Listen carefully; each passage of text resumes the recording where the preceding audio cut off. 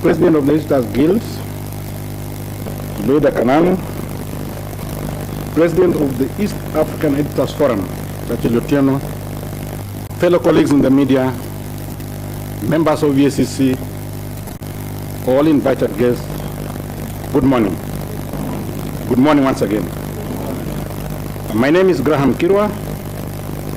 I'm the managing editor at KBC. We'll be taking you through this brief session, and we intend to utilize only 15 minutes because we are late. So before we start, we'll have 3 national anthems: the EACC, the EAC, the Kenya National Anthem, and Integrity Anthem. So if we can be upstanding. So,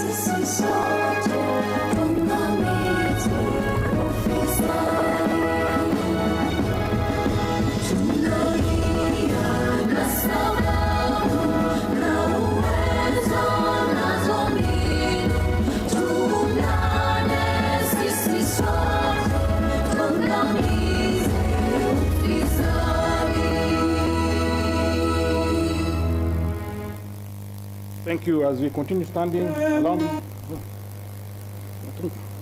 We are done. Let me invite Yusuf Para Yusuf for word of prayer.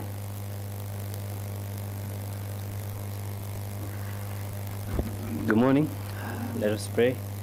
Bismillahir Rahmanir Rahim. Alhamdulillahi Rabbil Alameen. Ar-Rahmanir Rahim.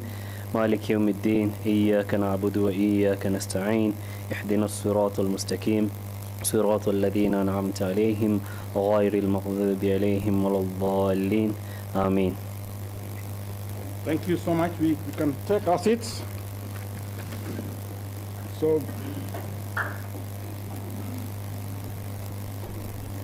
before we commence the workshop, allow me to invite the Chief Security Officer of the hotel, Mr. Isaac Mully, to take us through some in-house matters. Mr. Mully.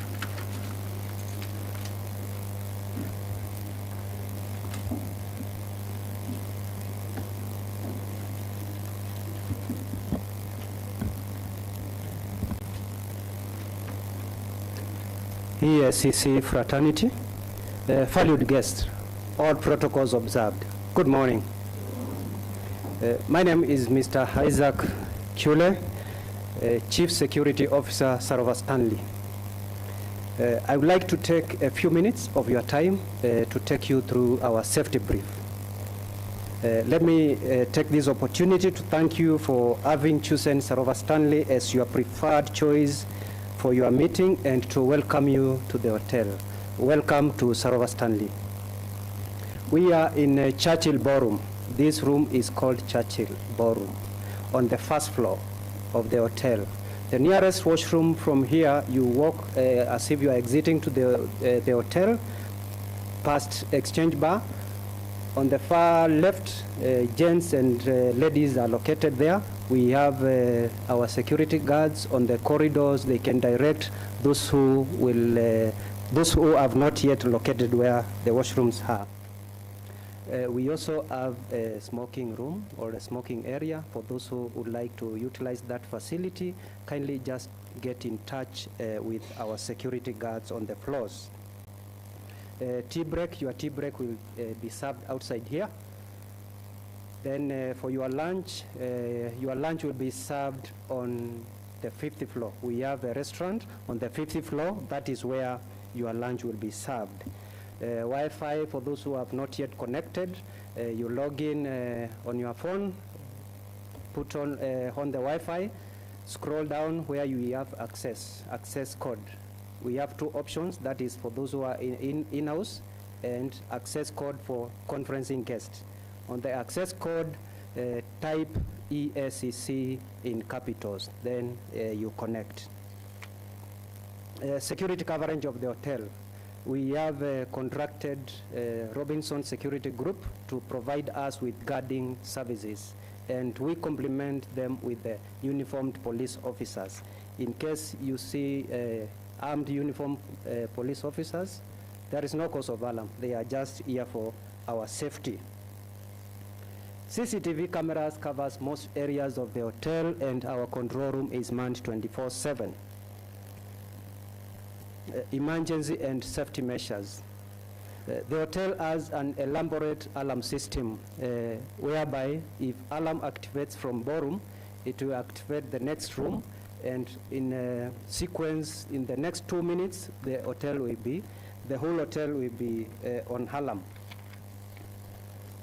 For today, we do not have any planned emergency drill. Just in case the alarm sounds, stay calm. We have an emergency response team which will ascertain the cause of the alarm, and we communicate to you the next course of action to take. In case we are to evacuate from ballroom, we use the exits as indicated. We can go down the stairs. We can walk outside just the way we came in, and assemble outside the hotel next to Good Life Pharmacy. That is where our emergency assembly point is. We have a specialized certified clinical officer. In case of ill health, you can get in touch with us and you'll be assisted. The security of your own property, we always advise our guests to take care of their own property, as we all know that security starts with ourselves. Information is very valuable. We all know that information is very valuable. In this regard, get to know the person seated next to you. Confirm that they are officially invited to be in this meeting, so that we do not have people coming in to steal information from you and to go and use it maliciously somewhere else. It's also a way of making new friends for those who are meeting for the first time. General security and safety. We are not expecting any public activities within CBD today, so we hope you will have a peaceful meeting. Lastly, the security situation currently in CBD is calm with no major incidences reported in the recent past. This is as per our security agencies.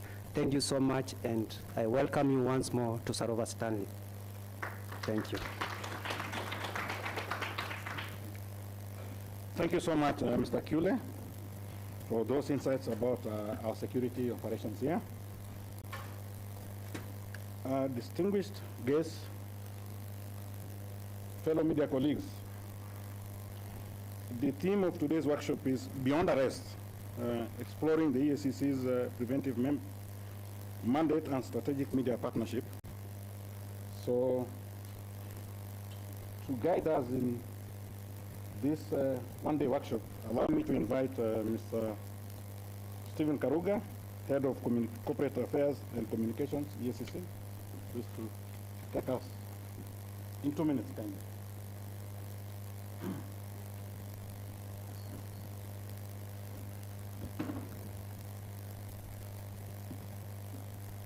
Good morning, everyone. Our chief guest,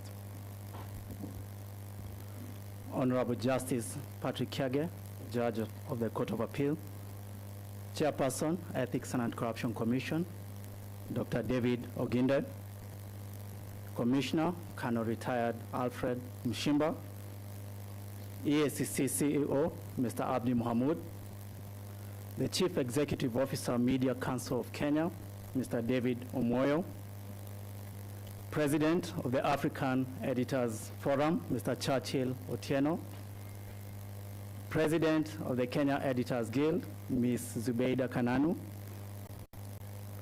the Executive Director, African Voices Foundation, Mr. Samuel Kimeu, the Acting General Secretary of the Eastern African Association of Anti-Corruption Authority, Ms. Munira Ali, the Associate Dean, Aga Khan University, Professor George Nyabuga, the Chairman, Crime Journalists Association of Kenya, Mr. Joseph Moraya, Chairman, Court Reporters Association of Kenya, Kamau Modoni, the Chief Executive Officer, Kenya Editors Guild, Ms. Linda Batch, EACC Directors and Senior Management, distinguished guests and facilitators, members of the Fourth Estate, ladies and gentlemen, good morning once again. Good morning. Mbona tujapata chai? Are we okay? So on behalf of the Ethics and Anti-Corruption Commission, it is my distinct pleasure to welcome all of you to the Anti-Corruption Workshop for Media Practitioners. Our theme today, as Mr. Graham has stated, is Beyond Arrest, exploring EACC's preventive mandate and strategic media partnership. Our chief guest, let me begin by honoring the participants gathered here today. They are drawn from the senior leadership of EACC, the various media houses, and the vibrant community of freelance journalists. Allow me just to mention the media houses present here. We have the Nation Media Group. Maybe you can wave, members of the Nation Media Group. Wale wako. I don't know where they chose that corner. Karibuni. The Standard Group Limited. Most welcome. The Royal Media Services. The Radio Africa Group. The Kenya Broadcasting Corporation. Media Max Network. The Cape Media. Nairobi Law Monthly. There are some publishers here. Karibuni sana. Isli Voice. The Kenyans.co.ke. Capital. And we also have independent journalists, and I hope I've mentioned all of them. Karibuni sana. Let me also, Chief Guest, introduce to you the EACC leadership present. We have EACC's directors present here. I would like to introduce FCPA John Lolkoloi, Director Investigation. Karibu sana. I'd like to introduce Mr. Jackson Moe, Director Field Services and Coordination. Mr. Pascal Moeu, Director Ethics and Leadership. CPA Joel Mukumu, Director Finance and Planning. I will also request our regional managers and heads of department to be upstanding. We have 11 regional managers and heads of department also present. So any question the media has, we have people to respond to your queries. So it will be a very good engagement. So Chief Guest, let me just mention the reason we're here. And in our midst today, we have the fearless investigative journalists who unearth grand scandals buried beneath layers of silence. We have in our midst the resilient court reporters who stand as witnesses in justice in motion. We have the diligent editors who shape the truth with precision, the show hosts, producers, and journalists who rise each morning with one singular purpose: to shine light where darkness seeks to reign, to give voice to the voiceless, and to restore strength to the weak and vulnerable in our society. Our chief guests, these ladies and gentlemen, are usually the unsung heroes in our relentless war against corruption. They are the guardians of truth, they are the conscience of our society, and the unwavering torchbearers of accountability. Allow me to salute them and to thank them for accepting our invitation today. Asanteni sana. Chief guest, over the years, the media has firmly established itself as a critical pillar in our country's governance landscape. It is not only a strategic partner in the fight against corruption, but also a key player in the advancing integrity, accountability, good governance, and the protection of human rights. Through investigative journalism and sustained public awareness, the media has played a key role in exposing corruption and shaping the national discourse. This role is both recognized and trusted. In our last National Ethics and Corruption Survey, we found that the media enjoys the highest level of public confidence among all the stakeholders in the fight against corruption, and that was at 67%. And this is a powerful endorsement. It affirms that the media remains one of the most effective instruments for shining light on corruption, educating the public, and informing meaningful national conversation. However, we also operate in a rapidly evolving landscape. The digital and technological revolution has fundamentally transformed how information is created, shared, and consumed. Information now moves at unprecedented speed. While this accelerates exposure of corruption and supports swift action, it also creates space for misinformation and disinformation to spread just as quickly.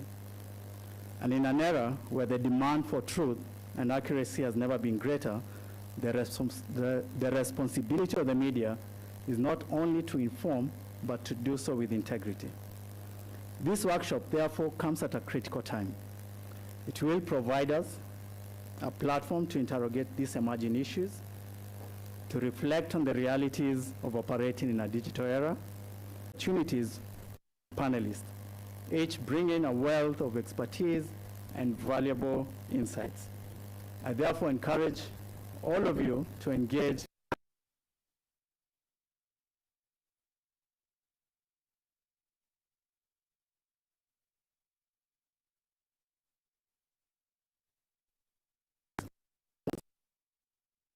each of you to reflect on this question. what measures can we put in place to ensure that anti-corruption reporting remains ethical and accurate, while ensuring that the light you shine today does not flicker in the face of digital deception. Karibuni sana, and I wish you a very successful workshop. Asanteni.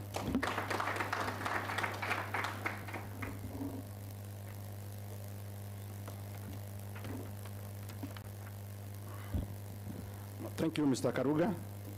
Though you've taken too much time, we agreed only 3 minutes. So allow me to invite our next speaker, Joseph Muraya,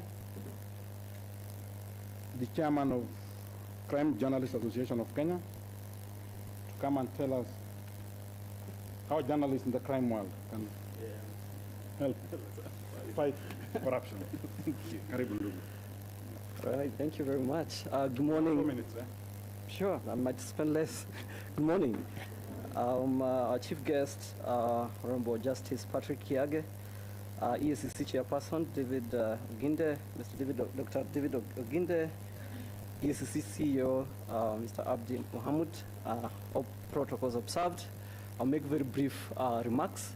I present the foot soldiers who most likely are expected to receive that tip or that information before we maybe proceed from EAC to EACC or to the police or to the court. So I'll make very brief remarks. Good morning, ladies and gentlemen. Allow me to begin by thanking the Ethics and Anti-Corruption Commission for convening this important conversation. As the Crime Journalists Association of Kenya, I am honored to stand before a room of stakeholders who sit at the front line of accountability. Every day, you carry the difficult but necessary responsibility of exposing corruption, often at great personal and professional risk. Corruption thrives in silence, and that is why your work matters.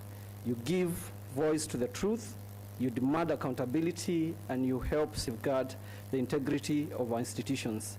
As an association, we are also taking a bold step to inspire excellence by launching a Crime Reporting Excellence Award, an initiative aimed at honoring and recognizing those courageously fighting corruption, including the storytellers who bring the issues to light. We invite the Ethics and Anti-Corruption Commission and other stakeholders to partner with us in supporting this initiative so that together we can strengthen accountability and celebrate those who dare to stand for integrity. So with that, I would say today's engagement is timely, and yeah, let's support and be haters of corruption. Thank you.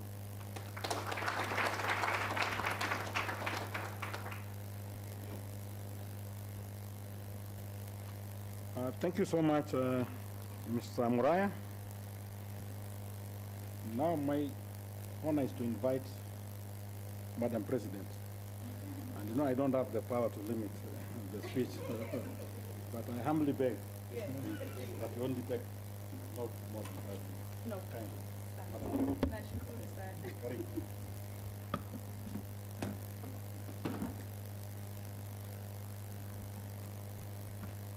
Justice Patrick Kiage, Judge of the Court of Appeal.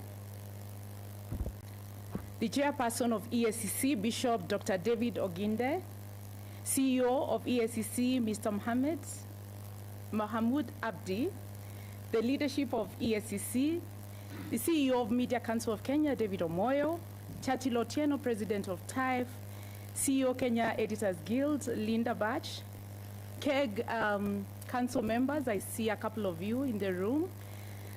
Media sector leaders present, colleagues from the Kenya Editors Guild, Crime Journalists Association, court reporters, distinguished guests, ladies and gentlemen, good morning. Mko salama? Sisi wote tumeimba tuangamize ufisadi. I hope tunaamini those words, si ndio? It's a privilege to stand before you today. This workshop is not just another calendar event. It is a critical check-in on a partnership we formalized only a few months ago through the Memorandum of Understanding that we signed in Kilifi. When KEG and EACC signed that MOU, we didn't just sign a piece of paper. We signed a pact to protect the soul of this nation from the cancer of corruption. For a long time, the relationship between the media and investigative agencies was seen as purely transactional. We investigate, we report.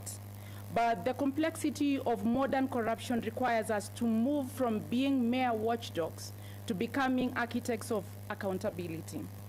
Since our MOU, we have seen renewed vigor in how we collaborate. We are here to ask, how do we make this partnership work when the gates of justice are sometimes used to lock out the truth? We cannot talk about investigative reporting without addressing the safety and security of journalists. Those covering crime and high-level corruption are facing unprecedented threats, not just physical or digital violence, but also legal violence. We are witnessing a rise in SLAPs, strategic lawsuits against public participation, where wealthy individuals and entities use the courts to tie up newsrooms in endless, expensive litigation, effectively gagging us from even before the first sentence of an investigation is even published. We are therefore calling upon EACC to join us in advocating for a legal environment that protects whistleblowers and journalists alike. When a journalist is threatened over a story in the public interest, the EACC and security agencies must provide a safety parameter. No journalist should ever have to choose between their life and the truth. We also need to explore frameworks where EACC's investigative findings can help shield journalists from reporting, reporting in good faith, and proceeds of corruption can be redirected to strengthen investigative and fact-checking desks. In 2026, the corrupt have a new ally, artificial intelligence. We are seeing coordinated campaigns using deepfakes and bot networks to discredit investigative journalists, designed to erode public trust even before the truth is published. Our partnership must therefore include a strong technical exchange. When journalists are targeted with digital smears for exposing wrongdoing, KEG and EACC must stand together as a beacon of verified truth. Looking back at the last elections, we face a sobering reality. The EACC flagged over 100. The chairman told me today it's 220 candidates as unfit to hold office. Yet many still made it into the ballot. Yet many of them ended up on the ballot. This undermines Chapter 6 of our Constitution. When individuals with questionable integrity assume office due to procedural technicalities, the media's burden doubles and the EACC's mandate is frustrated. We propose that the law be clarified to ensure that once a constitutional commission flags an individual with credible evidence of corruption, the process of clearing their name for elective office is accelerated, not delayed. In conclusion, ladies and gentlemen, the Kenya Editors Guild remains committed to continue training our members, uphold ethical reporting, and provide a platform for the EACC to engage the public. We want our journalists not only to report the who and the what of corruption, but to deeply interrogate the how, the systemic loopholes that allow it to persist. We also ask for transparency. Give us the information we need to do our work safely and effectively. Let this workshop mark a shift from identifying problems to refining shared solutions. As we often say, tuangamize ufisadi, tuijenge Kenya. And today, I want to add a twist to it. Tulinde mwanahabari, tuhifadhi ukweli. Asante.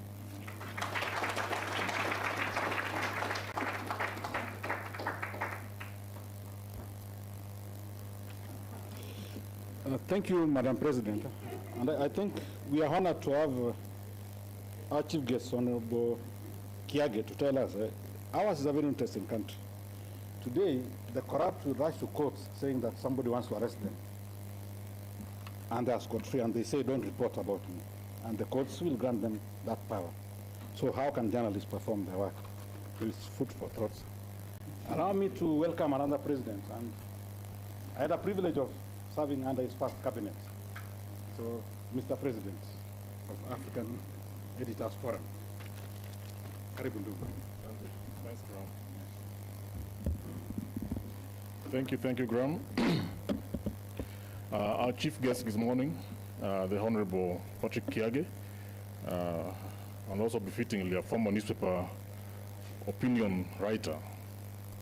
Our Bishop, Chair of the EACC, our CEO, Madam President of the Editors Guild, CEO MCK, CEO Editors Guild, distinguished editors and colleagues present, and our friends from the EACC. Good morning. It was very interesting during the national anthem, the divide in the room when the third anthem was being played. I realized not all of us were doing this, only a few were. So I hope that through the Bishop, hopefully by end of day today, a few more of us will have learned how to sing that anthem and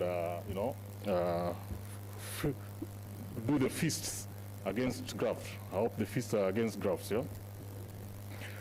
I bring greetings of goodwill and encouragement from the Africa Editors Forum. But I'm a homeboy, so I speak also as a Kenyan. Ladies and gentlemen, a year ago we met, thereabouts a year ago I think, we met in this very room. So I think as we connect today, we must also reflect what has changed since that time. We meet at an interesting and frankly uncomfortable moment. Because if we are frank, while our institutions have grown more formal, become more structured, and perhaps are much better resourced, the truth of the matter is that corruption has grown more confident.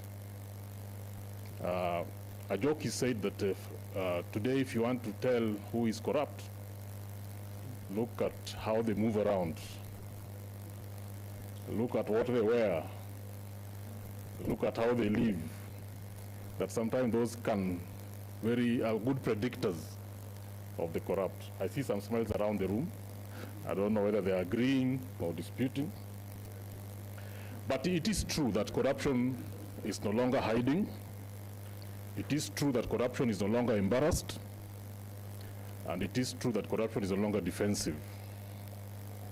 It is organized, it's networked, and it's adaptive. And if we are honest, sometimes it feels like it is learning faster than we are learning. So the question before us today is simply not how to fight corruption.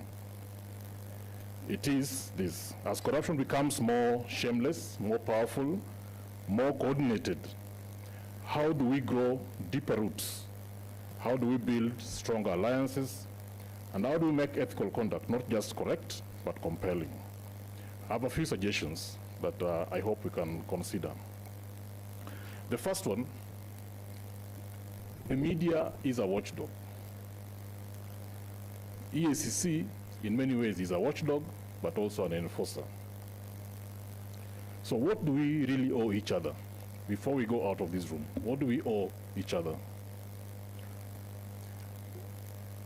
We have different mandates, we have different tools, but ultimately, we have one master, the public. And rarely do we interrogate each other honestly. Are we in any way captured? Are we captured by power? Are we captured by access? Or God forbid, are we captured by fatigue? Are we giving up? Because corruption does not only capture institutions, it captures imagination, it dulls outrage, and it normalizes excess. On the media side, and this is to my colleagues, we must ask, are our investigative journalists growing? Are they growing in skill? Are they growing in courage? Are they growing in depth? Or are we becoming reactive, episodic, and chasers of headlines, as opposed to the substance? But on the flip side, we must also ask similar questions of the EACC. Is the Commission constantly and consistently enabling truth-seeking? or has it, or is it perceived as procedural, or it should be catalytic? And the invitation I'm giving ourselves today is how might we then close ranks to deal with some of those issues? The second issue for me that I'd like to share and leave on the table, this is very deliberate, recognizing our chief guest, is what I'm calling the fragility of the justice chain. Many corruption cases begin very, very strongly, but somewhere along the way, they collapse. And I think if we're being frank, that's a reality. We must ask ourselves practical questions around. How do we move from isolated excellence to a system-wide integrity? How might we get stronger collaboration between the Commission, the DPP? I don't think we have anybody from the DPP here today, yeah? And also ourselves as investigative journalists. How might we align on the evidentiary thresholds so that as we report corruption cases to the public, we invite them, but we also make them aware of what those thresholds are? And how might we get shared understanding of what corruption cases are prosecutable? So I think those are areas that we perhaps, to Steve's invitation, we could find ways to collaborate on. The third area that I think is very, very critical for us is the whole question about truth tellers. The people who let us in with the tips that sometimes help us fight corruption. How might we protect them? We all know about the whistleblower protection bill. I'd like to invite us to consider where is that bill today and what might we need to do to reinforce and make that protection stronger. The fourth point is a key question for many, many of us journalists, the whole question of access to information. The Commission holds a lot of data and a lot of information. How could we create safe bridges for much of that information to get into the newsrooms, to help us tell stories that then help the Commission's work, but more importantly, protect public values and public space? But as I finish, there is a reckoning for us in the media. And I think the opportunity exists in recognizing the fragmented nature that our ecosystem today lives in, thanks to digital disruption, that has not only disrupted the telling of the story, but also disrupted the revenues that support those. I think opportunity exists in some shared investigative pools. So as Steve called Nation, Capital, and the rest of the media houses, I think KEG must lead us to find out how do we get these different pockets of entities to collaborate a lot better to tell the stories. But linked to that is a question many media houses are wrestling with today, the whole question of the legal burden that they end up incurring because they do accountability journalism. So how might we find some legal defense mechanisms to encourage more impactful and more effective reporting? I submit and I thank you.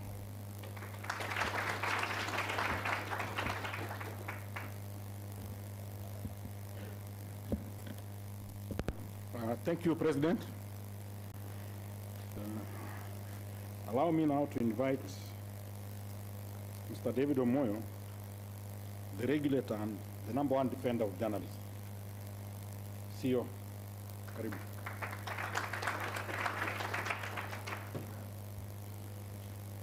Thank you very much. Chief Guest, Justice Kiage, the owner of Poetic Justice, Chairman Bishop Uginde, and thanks for informing me this morning that you are a professional architect, and the other commissioners, CEO, Madam President, CEO, and the President of Africa Editors Forum. Good morning. And the Washikadau. This is a meeting of very strategic people, the watchdog and the enforcer. And you know what that means when they meet. But you know that corruption thrives in darkness. And the perpetrators of corruption hate the person who comes with a torch in the night, because then that darkness disappears. And that explains why most of the complaints we receive at the Media Council is about kwa nini media wananiharibia jina, and it can put a lot of pressure there. And I believe the same happens at EACC. The journalists in this room collectively reach millions of people, and it's them that who also protect the enforcer. We know that while the watchdog calls out for the enforcer to come out, when the enforcer is looking for his little axe or rungu, the dog participates a bit in hanging on to the person and showing him this is the person. And that's why this collaboration is mutual and critical. We share complementary roles in the sense that while we benefit from public funding, we have a primary role to protect the public. It's also only sad that from time to time, the watchdog does not benefit much from the public funding, and that's why we see a crisis of them, that facilitation to do deep stories and the lack of information. But I believe that there are minimums that we need to do. We cannot ask journalists to find. We expect them to be ethical and professional, but we must protect them. And number two, we need to at least proactively provide them with the information. Such as we have guys in the media following up stories of corruption or conduct rather, if they go down to, that is the minimum we can do. But agreement that we will protect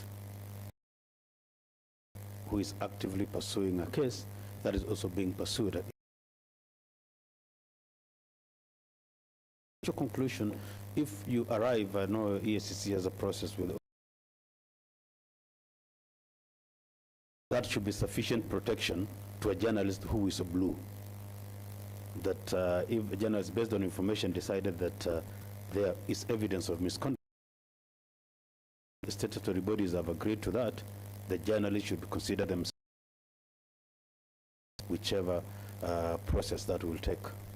And secondly, we thought about maybe providing funding and specify which case to facilitate and which not to, isn't it?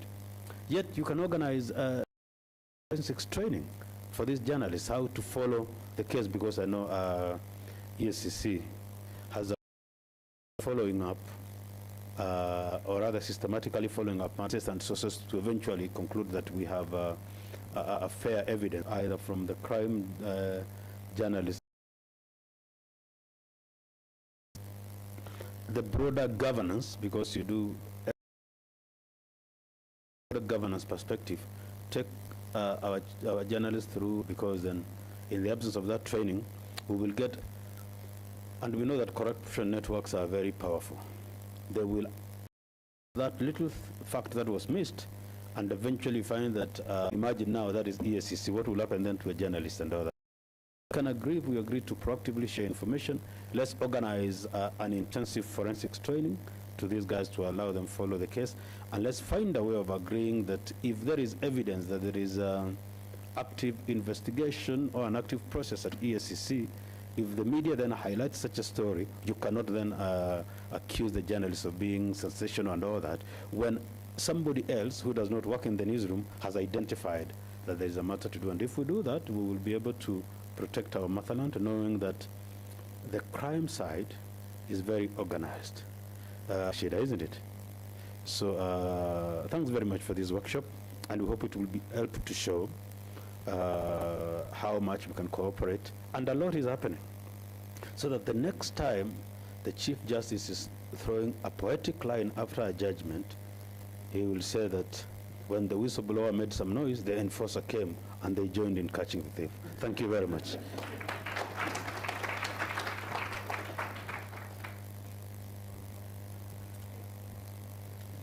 Thank you so much, Bwana CEO. I think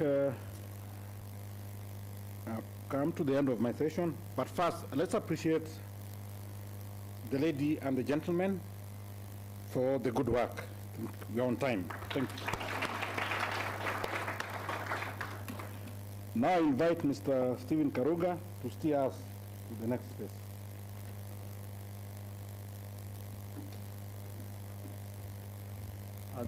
Thank you very much. Let's appreciate the session chair, Mr. Kiro. It is now my distinct honor and duty to welcome the Chief Executive Officer, Ethics and Anti-Corruption Commission, Mr. Abdi Mohamud, to address us and take over the program from there. Karibu. Judge of the Court of Appeal, the Chairperson of the Ethics and Anti-Corruption Commission, Dr. David Oginde, EACC Commissioner present, distinguished guests present, ladies and gentlemen, good morning.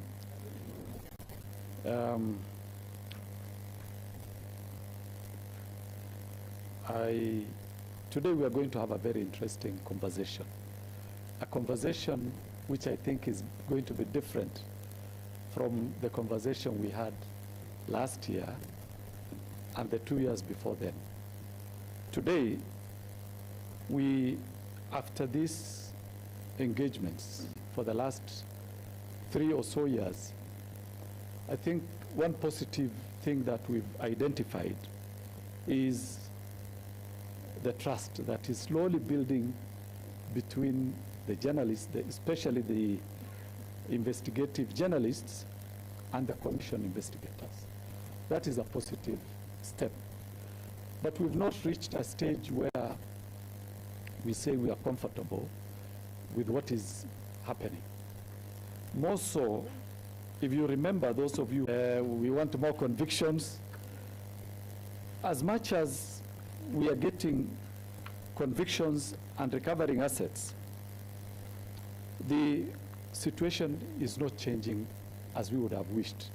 Like, for example, in the last 3 years, the convictions that were secured by the Commission were 72, and the assets recovered within that period was 7.4 billion.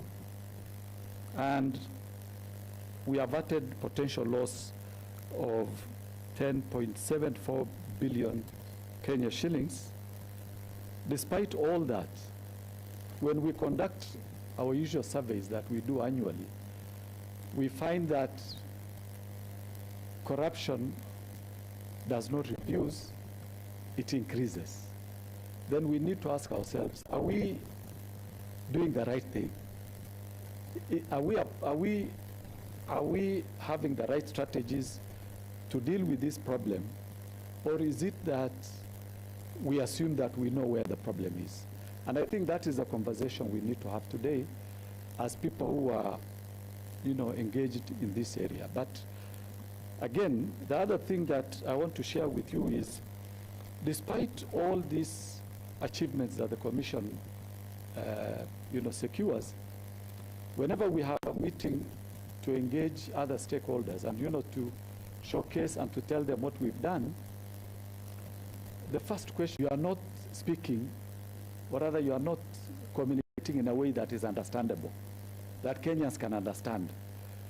Then we keep asking ourselves, because after every meeting, of course, we have our own,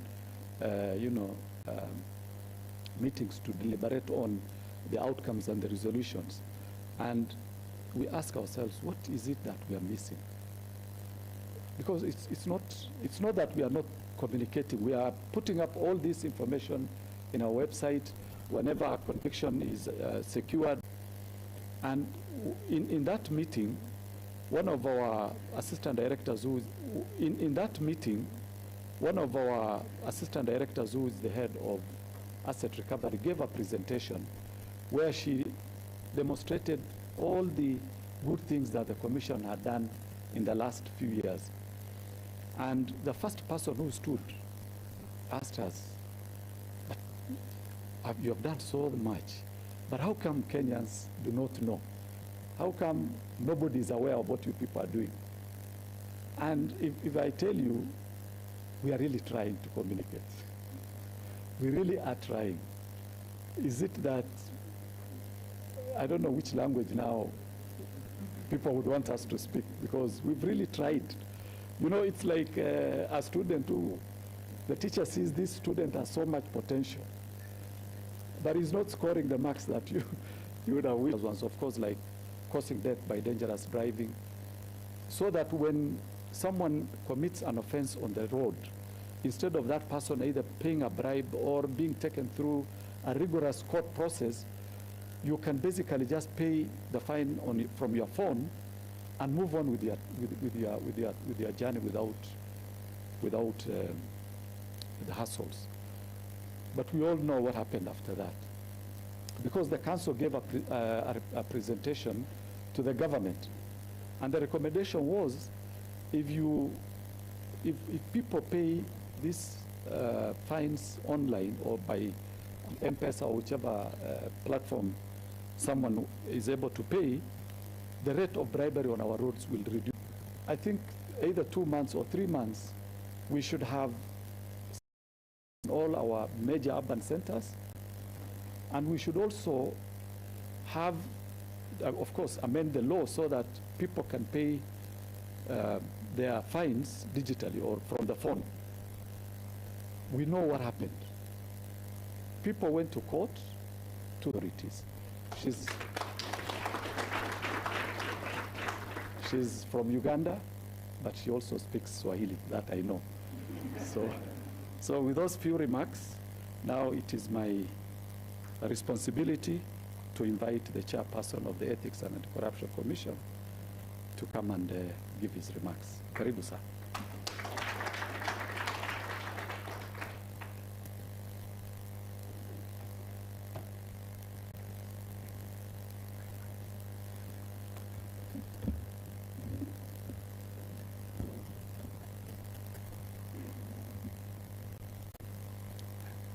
Thank you very much, CEO, for your remarks.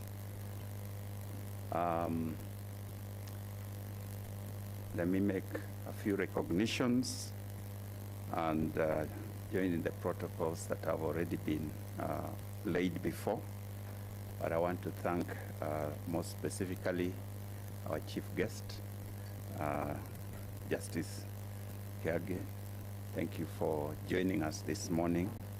I want to also appreciate the various leaders from with the things that are happening, and that is why we are gathered here. And all those from the EACC, our CEO, thank you. This many of us cannot speak, and so you play a very significant role in society. That's why we as the Commission felt that we need to have a conversation so that we can see how we can, that we need to have a conversation so that we can see how we can work and continued to push that something should be done. That this person should be found, and other people who are engaged in similar kind of corruption, action should be taken against them. Government tried to hush it and to move on like many governments do. Hush things and hope that it dies a natural death and we move on with life. But the media consistently continued to highlight this story, calling out that something should be done about corruption. In 1974, about 4 years later, the public joined the media in the push for change. Government realized that they could no longer hold the pressure that was coming upon them as a result of these corrupt practices. And it was then that the Independent Commission Against Corruption was formed and given very strong mandate and powers to deal decisively with corruption. Within 1 decade, within 10 years, Hong Kong was transformed. With a collaborative effort between the new agency that was formed and the media fraternity giving consistent updates on what is happening. Hong Kong was transformed, is now one of the leading nations in terms of the fight against corruption and lowering the incidences of corruption within the country. It is possible for us in Kenya to do the same. When we join together our hands against the corrupt in this country and enlist the support of the public so that we educate the public on the dangers of corruption, and they don't see the corrupt as sources of support, as unfortunately is the case right now, but as thieves of their resources. I think it is possible for us to change the narrative and push for reforms that can bring down the incidences of corruption in this country. And so as we join in this workshop together, the media being the ears, the eyes, and the voice of the people, and we in the EACC being the enforcement agency, I believe we can work together with the public to ensure that the corrupt do not have a place to hide within our society. And so let's engage in robust conversations that can lead to practical actions that can be taken. We do know that there are dangers. You face similar risks, just like we face in the enforcement agency as EACC. Our investigators face similar risks like you do. We need to work together. The media has a unique place in the sense that whereas EACC and other enforcement agencies have very strict legal processes to follow before we can see the fruit of our labor, the media enjoys independence that is enshrined, and freedoms that are enshrined within our Constitution that can be used to make things work faster than they would otherwise work through following the legal processes that in our country drag on sometimes for years before justice is seen. So let's join our efforts, put our minds together. We have heard the cries that have been from the public, and those cries are for everyone. But there are people who are deaf, who are blind, and who are determined to benefit where they shouldn't. We are the ones who can get them out of that space. Let's see what we can do so that we can take back our nation to where it belongs. With those many remarks, let me invite our chief guest to come and give us his speech. Let's rise together as he comes.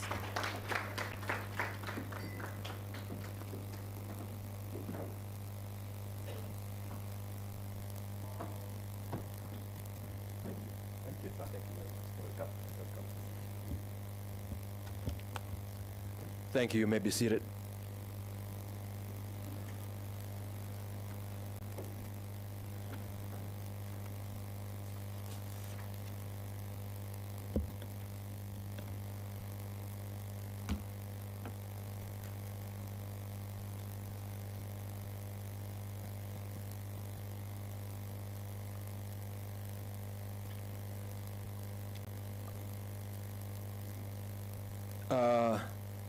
Dr. David Oginde, the chairman of EACC, Bwana CEO, the gentlemen and lady who have spoken before me, and all invited guests, good morning. Allow me to ride on the protocols already established. And before I read my speech, let me say that my being here there's a mixture of unease and a mixture of should I say, comfort as well, because in my former life, before I became a judge 13.5 years ago, I was, in a sense, one of you at EACC, because I was a special prosecutor in the Office of the Director of Public Prosecutions, charged with prosecuting serious corruption offenses. And I remember working very closely with you, Bwana CEO now, and working very closely with John Lekolo, and Bwana Mue. I look back to those days when I was a prosecutor as perhaps the highest point of my career, because truly it was a time when you could see that effort and commitment could actually do something and make a difference. I was in a meeting with some people, and the judge was making a comment that, he said, have you encountered the cases that are investigated by EACC? This gentleman is a judge of the Land Court, Environment and Land Court, and was saying, have you seen the cases that are investigated by EACC? How thorough they are. I smiled inwardly because I was there and I saw it. Thank you very much, gentlemen and ladies who are doing this wonderful job.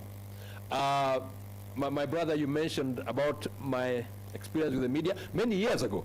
I used to be called a political commentator or something. How could I be?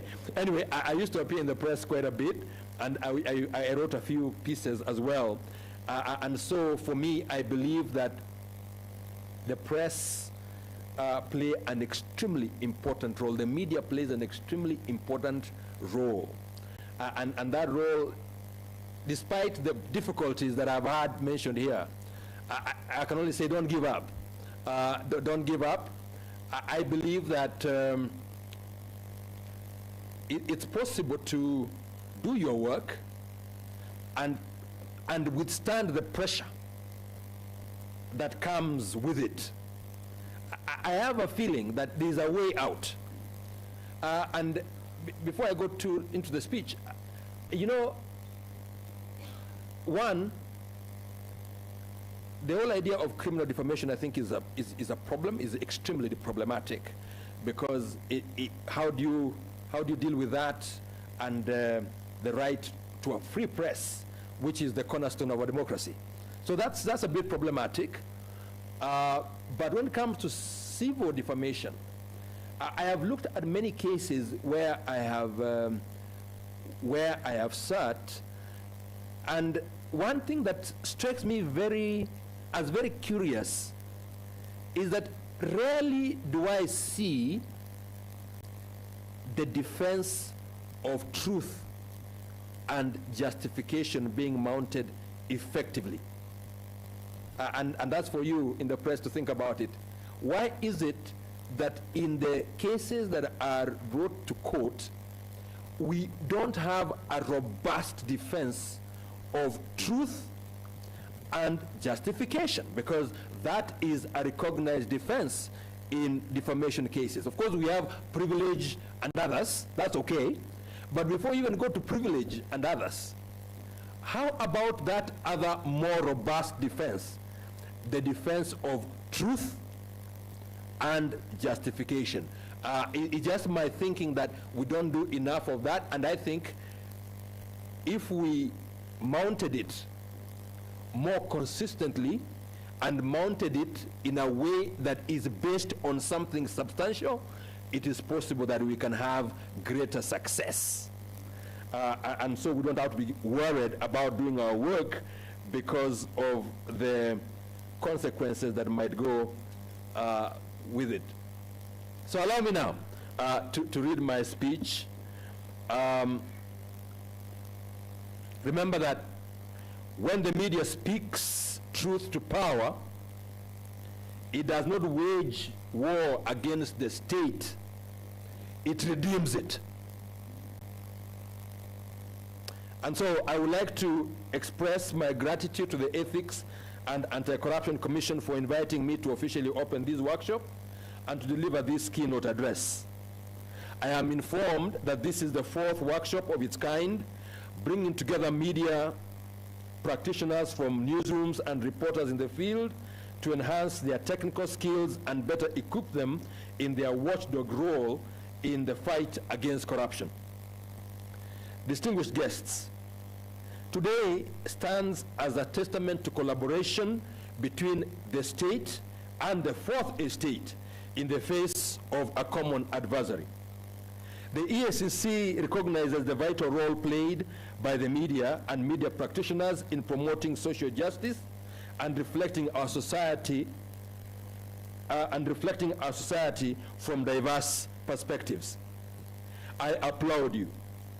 The deliberate engagement of the media in this manner reflects a clear resolve to take the people along as you discharge your constitutional mandate. Speaking to the media is, for me, somewhat novel because, as you know, in my trade, the mode of communication is well settled. Judges speak through their rulings and judgments. That means don't put me too much to task later on, right? Because I speak through my rulings and judgments. But I dare say I have not been shy in that respect. While performing my judicial duties in one of the most publicized cases in this country, I remarked, and I quote, "The law is always speaking. The Constitution called me to be a warrior for the rule of law," end of quote, and I say I continue to live by that code. What does corruption mean to us? It means different things to different people. To me, it can be equated to a slow poison. While it may initially benefit a few, it ultimately destroys a country's economic future. The wealth accumulated by a handful is far outweighed by the diminution or destruction of public services and amenities, collapse of public infrastructure, and the stagnation of economic growth for the many. It raises the costs of investment and doing business while conferring undue advantage on those willing to bribe, thereby distorting competition and producing unbalanced socio-political and economic development. While corruption is a global challenge affecting both developed and developing nations, some countries have made significant strides as reflected in Transparency International's Corruption Perception Index in combating it. In Kenya, however, a troubling paradox persists. Corruption is condemned when practiced by others, yet justified or even celebrated when one benefits from it. This self-serving moral relativism undermines accountability and entrenches systemic injustice. The notion that corruption is bad only if I'm not part of it reveals a deeper ethical failure in which personal gain overrides collective well-being. It calls to mind one of Oscar Wilde's characters regarding his country, who said, "We live in the native land of the hypocrite." That is in the book, The Picture of Dorian Gray. I may wish to add there that other than just the individual element. You know, whenever it is people from our village who are involved in corruption, when it is members of our clan who are involved, when they are members of our political party who are involved, we don't see it as corruption. We very conveniently wear blinkers. In fact, if they are touched, we say our people are being finished. And that is the problem. And as long as, because all of us come from a village, all of us come from some region, all of us belong to some tribe, all of us come from some place.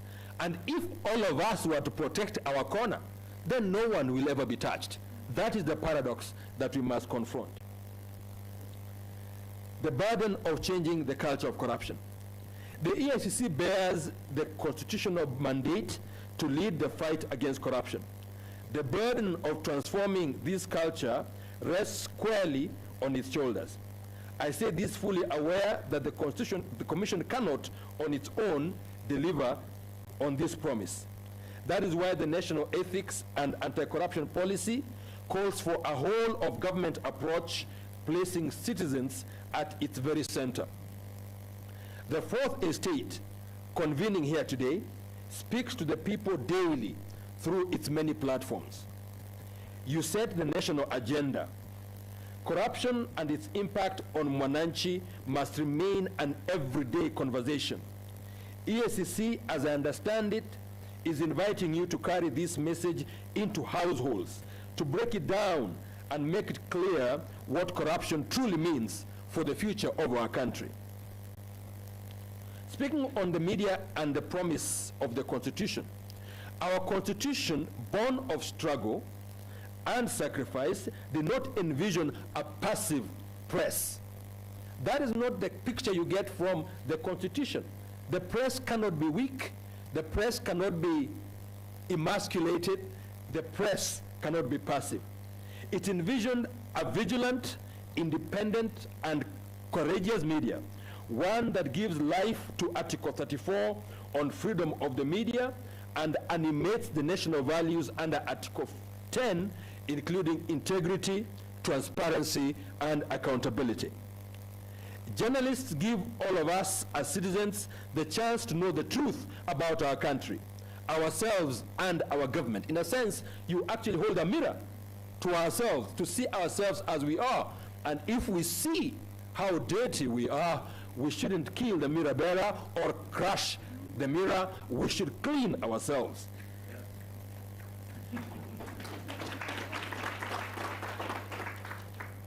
So, that makes us better. It makes us stronger. It gives voice to the voiceless. It exposes injustice and holds leaders like me and all of us to account. My call to you today is to reclaim the moral voice of journalism, to move beyond being mere watchdogs and become the public conscience, framing corruption as economic injustice, governance failure, and ethical collapse. In doing so, you transform corruption from an abstract offense into a lived and felt injustice, an intolerable one crying out for correction. The World Bank Group Spotlight 12 aptly captures the role of the media in reaching broad audiences and reshaping expectations of both government and media, noting that this is essential for sustaining progress towards more participatory and accountable government. The media's push for good governance yields two critical interdependent outcomes. The first is reduced corruption, driven in part by the deterrent effect of exposure. Indeed, press scrutiny has the power to catalyze government reforms. If you don't keep that spotlight, there's a sense in which people take comfort in the corners, the edges where there's no light. Secondly, improved service delivery. As governments respond more effectively to an informed and engaged public. Kenya has witnessed moments when the media has risen to its highest calling. Investigative reporting by independent journalists and media houses has exposed procurement irregularities, conflicts of interest in public office, and the misuse of public funds. These efforts have not merely informed the public, they have triggered investigations, prosecutions, and in some instances, the recovery of public assets. I listened to the figures there, and I think it's laudable. Well, when we talk about 74 billion shillings, property worth 74 billion recovered, it's a good thing, and that's worth applauding. But even as you do that, I ask myself, if we recovered 74 billion, how much was stolen? Because so much more must have been stolen. But I also see that you were able to avert theft, known theft of 10.7 billion that would have occurred. And thus you can see the synergy there. Because of some whistleblower somewhere, you were able to go out there and take preventive action. That's important. That's really, really important, and I would say keep at it. For convictions, I see we only have 72. Congratulations. But I know that we can do more. We can do more. It's a pity the DPP is not here. Well, this forum was for the press, for the media, but I know that working together with the office of the DPP and working together with the judiciary, it is possible to get this thing right. I speak as the presiding judge of the criminal division of the Court of Appeal, and I know not many cases reach us. But I know that at the magistracy level and at the High Court, a lot of work is happening there. But I think it's possible we can do more, so that we can see if we can get more convictions, because I know that the kind of investigations you do is truly, truly thorough. So, so we need to, we have seen those moments, and I think we need to do more. Truth be told, where the media is vigilant, accountability has a fighting chance. Media spotlight on these societal malaise can only be therapeutic, as it does remain true that sunlight is the best antiseptic. I'm reminded that true, way back in 1913, Supreme Court Justice of the US, Louis Brandeis, actually indicated, he said that sunlight is the best antiseptic and electric light is the most efficient policeman. I'll repeat that.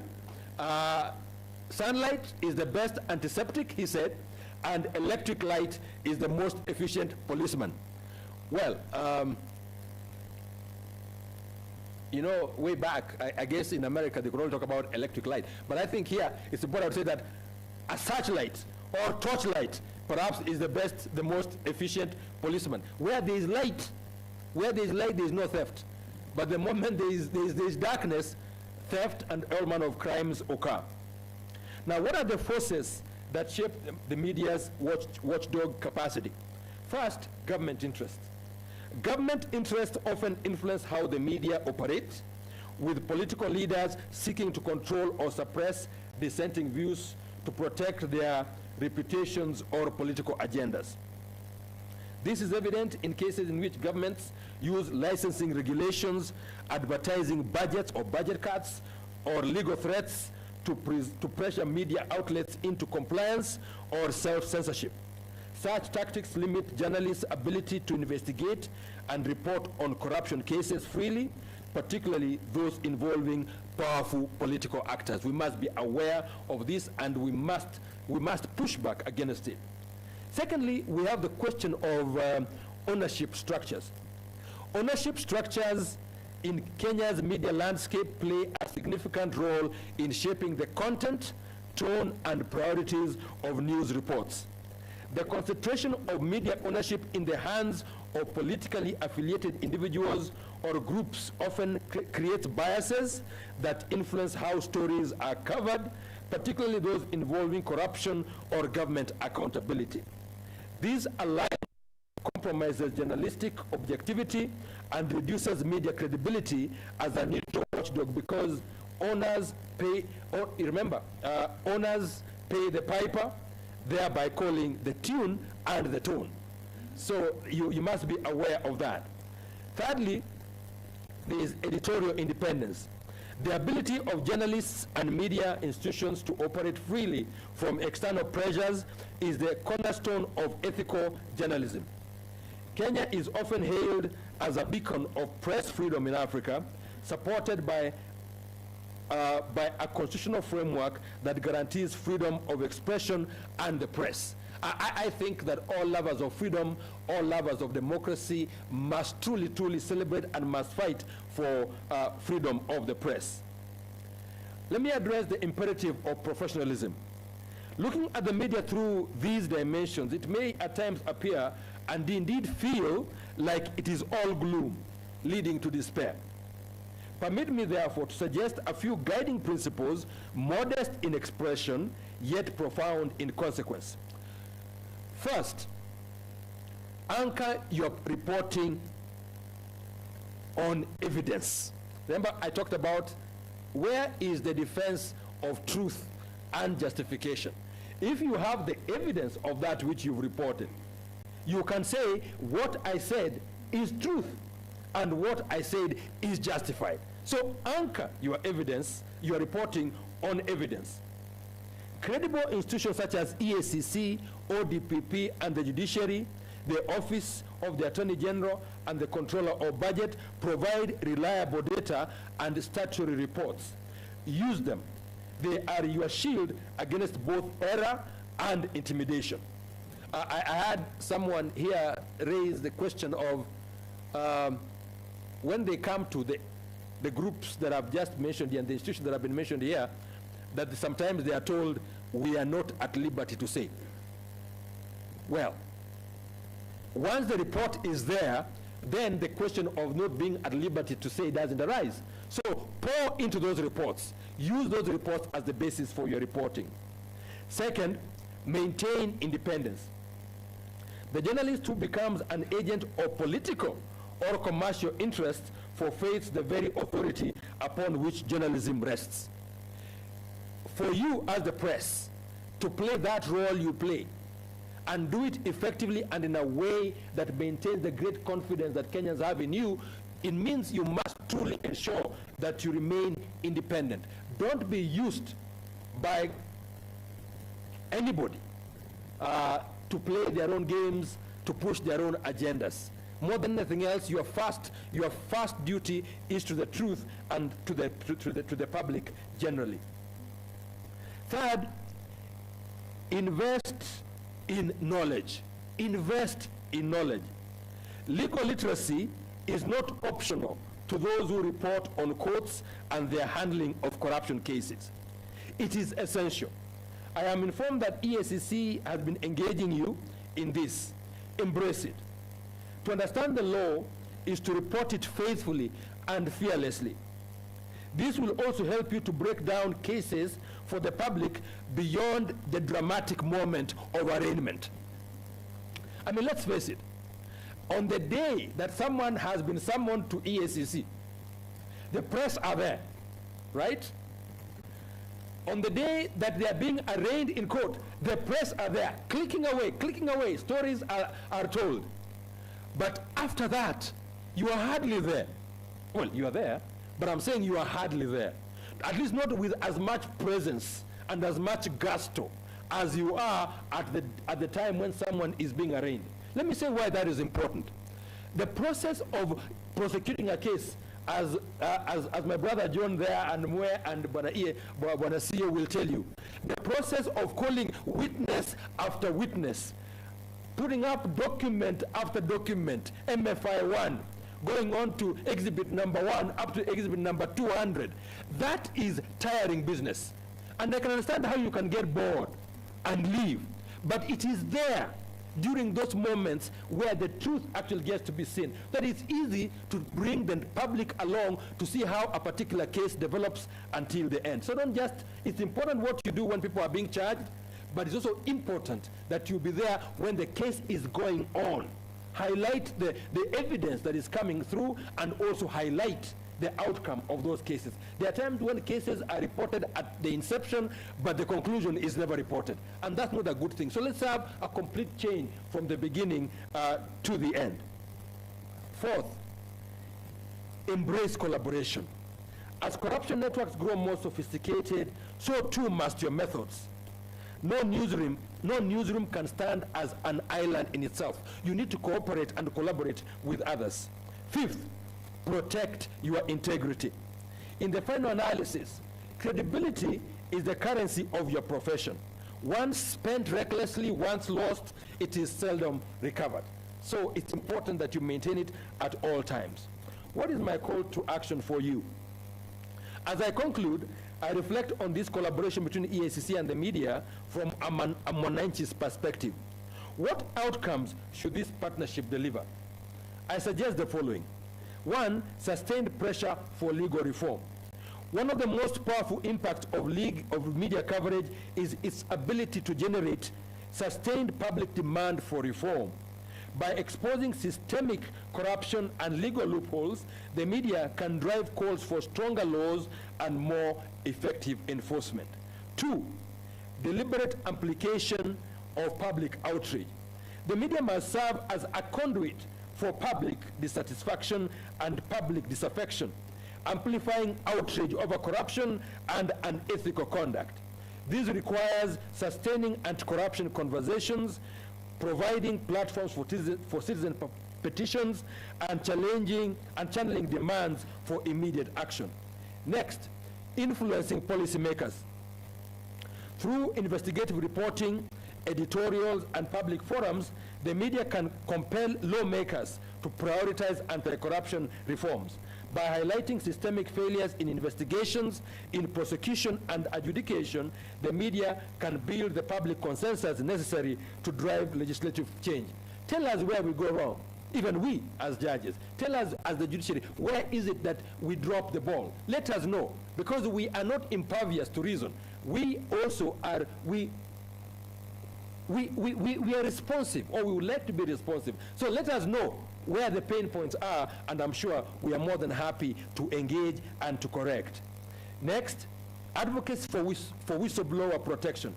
The media plays a crucial role in advocating for legal safeguards for whistleblowers. By highlighting both their contributions and the risks they face, the burdens and the pains they go through, the media can push for stronger protections against retaliation and reinforce anti-corruption frameworks. Next, strengthening institutional transparency and accountability. Media outlets remain indispensable in advancing transparency within public institutions.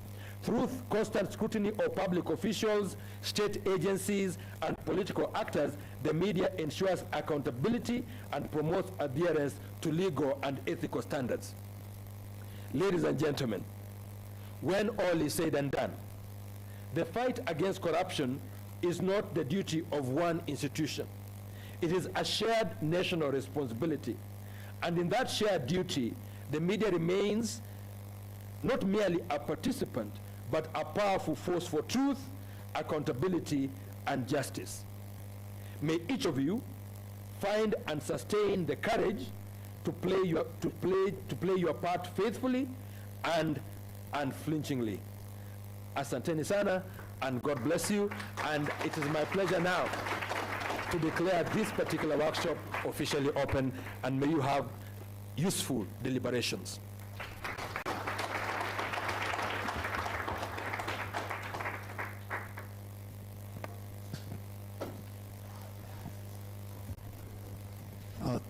Thank you very much, our chief guest. We are grateful for those insightful and that inspiring keynote address. I kindly request the hotel to assist me move the podium. We'd like to appreciate you, the chief guest, and we request you to come back up on stage.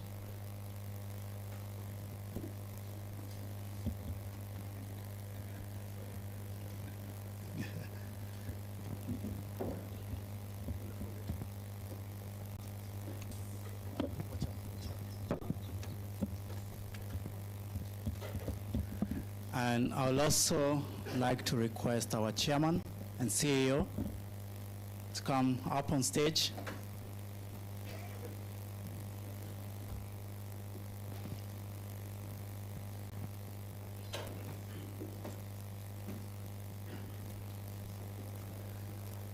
Thank you very much. We have a small token to mark this occasion, which you present to the chief guest.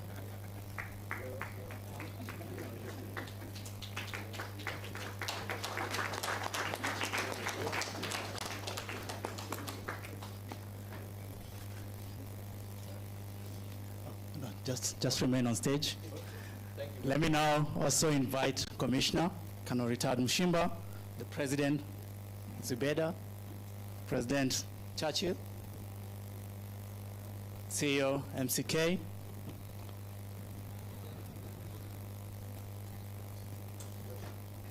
the Chairman CJAC for a photo moment, Chairman CIRAC, court reporters.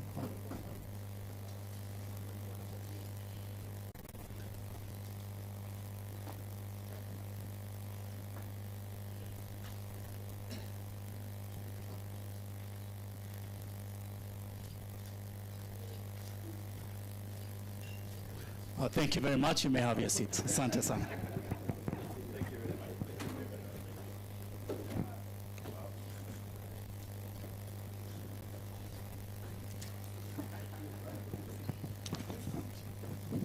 Ladies and gentlemen, we've come to the end of the first part of our session. I'd also like to recognize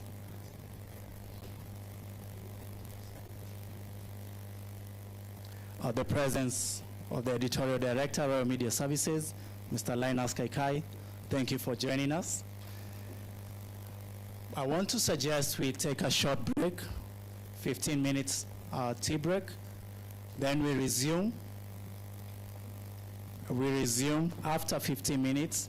Tea will be served where we had tea in the morning. Those who had tea outside will have their tea here. Our guests will have their tea where they had the tea for 15 minutes.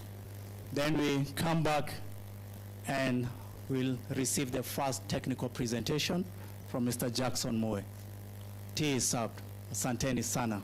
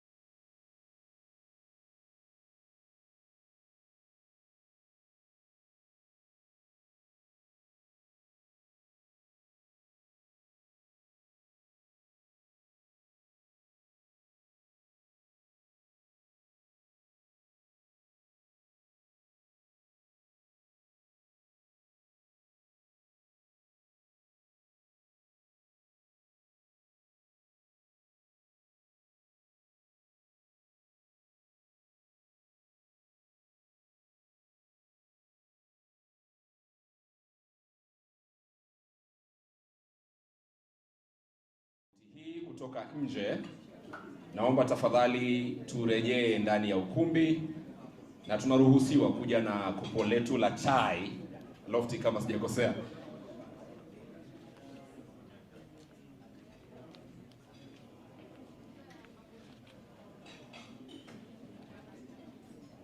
Once again, this is a call to all those who are outside and can hear this call. Please make your way back in. You're free to come in with your cup of tea, even as we start this second session, a very interesting session in which we'll have 3 speakers. And in this session, you will also get to speak. We'll get to hear your voice, your questions, your concerns, your comments and thoughts are allowed in this session, because at the tail end of the session, we'll be having a plenary session in which all your questions, all your concerns, your thoughts, especially about how to strengthen this and especially how to scale up our coverage of corruption manenos is concerned.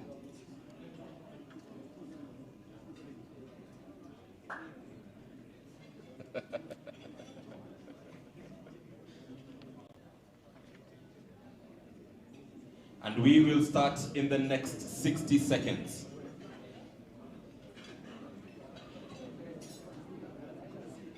Our colleagues are outside. Once more, tafadhali, let's make our way back. In the next less than 50 seconds, we will start the second session.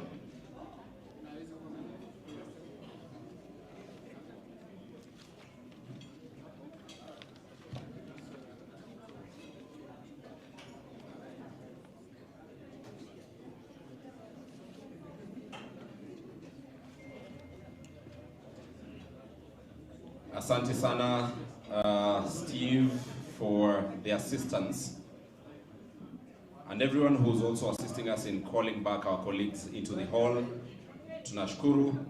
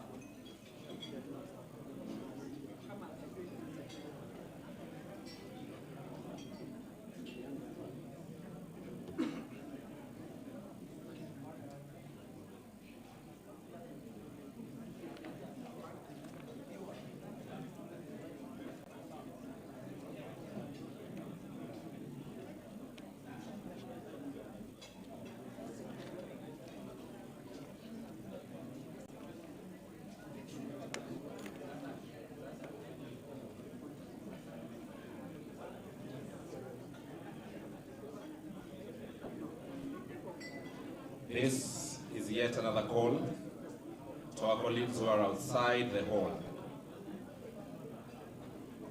Tafadhali, make your way back in here, and you're allowed to come in with your cup of tea so that we start the second session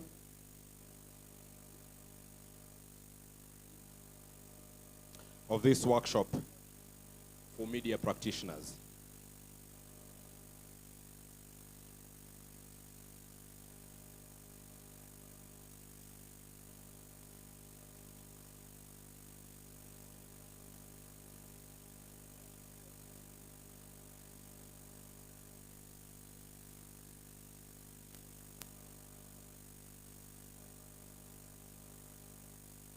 We appreciate you, those who are coming in.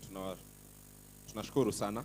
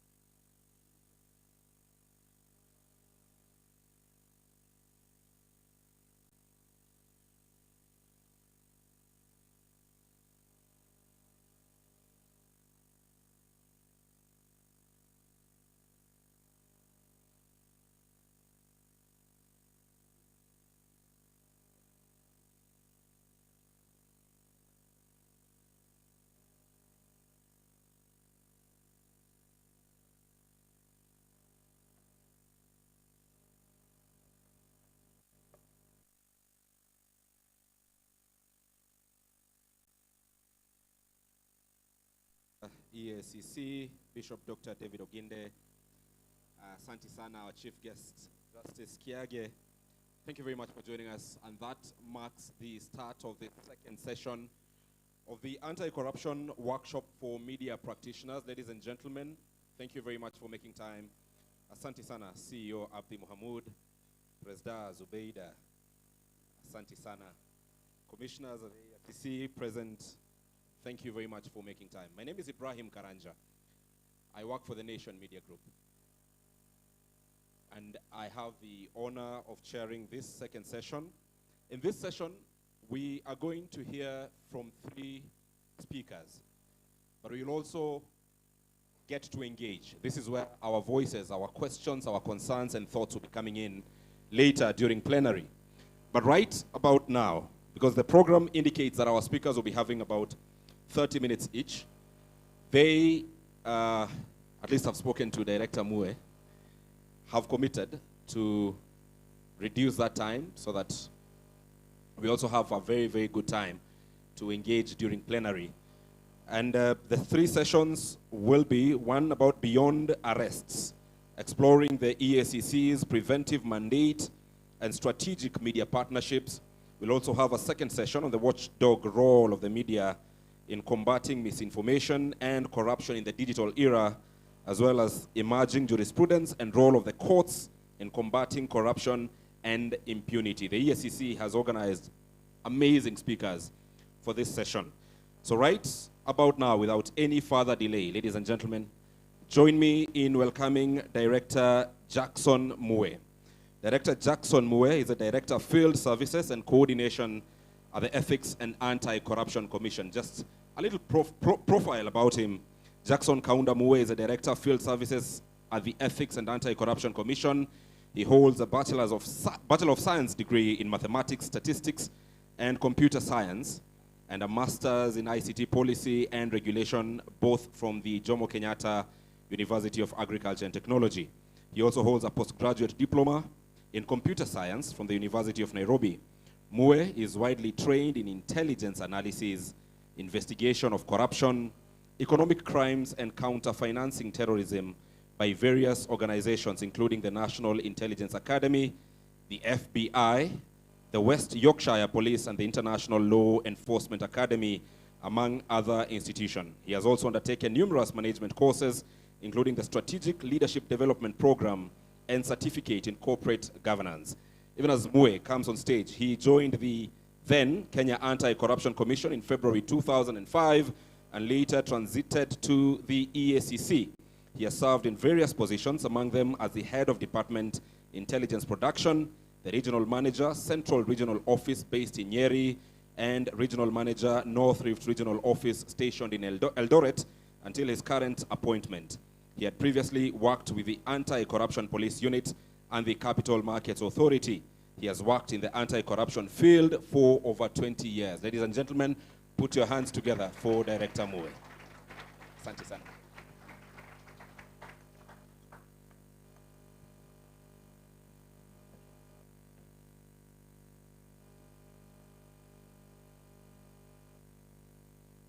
Thank you, Karanja, for that elaborate introduction. At some point, I was not sure whether you were talking about myself. Let me take this opportunity to recognize the presence of the chief guest, Justice Patrick Kiage, who is also a personal friend.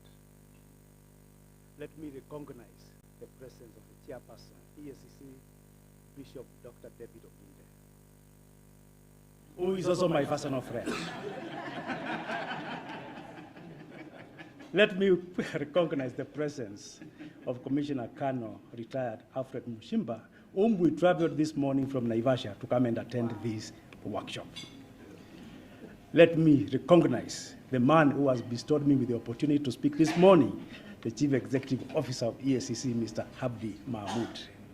Let me recognize the presence of the presidents who were earlier introduced and the leadership of the media fraternity, leadership of EACC present, and most important, the Crime Journalist Association members.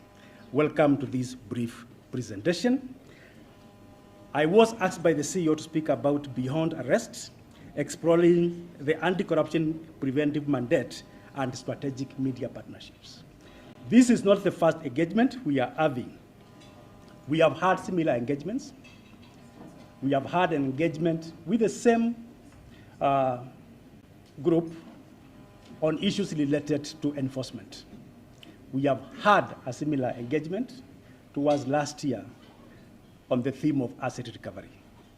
Today, our main theme is looking at prevention, and we will discuss on why we think prevention takes a central place in the fight against corruption.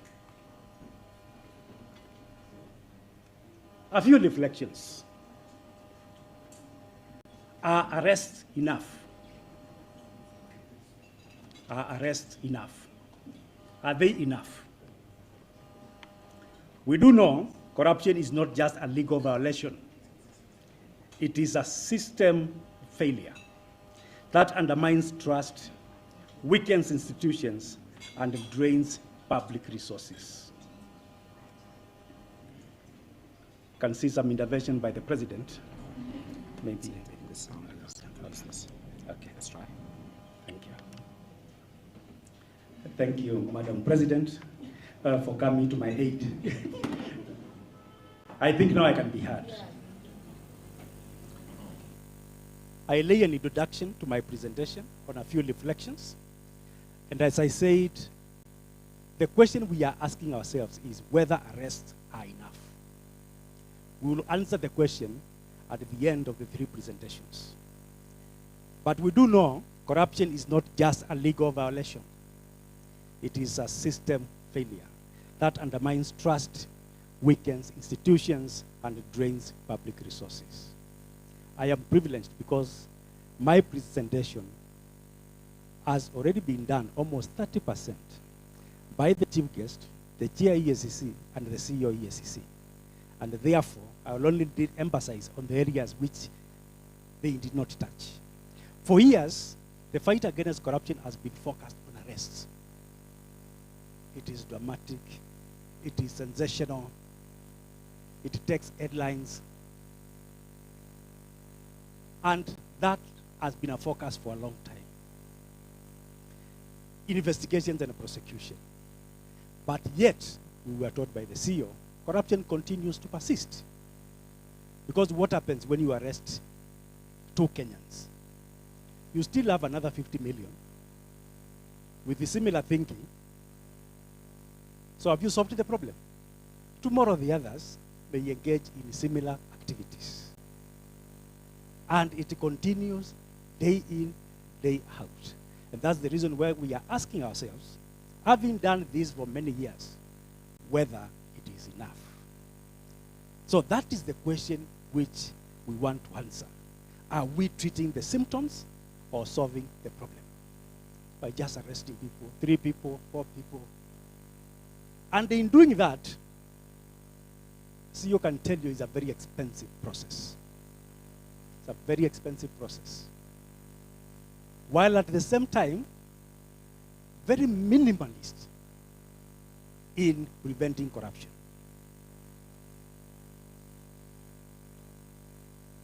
Enforcement is necessary because those who have violated the law, action must be taken, isn't it? Action must be taken.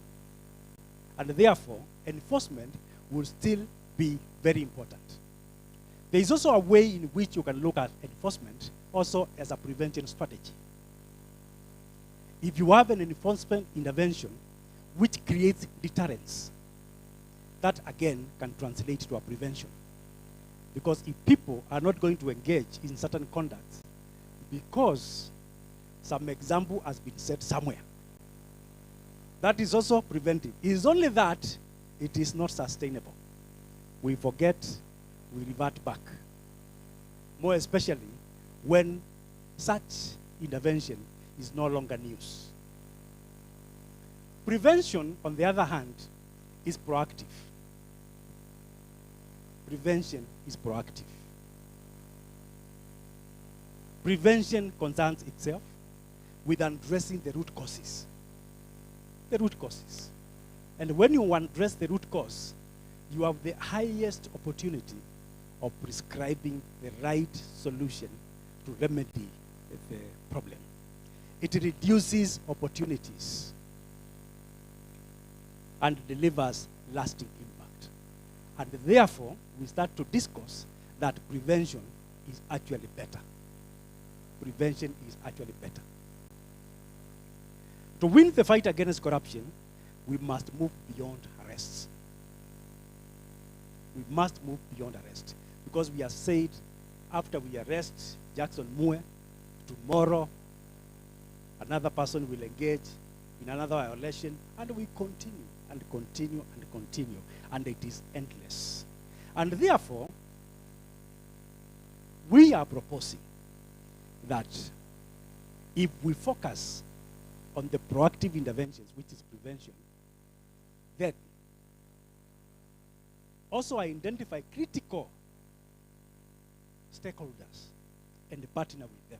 And that is the reason why today we are seated in this room with members of the fourth estate. Because you are critical.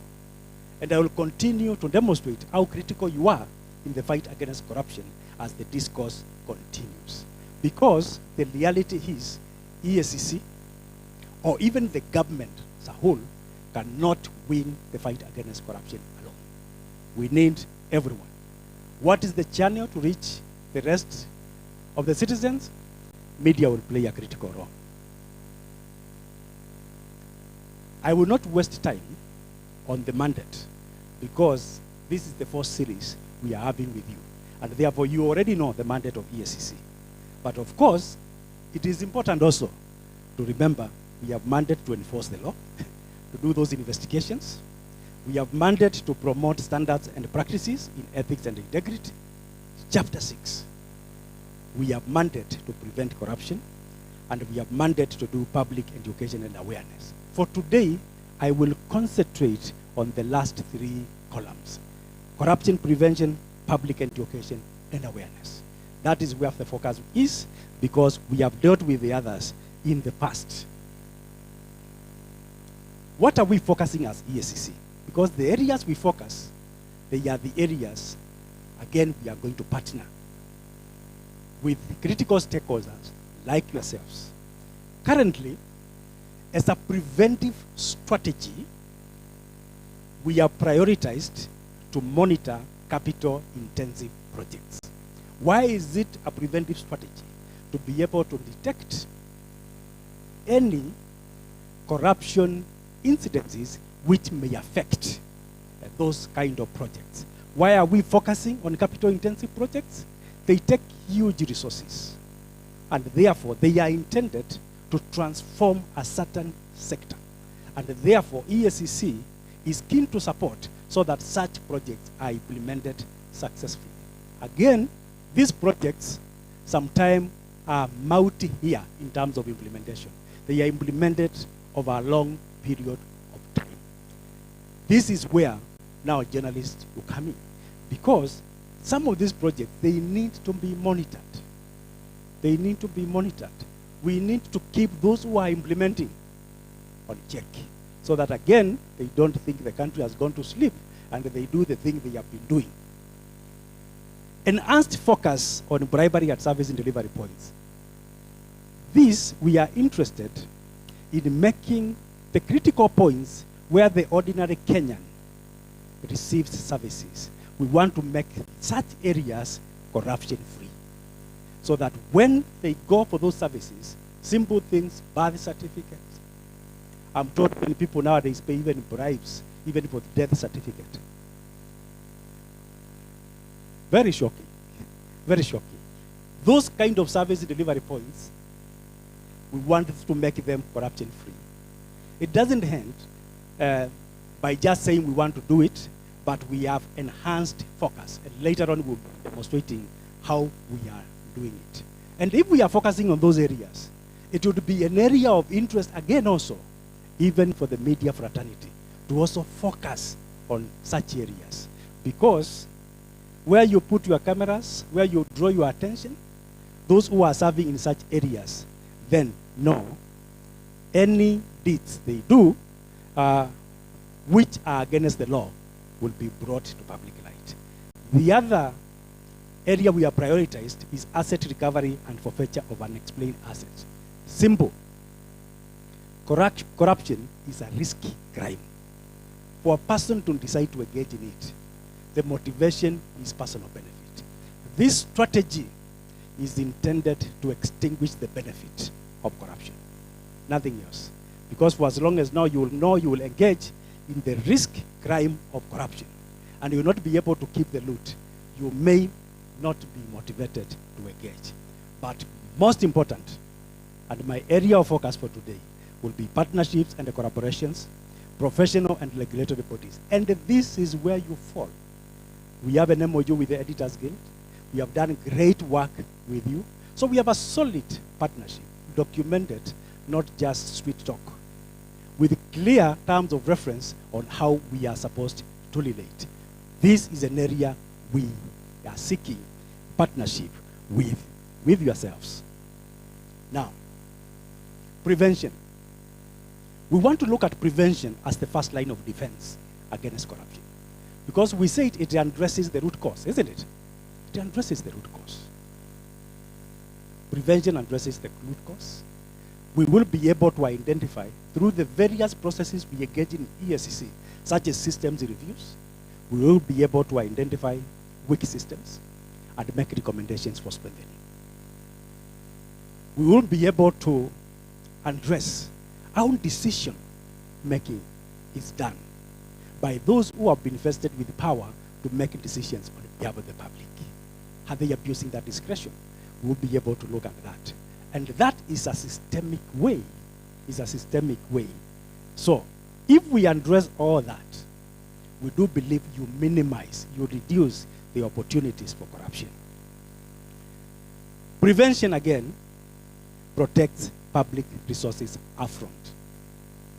Unlike law enforcement, when corruption has already taken place, thieves have disappeared with the loot, and now we are in the process of looking for the thieves and the loot, which in most cases, you will never recover 100%.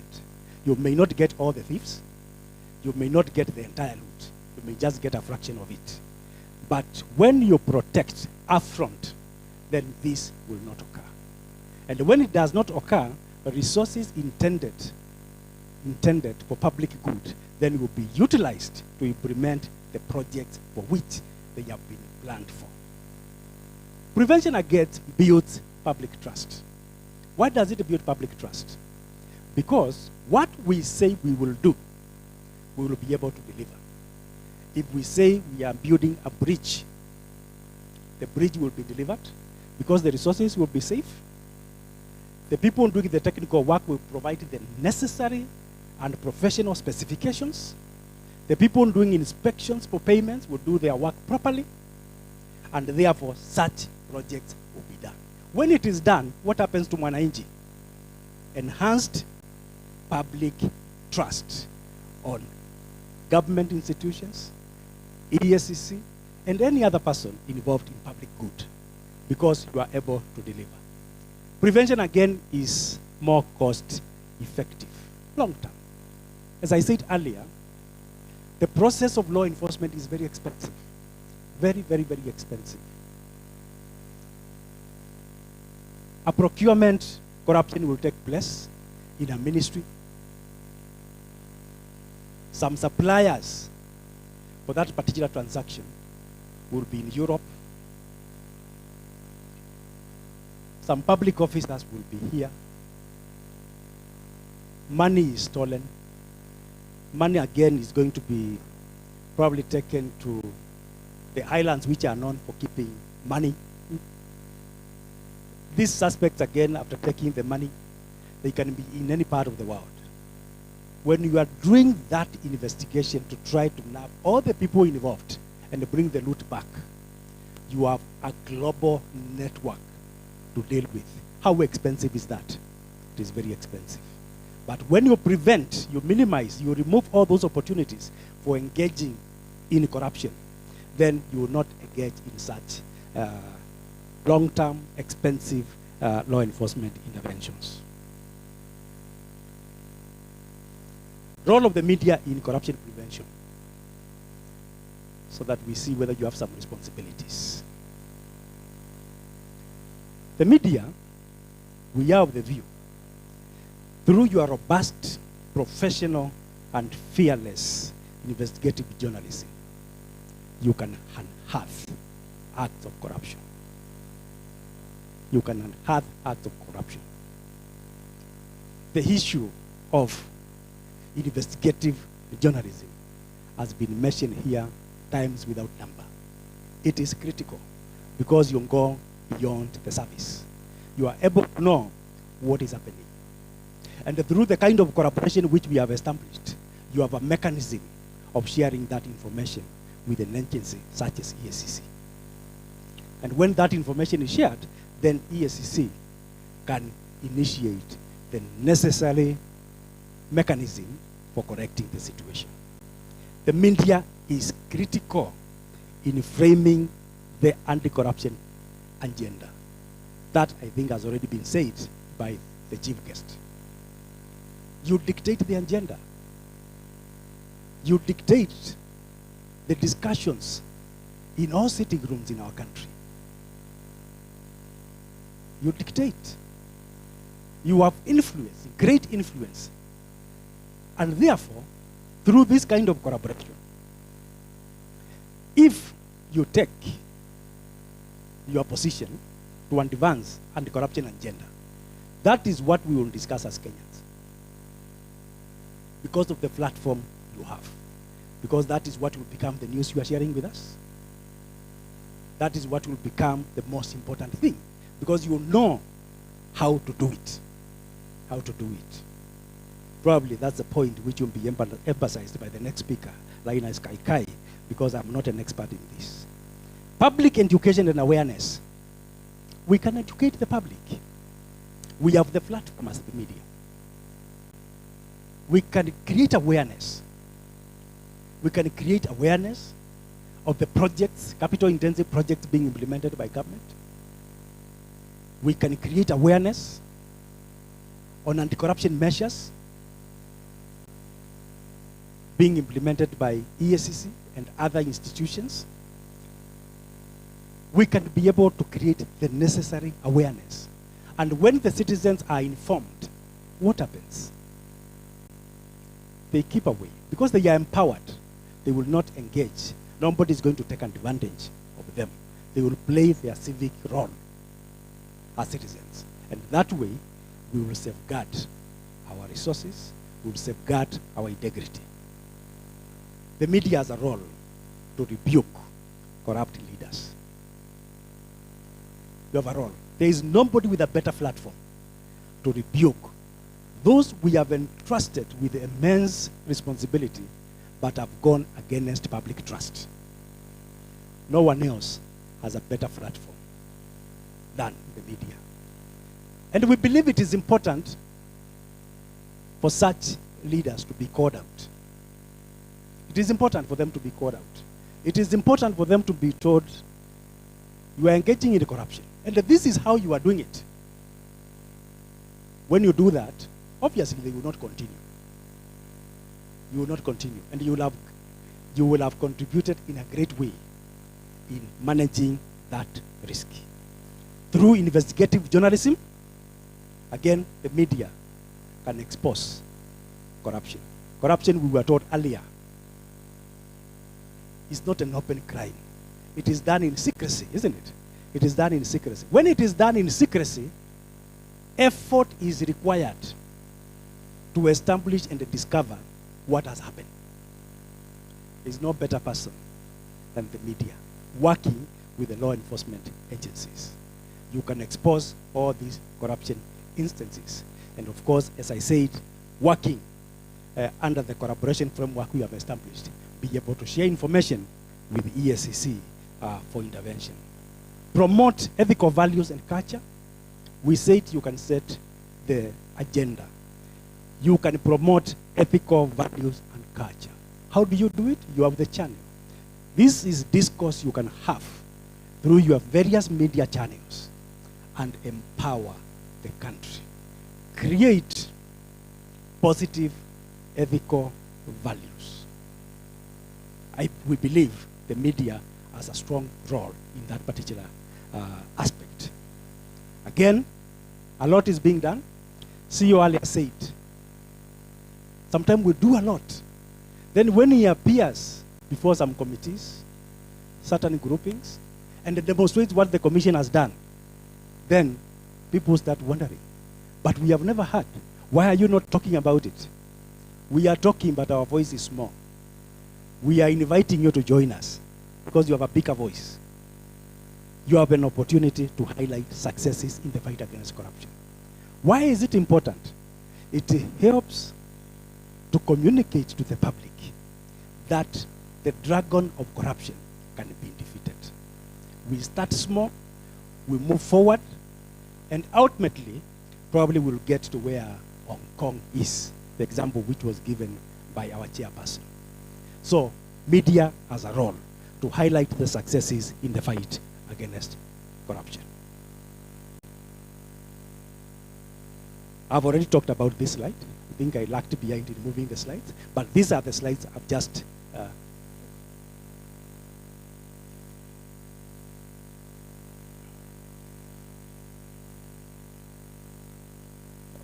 okay.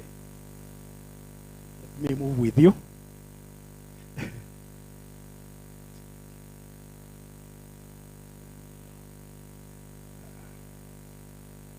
I have a small problem. Yeah, I think now I'm there. Thank you. Thank you, I'm there now.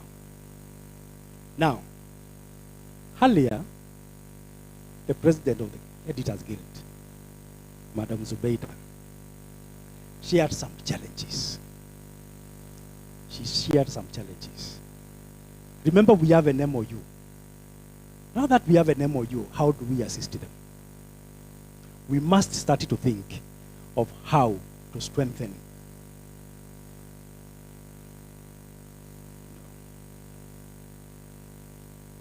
Who is moving my slides?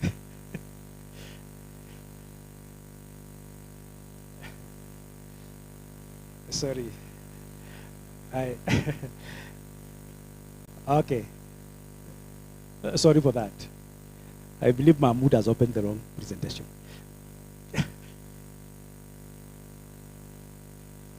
But don't worry. I have the points with me and my controlling gadget.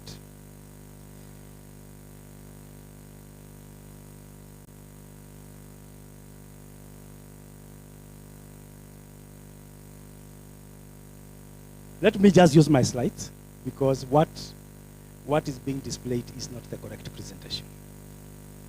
I've talked about the role of the media in corruption prevention. The next thing I want to address is how to strengthen the media's role in anti-corruption. And this is the area, part of the challenges which Madam President was mentioning. Obviously, looking at the kind of responsibilities I've discussed on how the media can play its anti-corruption role, there is also need to strengthen their capacity. And one is by investing in investigative journalism. Media houses must invest because it is not obvious that every journalist who went to the necessary, who went through the ordinary professional training as a journalist will be able to be very effective in investigative journalism. Therefore, there is need to invest. How will the media invest? This is the area of partnership. How do we partner? The law enforcement agencies, government, the media, so that the necessary capacity can be given to those who put their life in the front line. They must know what to do. And therefore, one of the interventions in strengthening the media role in anti-corruption is to invest in investigative journalism. The other way, and this was raised as a challenge by Madam President, is to guarantee access and protection. We have been told the dangers sometimes journalists face in the course of their duty. To fully operationalize the Access to Information Act, Article 35, and enact robust laws to support the media. That is an area the media cannot do alone. It's an area EACC cannot do alone, but through partnerships, it is an area which can help to enhance the effectiveness of the media to be able to play their anti-corruption laws. The other area to enhance and strengthen the role of media in anti-corruption is to support public interest journalism. Media houses must support public interest journalism, not just sensation. Public interest journalism. Develop partners who can work with you, to support you, to develop the necessary capacity to do your work independently and report with integrity. That is important. The other area which can make the role of the media in anti-corruption more effective is to mobilize citizens and civil society to support the work of the media and the work of EACC. When that happens, members of the public will be able to share critical information, which will be critical in the fight against corruption. What opportunities exist for us to be able to work together to realize some of the proposals we are making?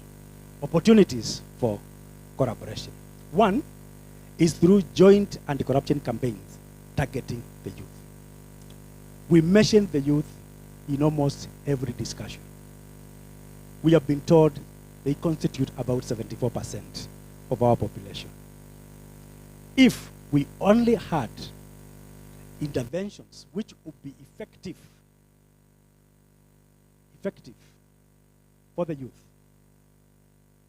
it would only mean 74% of the population is moved from any opportunities of corruption to people of integrity. So even if we just targeted the youth alone, that would be a great impact. Because it will mean when they join the other 26%, because of course nobody remains a youth forever, they will join that other 26% when they already have values. And when they are entrusted with public resources, they will not divert them for personal use. That's an area we can collaborate with the media. The other area we can collaborate with the media is ethical storytelling. Ethical storytelling.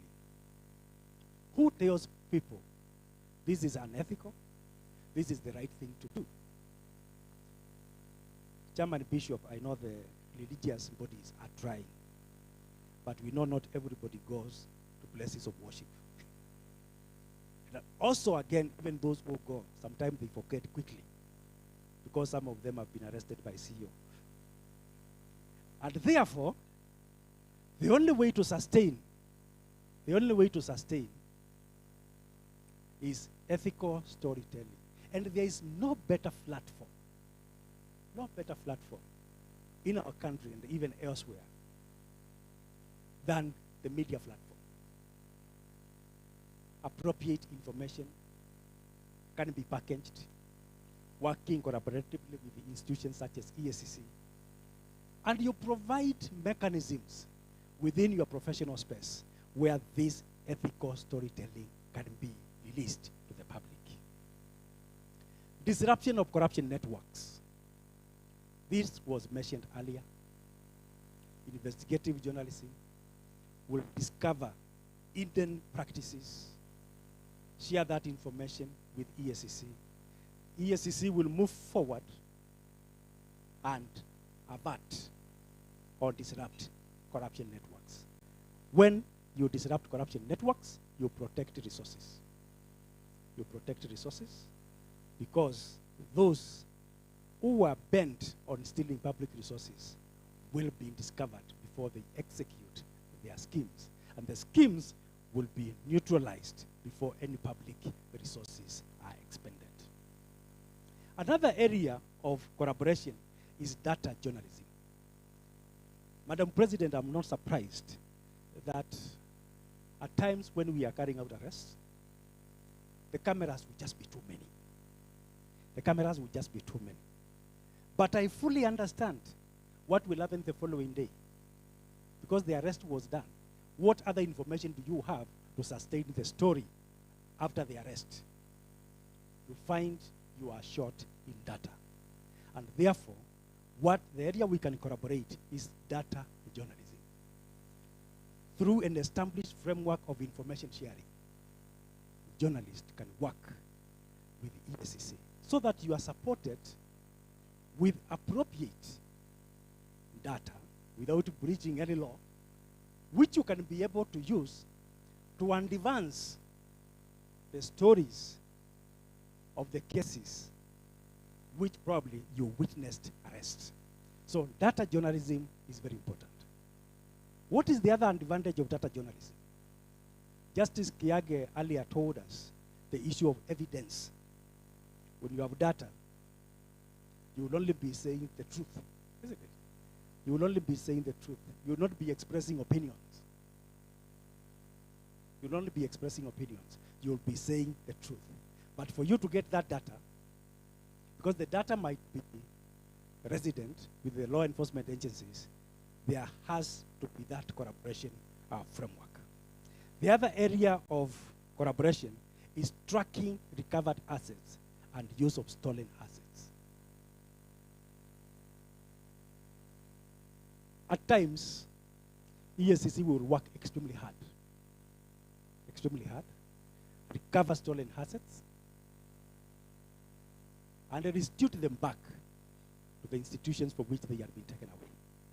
But we have had instances where recovered assets have been regrabbed.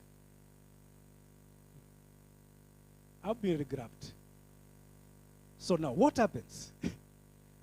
We are interesting the media to track issues of recovered assets and how they are used once they are returned back. How do we convert these recovered assets to public use? The other area is public education and awareness programs. This I talked about, so I will not repeat myself on this. This is an area EACC has good material, very good material. But how do we disseminate this material? How do we disseminate it? It's an area of collaboration which we can be able to work with the media to disseminate this information. EACC as an institution, we can only have a meeting of a limited number of Kenyans like we have in this room. If you were not here, this story will just be a story of the 300 or so of us here, isn't it?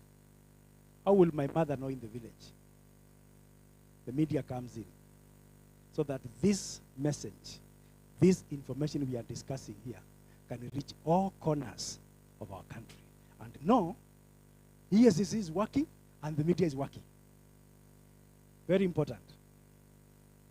Now, I don't know what happened because the chief guest mentioned a point which I have, almost verbatim.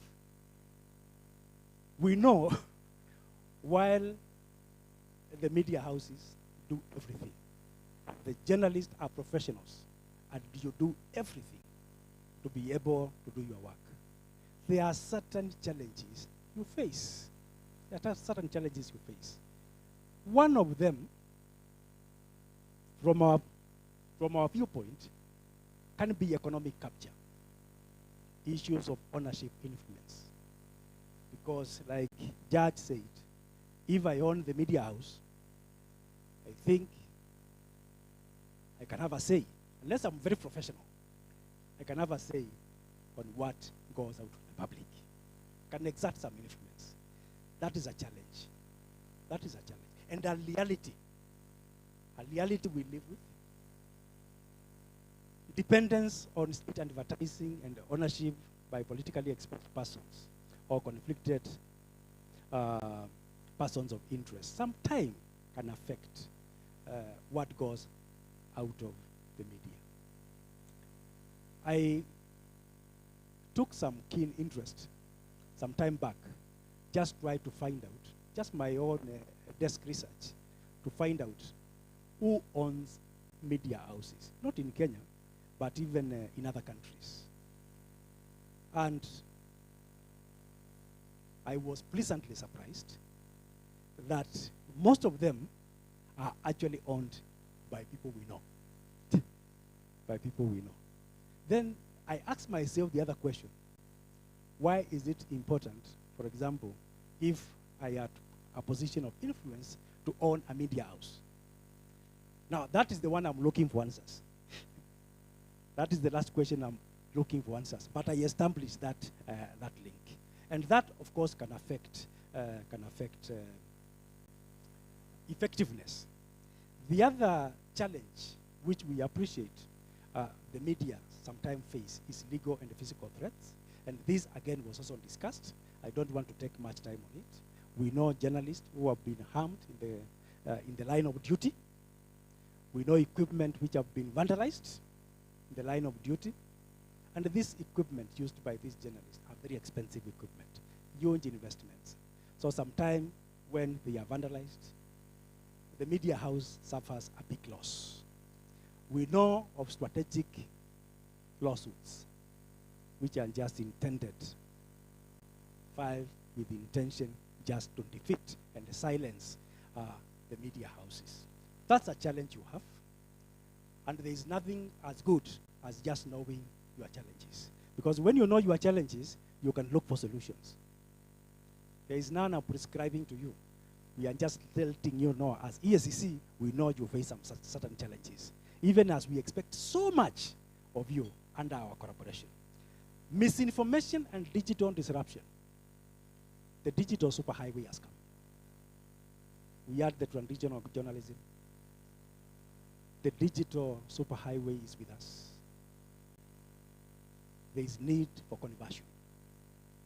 for us to be effective. The rise of disinformation, because sometimes as a media house, by the time you put in a story of what has transpired here in the ballroom, out there in the digital space, the same information can change. And by the time people in your village get the information, it has no relationship at all with what transpired in this room. Achievements of EACC, I will not spend much time on it because that was mentioned by the CEO, so I will just pass that slide. But I will touch on the slide on achievements in prevention. Well, the Commission in the last 3 years has been able to avert loss of 10.74 billion. This is money. These are resources which were going if it was not for the intervention of the Commission. Of course, the Commission did not work alone. There are partners. There are partners who played a role. System reviews, because we said we want to look at the root cause. The Commission in the last 3 years has been able to undertake 41 system reviews in ministries, departments, and agencies, identified weaknesses, provided recommendations to these entities to seal those loopholes. County governments have not been left out. 27 county governments have also been reviewed, and recommendations provided on how to seal corruption loopholes. Earlier, I mentioned bribery in service and delivery points. We have been able to do 403 random and targeted integrity tests in those service delivery points. And 403 of them have been done, resulting into arrest of people who are demanding bribes. Let me conclude. EACC, take me to the concluding slide. EACC, without the media, is a lighthouse with no bulb. The light is there, but no one can see the danger. A media without EACC is a siren with no response. The warning is loud, but no help is coming. We need both to navigate our way to a corruption-free future. Thank you very much.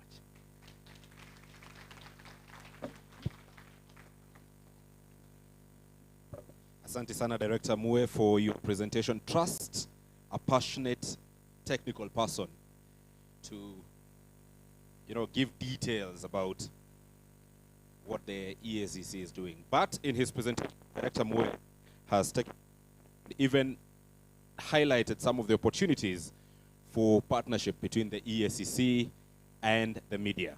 And what better way to introduce us to the next speaker with the topic, watchdog role in the media in combating misinformation and corruption in the digital era. Ladies and gentlemen, this is a distinguished journalist and media executive with a career spanning over 25 years and is currently the editorial director at the Royal Media Services. Linus Kaikai is also a former chairman of the Kenya Editors Guild, reflecting his significant influence in the country's media landscape. He began his journalism career at the Kenya Television Network, that is KTN, in the 1990s. In 1999, he joined the South African Broadcasting Corporation, SABC, as a correspondent and rose to the position of bureau chief over an 8-year tenure. He later returned to Kenya, rejoining KTN as managing editor in charge of quality and product development. Kaikai then moved to NTV, where he served as managing editor and later as general manager of Nation Media Group's broadcast division. In 2018, Linus transitioned to Citizen TV, where he continues to play a pivotal role in shaping the station's editorial direction.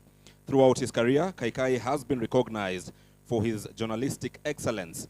He won the CNN African Television Journalist First Prize in 1997 and was named Environmental Journalist of the Year in 1998. He holds a master's degree in international journalism from the University of Westminster in the UK and a Bachelor of Laws degree from the University of Nairobi. Beyond his professional achievements, Kaikai is known for his commitment to press freedom and ethical journalism. Ladies and gentlemen, join me in welcoming the Editorial Director of the Royal Media Services, Mr. Linus Kaikai.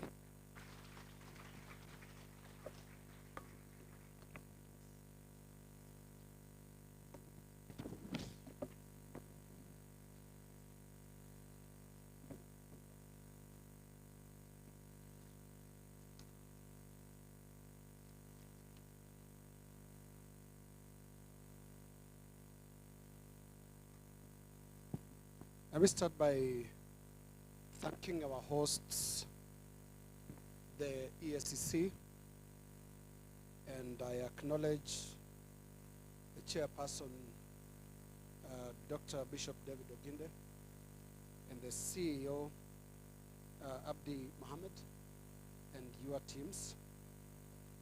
I also acknowledge the keynote speaker, Justice Patrick Kiage, who gave us a very, very enlightening presentation earlier today on the subject matter.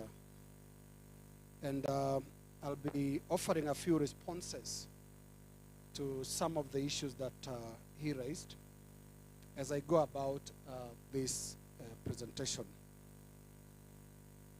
But let me from the outset say, having been a participant of this series, I think this is our fourth, is it? This is our fourth. Having been a participant for the last four, we are past the awareness stage, and we need to acknowledge that.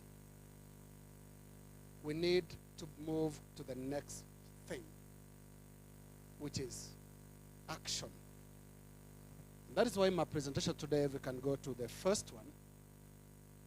Next slide.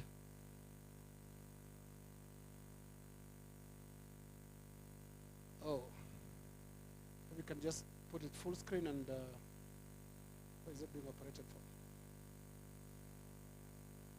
for? Allow me a minute to just make sure that's right.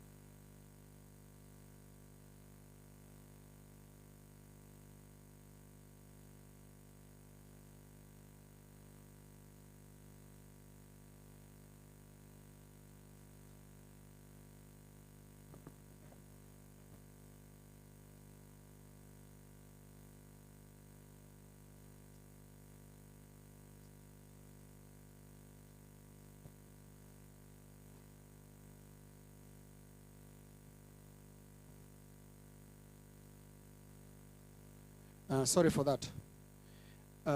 For the EACC, I went to check on the integrity of the system. Now, it is time. I said that we now need to move to the next thing, which is, where are we? Let us make bold admissions on where we stand on the issue of corruption. In 2019, in your anti-corruption conference, and I remember it was held at the Bomas of Kenya, the then President Uhuru Kenyatta said that corruption has become a way of life. As individuals and as a collective, we have sacrificed our traditions, customs, and values at the altar of materialism. Rather than shunning those who have made their wealth through illicit means, we celebrate them even in places of worship. That is where we are, fellow countrymen. That is where the state of corruption is. It's not at awareness stage. We are past that. We are in the middle of graft. Back in the year 2002, can go to the next slide, former President Mwai Kibaki, and I was present as a young journalist covering this event. There is a typo there, it's not 2023, that is 2002 December. President Mwai Kibaki was then taking over office, the Kanu government having been defeated after more than 40 years in power, pledged that corruption will now cease to be a way of life. Is that our reality today? It is not. It is not. And these are the questions we need to ask. Why is corruption still with us 20 years later, since that very promising speech by the late Mwai Kibaki? Here is my take. Corruption in Kenya has become and has acquired anti-drug or treatment-resistant aspects. It is drug-resistant, to the point that we have normalized it, as former President Uhuru Kenyatta said. Look around, and I remember the EACC in 2022 flagged over 200 persons as ineligible to run for office. Those people are not only cleared by the IEBC, but they are today speaking from very high moral horses about and against corruption. Yet they are products and beneficiaries of the corruption ladder in Kenya. We are living a lie in this fight against corruption, which takes me to, again, another solution-oriented point I need to make today, and that is to the EACC. I've made this point in other platforms, including on an opinion show that we run on Citizen TV, that as long as the EACC has no prosecutorial powers, we are dancing a lame dance. You'll be reduced to calling us here for therapy sessions about corruption. Because we know after here you will not, no media house will grant you prosecutorial powers. And journalists around the room here are very brave people. But they won't help you arrest unless the law is actually changed to allow the EACC to have prosecutorial powers. Because indeed, this is how it has worked elsewhere. When I worked for the South African Broadcasting Corporation, it was in the era of a unit called the Scorpions, which was later disbanded. Because, of course, there is a negative side to having prosecutorial powers distributed around places. The Scorpions were very effective in fighting official corruption.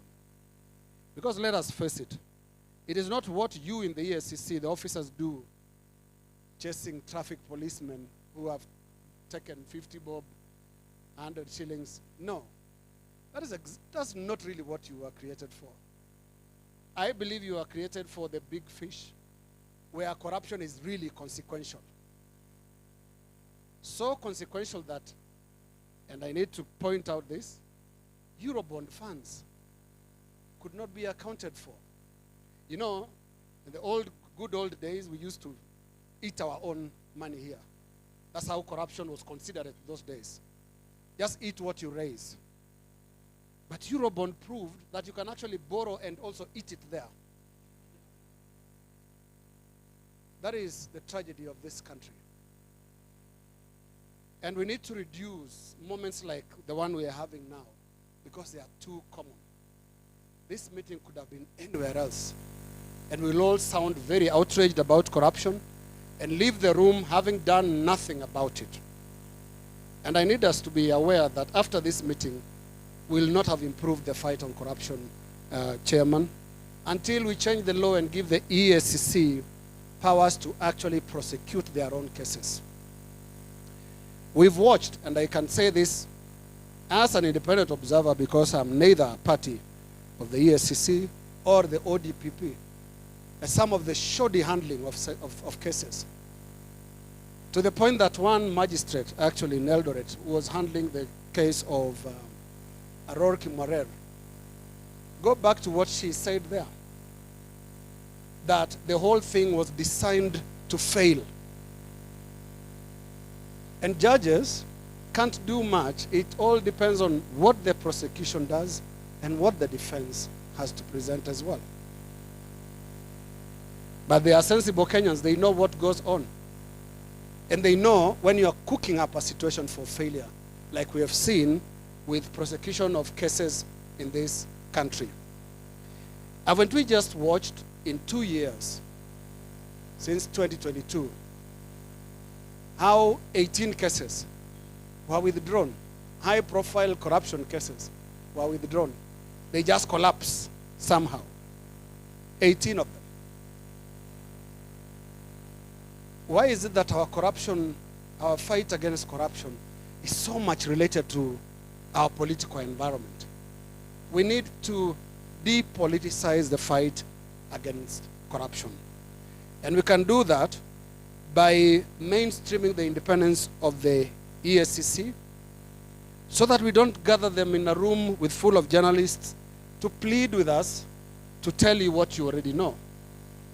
You know there is corruption.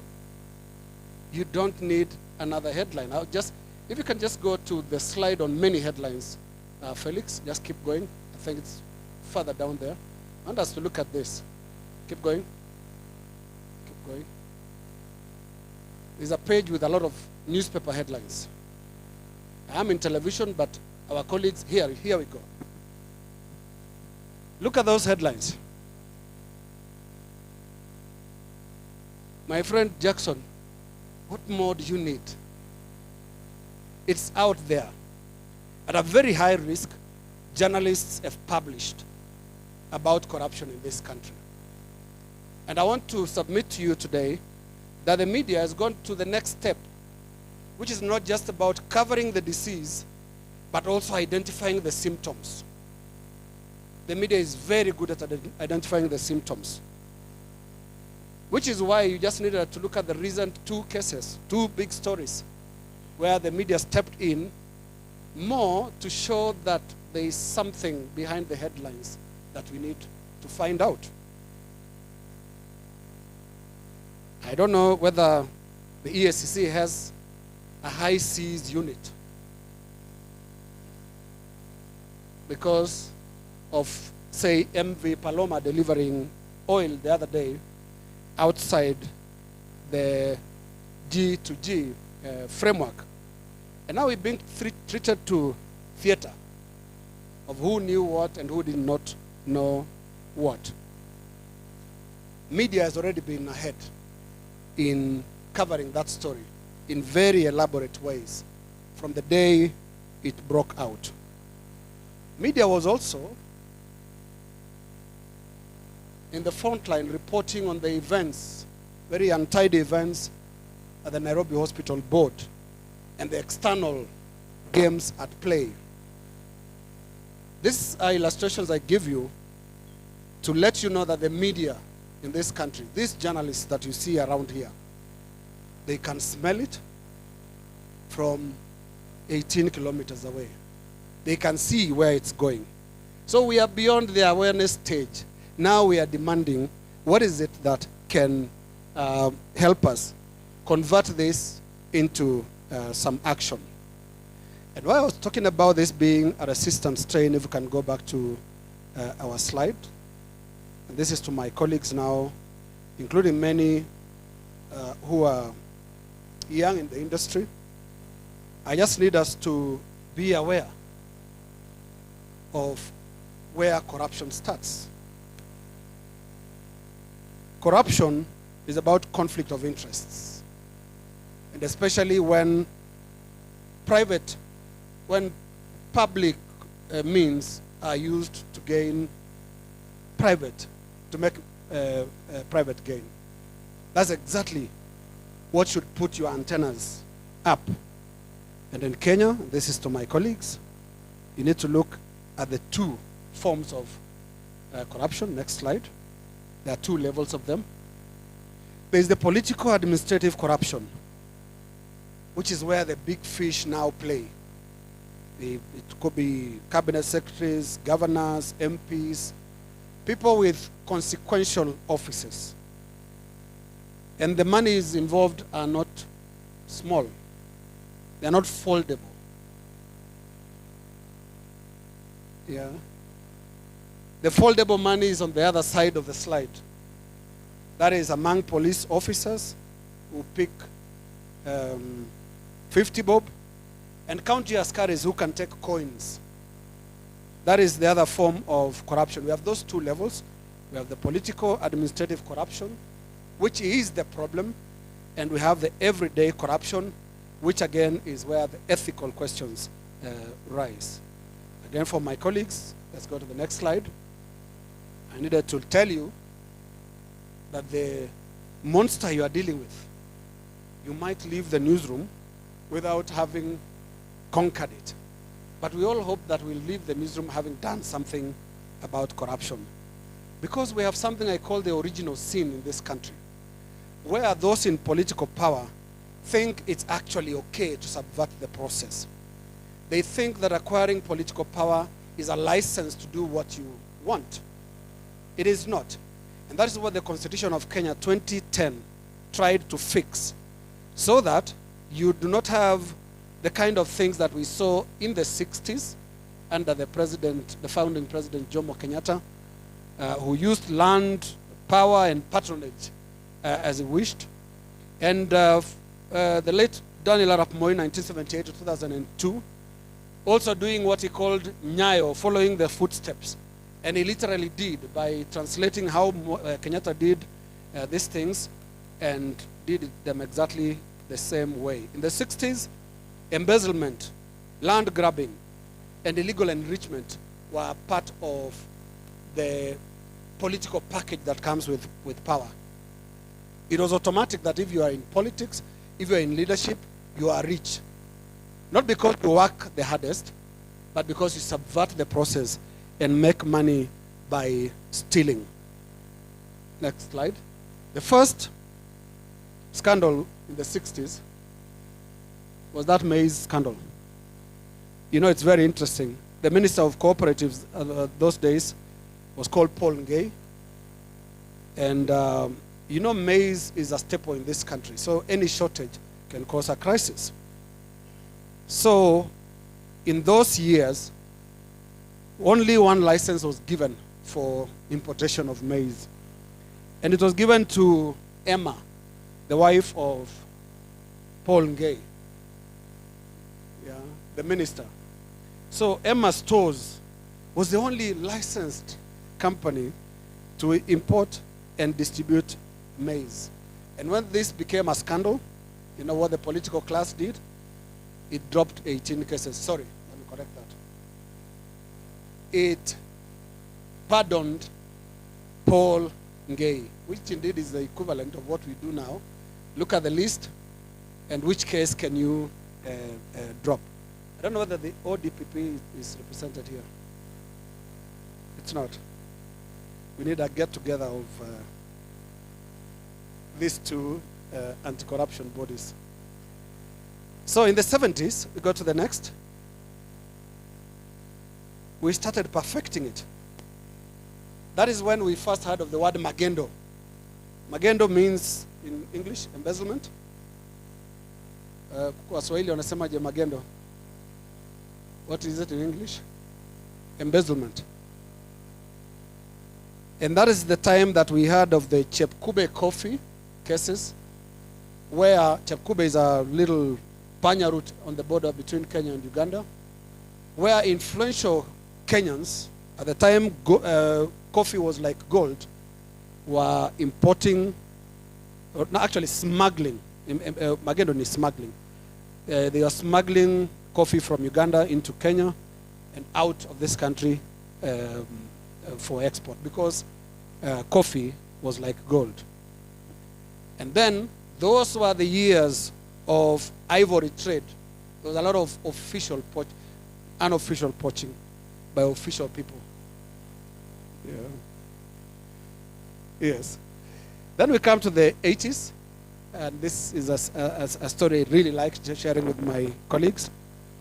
And that, the 80s, I like calling it the decade of awareness, because political consciousness started rising, and we started seeing people asking questions about how administration is carrying out the duty of power and governance.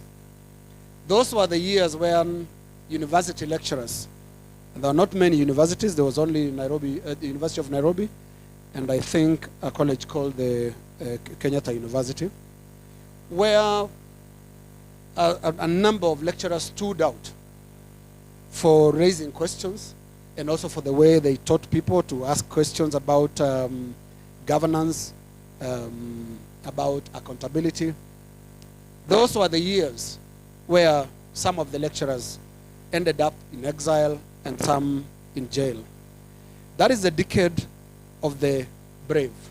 And I want at this point to also acknowledge that that is a decade we've seen the rise of the brave press.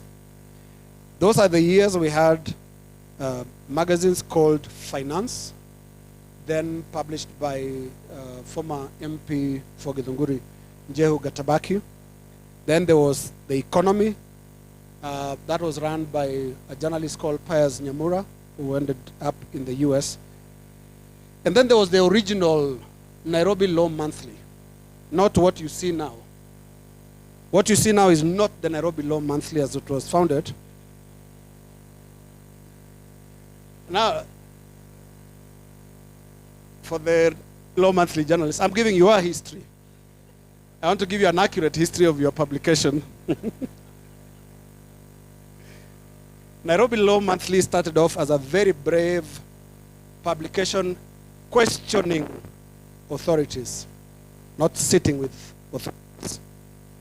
Questioning the conduct of power, not riding with power. Those are the years of the Nairobi Law Monthly. It was edited at the time,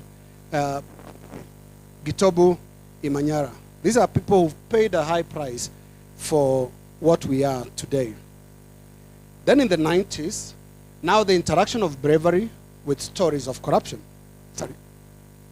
Oh, there's Weekly Review, which was and owned by Hilary Ngweno, a very, very brave publication. At middle, brave when it was necessary, and taking cover when it was necessary as well. Because yes, they tell us in schools of journalism that no story is worth your life. To the 90s. In the 90s, now we had the interaction of the media. The interaction of the bravery we are talking about with stories of corruption. And Golden Bag scandal is the initiation, I call it the initiation of the media into big-time corruption stories. Because Golden Bag was bigger than any other scandal in history because of the amounts of money that were involved. The figures were varying. Some put it at 5.8 billion and others as 13 billion. And it's not the billions we have today, it's the billions of those days.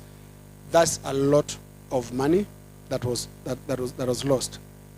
Then in 1991, December specifically, due to the political pressure, we ended the single-party laws by removing Section 2A of the Constitution in Kasarani, when the only ruling party, only party at the time, the Kenya African National Union, under its leader Daniel Arap Moi, agreed to remove Section 2A and open the space for multi-partyism.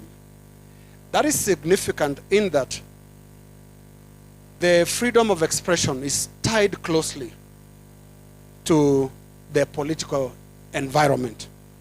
The less the tolerance in a political environment, the less the freedom of expression. So 1991 December is quite significant, even for the media. And it took another 10 years before KANU rule ended, even though that decade indeed was a truly multi-party environment. And we should say that with hindsight, seeing what we see today on how a ruling party and opposition ought to function, the decade between 1992 and 2002 was largely what it ought to be in terms of how we function politically.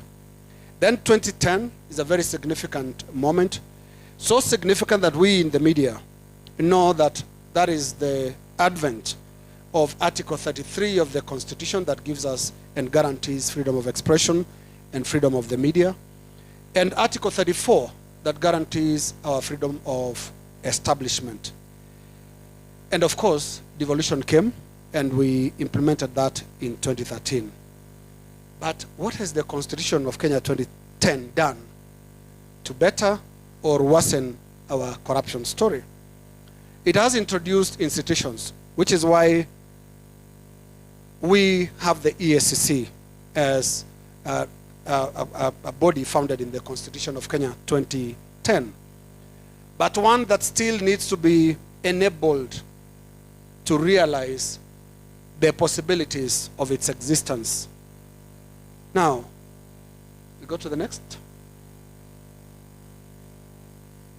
Yes, those are the institutions that came as a result of the Constitution of Kenya 2010.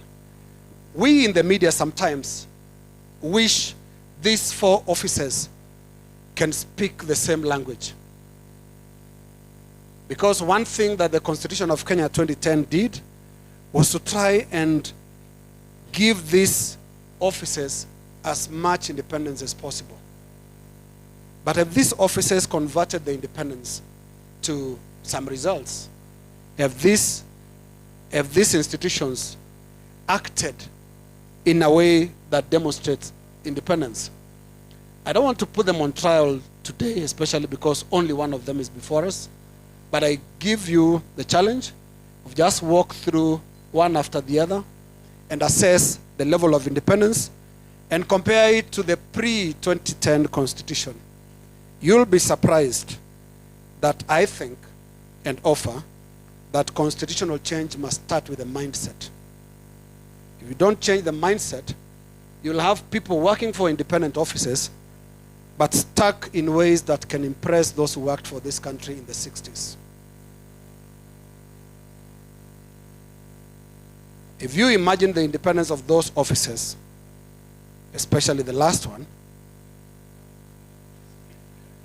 you will be very happy with the kind of country that we will have, because corruption will have consequences. And I want to mention that we are here because corruption has between little and no consequence. We've seen, and let me drop away from the law, just use your common sense, the one you're born with, and see how many people who you know at common level that this is a thug, he's tall, just drop kidogo away from the law. Justice Kiage has agreed to close his ears for this one. Act as if you know nothing about the law, but just use your human sense. See an act and the person and how we've handled it. How many people today, listed as some of the wealthiest in this country, are products of a country that has no consequence for corruption? There are so many. And we are producing more, by the way. We are producing more faster than we are planning to fight corruption. I just gave this as the latest. Go to the next slide. We are here, we are watching this one. It's a theater. It's very, very interesting. And the way people are handling this, especially authorities, reflect on how they know how the Kenyan mindset works. First, the Kenyan mindset, unfortunately, the Kenyan national mind has the shortest memory ever. it forgets very quickly. It forgets. Few know about Eurobond. Few know about Anglo-leasing. They forget. And let alone, the next slide, the mother, the founding act, Goldenberg. We've moved on. First, because we've seen the benefits of corruption working for those that are wealthy. Go to the next, just keep the headlines. We go to the cost of corruption. Oh, and this is to the EACC team. If you want to know what the media has done, just look at that slide. The media has even tried to put numbers to each corruption case. Some time back, the Daily Nation put the cost of corruption in numbers there. At some point, indicating that 1.98 billion shillings is lost daily, going by records of the previous year. And I think it was President Kenyatta who told us, how many do we lose per day? 2 billion. These are from the authorities themselves. What more information do we need? You almost need the media to take a break and act on their slides. Go to the next. Now, this is how we handle corruption in this country. It is a vicious cycle. A journey to nowhere. The arrest is normally very colorful, very dramatic. You would actually think the suspect will be hanged before they go to court. Then the arrest, and I want to give my observation on that. Arrest has unfortunately been used as a show to manage the public. Just show them that something is being done. And we know this of political circles that talk about that tutakushika tu kidogo and then the noise will go down na wewe utarudi. And I think one of our speakers today mentioned that we've seen the reversals, you know. So we have charges preferred, and then there is bail, and then somehow there is no witness or something happens.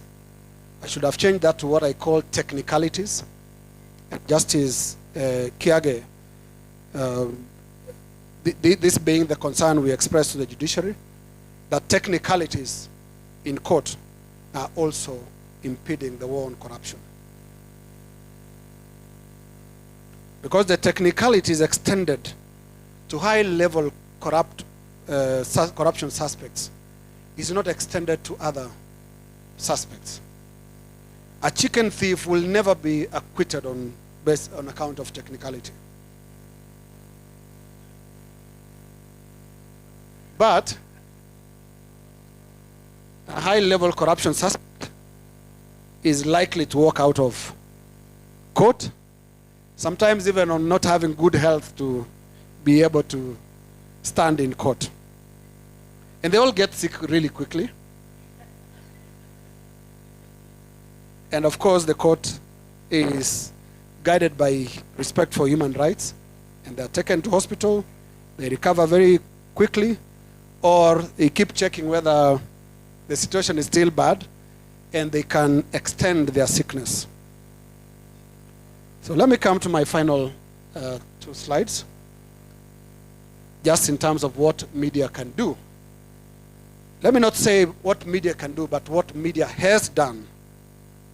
This goes to the point made by our keynote speaker, the Honorable Justice Kiage, who had spoken about the need to amplify, especially the outrage that greets the corruption cases. This the media has done with screaming headlines or lengthy TV and radio pieces.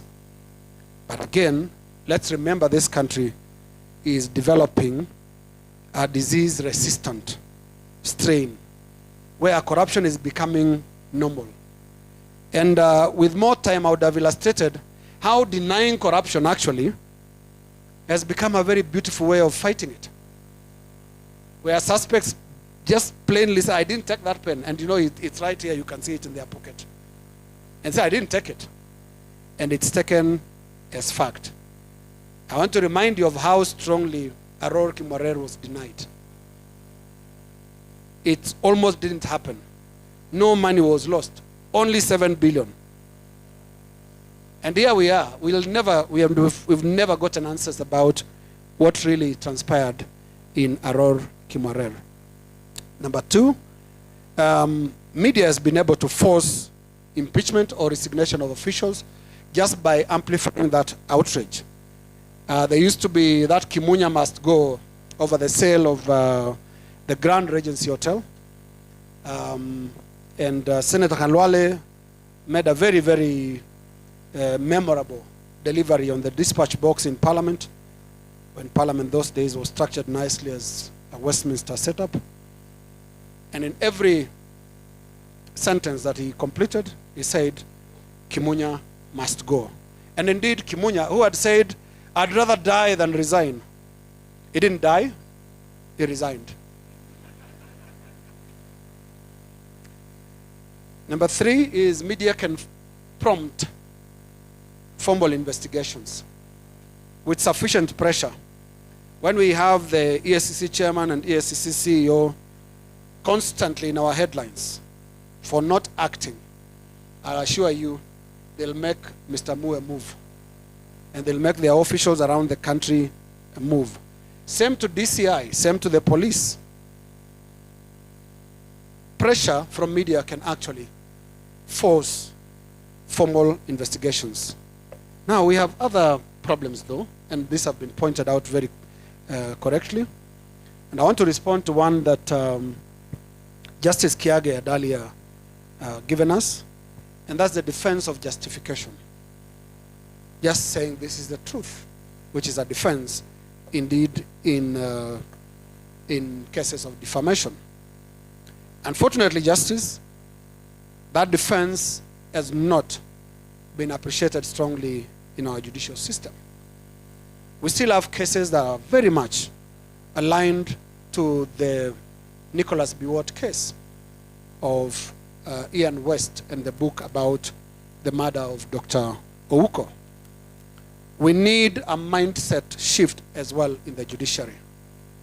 For a judiciary that is aware of society, and we know you are aware as an institution,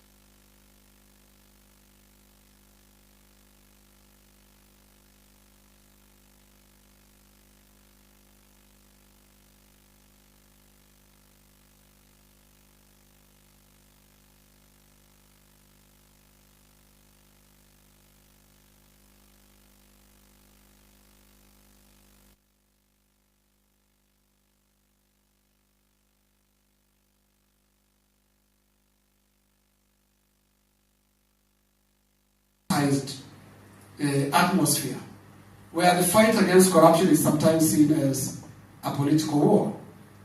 And I want to say the institutions involved have not helped take away or debunk that notion that indeed there is a direct connection between the fight against corruption and politics. We want to see EACC conducting investigations and arrests completely out of the blues. Not because some politician has fallen out with the boss, and so somehow things start happening. Suddenly they are not up to date on their KRA remissions.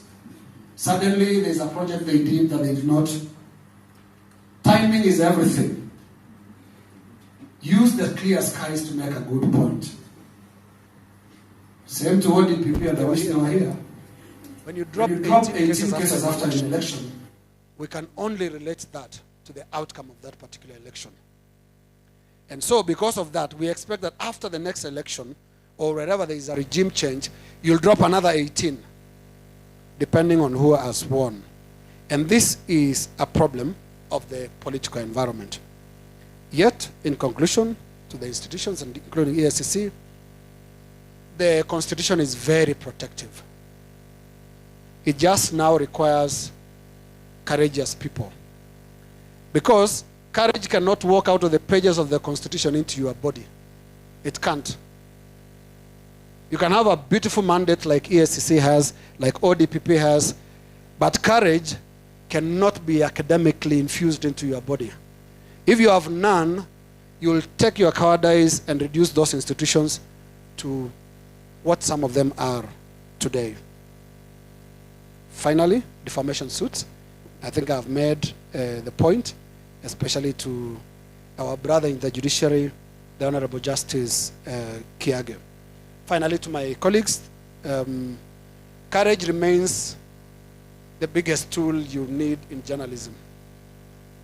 You know, we were told in school, and you all remember, that you need courage to cover war. But that is changing. It's not just about war. This corruption is more destructive than war. It destroys a nation's future, and you need the same courage that you would take to the front line to cover those stories. With those that very long presentation, I've taken more time than I was allocated. I want to thank again our hosts, EACC. I want to thank our keynote speaker, and I'm looking forward to our interactive session. Thank you very much all.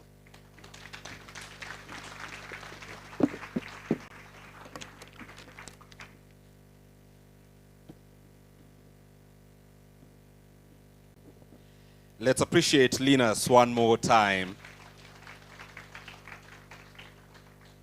You know, the most difficult thing, a difficult assignment that Steve gave me this morning was to moderate the editorial director of Royal Media Services. You know, in our industry would say, that's a career-limiting move. Yeah, so asante sana Bwana Linus for your very insightful presentation. Colleagues, Justice Kiage, I want to beg your indulgence. We're really running out of time. We have one more presentation. The program had indicated 30 minutes for Samuel Kimeu, but I want us to agree. After that, you also have plenary, which we'll make very brief before we proceed for lunch. So by now, of course, we started late. We ought to have proceeded for lunch. But I want to request that you allow me to proceed with this session for the next 35 minutes maximum.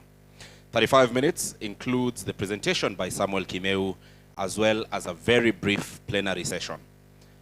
Do you agree with me? Tuendelee namna hiyo? Asante sana. So at this juncture, after the presentation by Linus Kaikai, we're getting into a presentation about emerging jurisprudence and role of the courts in combating corruption and impunity. And to take us through this session is Samuel Kimeu, who is the Executive Director of Africa's Voices Foundation. Kimeu is a governance and anti-corruption expert with over 20 years' experience. He is currently the Executive Director of Africa's Voices Foundation, He served as a member of the African Union Advisory Board Against Corruption and previously served as the Executive Director, Transparency International Kenya, and the Kenyan section of the International Commission of Jurists. He was also previously the governance specialist at the Embassy of Finland in Nairobi.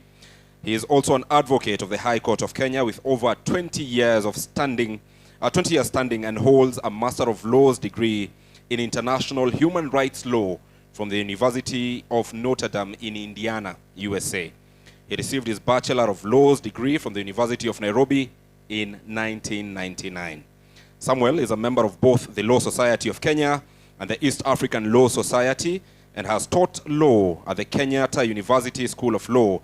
He has also served as an elected member of the International Board of Transparency International, having been elected in October 2017.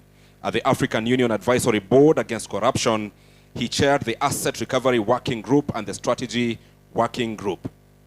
As he comes on stage, Samuel has extensive footprints in ethics and anti-corruption in Kenya and beyond, where he spearheaded civil society efforts in advocating for laws and institutional frameworks and enforcement for the effective implementation of Chapter 6 of the Constitution of Kenya. He has written and spoken extensively on matters of leadership, ethics, and integrity in Kenya, including making legislative and policy input and proposals. Ladies and gentlemen, before you, Samuel Kimeu. Thank you very much. I'm very conscious of the fact that I am standing between you and lunch. And I know that there's a very thin line between discharging my obligations this afternoon and preserving your right to food, which could easily be construed to mean that I'm torturing you. I will avoid to do that, and I'm hoping that I can move very quickly through my presentation. Mine is a very straight one in the sense that I am required to look at jurisprudence. And as you are aware, our courts can move pretty slowly in making groundbreaking decisions that would help us in very many aspects of life. But in the case of anti-corruption, it might actually be useful for me to just lay a bit of a background on these issues so that we can interrogate some of the things that I'm going to be saying. And I think the first question I must ask, if we just go to the first slide, is or I could do it myself from here. Yeah. It's just to ask ourselves, what does a successful fight against corruption look like? What does a successful fight against corruption look like? And I think in answering that question, we must look at what is really the issue that we are dealing with. We are dealing with criminal liability. We are dealing with ethical lapses. We are dealing with resources stolen or misappropriated. So if you are looking at the other end of the barrel, a successful fight against corruption will, in essence, constitute convictions. That is, people being found guilty of having engaged in corruption. That is one. And of course, what Kenyans would desire most. Secondly, would be the resources that have been stolen are recovered. Basically, restitution of resources to those who have lost them. That means the people of Kenya. The resources can actually be recovered in two ways. And this is important because of the points I'm going to make. That one, you can recover those resources after a conviction, which means is a criminal-based approach to recovering those assets. But also, you can recover those assets using civil means, which are also recognized in our law. So then, if you look at all these desirable outcomes, you then have to ask ourselves, where are we as a country? What have we achieved over the last couple of years And I haven't gone very far. I think Linus has gone really, really far back. I have only restricted myself to fairly recent decisions. Why? Because my terms of reference are about emerging jurisprudence. And therefore, I must look at ground-breaking decisions that have been made that would help us move forward. Having said that, I think as journalists, it's important to understand the criminal justice system and how it operates. And I think I will just briefly explain that a criminal process would start with a suspicion of an offense having been committed. It will proceed to have an investigation being carried out. And in our jurisdiction, we have chosen that the investigations might be carried out by agencies that are different from those who prosecute. Those who approve whether that, the evidence that has been, collected would justify the commencement of a prosecution. And then after having done that, to take that matter to court once approval has been granted. And in our case, that power to determine whether the evidence is sufficient to mount a prosecution inheres in the Director of Public Prosecutions. I think previously we had the Attorney General who also exercised that power. At some point, we separated that to give greater independence to the institution of the Director of Public Prosecutions, and at least to remove from far away as possible the decision to prosecute from political interference. And the question that we must ask ourselves is whether we have actually succeeded in doing that. So, if I stick to the question of prosecutions and the jurisprudence coming out of prosecutions, then I think it is important to ask ourselves, what is the nature of prosecutions? And I think of all the paths I have outlined, I think the most treacherous is actually prosecutions. And I am sorry to disappoint you that prosecutions are likely to give you the least in terms of value recovering, in terms of corruption, recovering corruption proceeds or punishing people. And why is this the case? The reason lies in the burden of proof. The other reason lies in the chain of justice actors. Unlike in civil cases where the EACC, for example, can act on its own without having to depend on another institution, in prosecution, the EACC's responsibility is to investigate and collect that evidence and then pass it on to the Director of Public Prosecutions.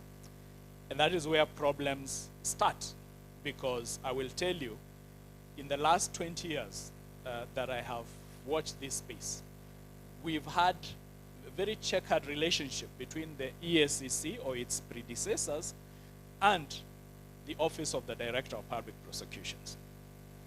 When these institutions have worked very closely together, we have seen some positive outcomes. But we've also seen where there is disquiet among each of these institutions, and the result is that nothing moves.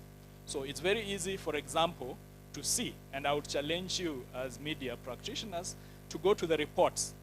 All these institutions we are talking about file reports, whether it's the Judiciary, the Ethics and Anti-Corruption Commission, or the Office of the Director of Public Prosecutions. They all file reports. As a matter of fact, the Ethics and Anti-Corruption Commission releases quarterly reports and then annual reports to Parliament. Read those reports and you will see how the graph of concurrence with the Director of Public Prosecution changes through time. Now, why does this matter? Why it matters is that you can have investigations that do not essentially lead to convictions, which is what Kenyans would want to see. Then you can also have investigations that are improperly done and therefore cannot convince the Director of Public Prosecutions to approve those prosecutions. You can also have, investigations that lead to a decision to prosecute that then collapse in the courts. And you can look at the many cases that have come up. Happily, in the fight against corruption, we don't have extremely many cases, so you can actually read them over time, and you will then see what I am saying.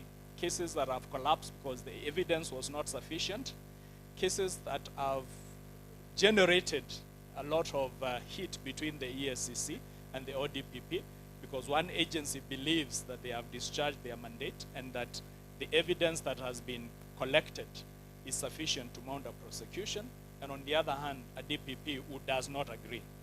Now, that is a place where you need to scrutinize as media practitioners. Why? Because it's very unlikely that the director of EACC is going to come out and say, he will make his assertions about the level of evidence that has been gathered and the value of that evidence in sustaining a prosecution.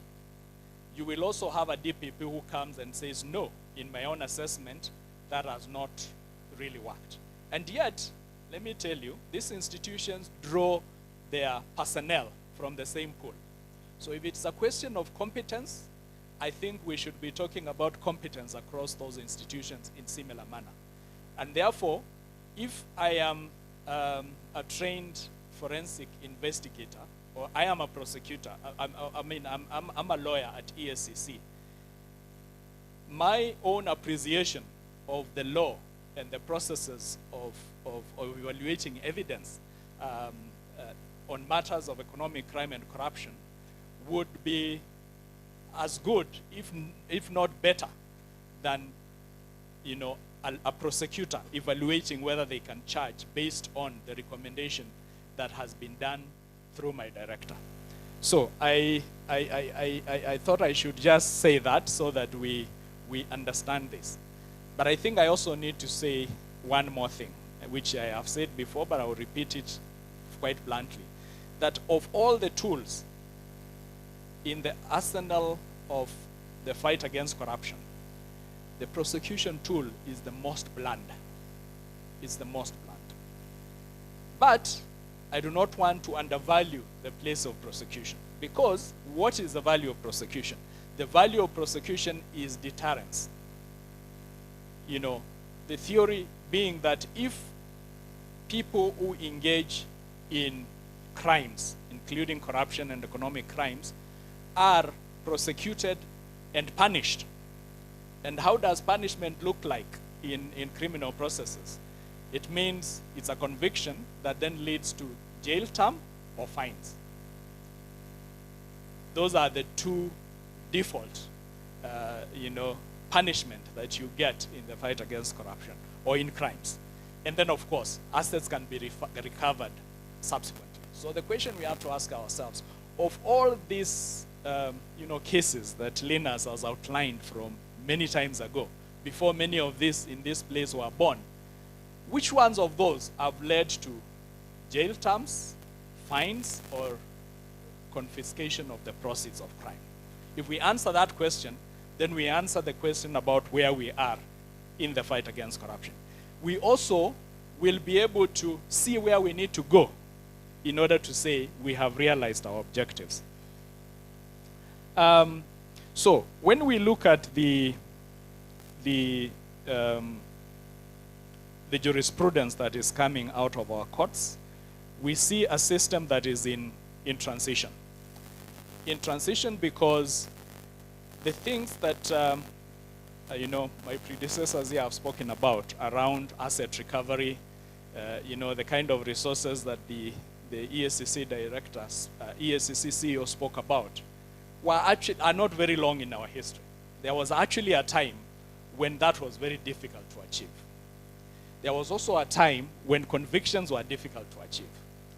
There was a time when it was difficult to even prosecute high-profile cases. And Justice Kiage here mentioned about his history in prosecution. And one of the things that we used to speak about was he used to refer himself as a chef. And he would tell me when I ask him why he is not frying big fish, that he is a chef and he will fry the fish that is brought by the fishermen for him to fry. Now, it's not possible today to say that there is no big fish being fried. But the question is that big fish being fried actually getting cooked? And I was joking with him earlier on that my own assessment is that this big fish, it seems to be so big that you think you have fried it and cooked it, and yet it slips away and jumps out of the pan, and you are left with nothing, you know. That is the situation that we find ourselves in.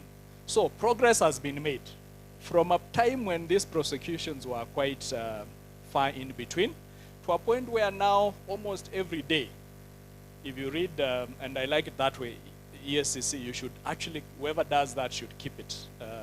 You know, today, you know, suspects in court today for corruption. I see that, and I follow it quite a lot. If you read that, you will see it's high-profile people. So the question is no longer about whether, you know, big fish is being fried. The question is whether they will get a chance to get out of the pan. And now, if I look at the issue of the system in transition that I've spoken about, I think if you look at the courts, there are two ways in which the courts have defined the fight against corruption, which is also based in our law. But as I've said, it hasn't always been the case. So this new approach is criminal accountability, and criminal accountability as at its core, the punishment of the offender. And why do you punish the offender? One, for deterrence purposes, but secondly, because it's in the public interest that the offender be punished. The second one is civil asset recovery. And this is about restoring what has been stolen. Those two have actually defined the fight against corruption, and the courts have clarified and actually affirmed this. I think now it's no longer. There's a time, not so long a time ago, you could argue about whether you could actually recover assets or not, what's the mechanism of doing it. I think it's now very clear. The courts have made that very clear.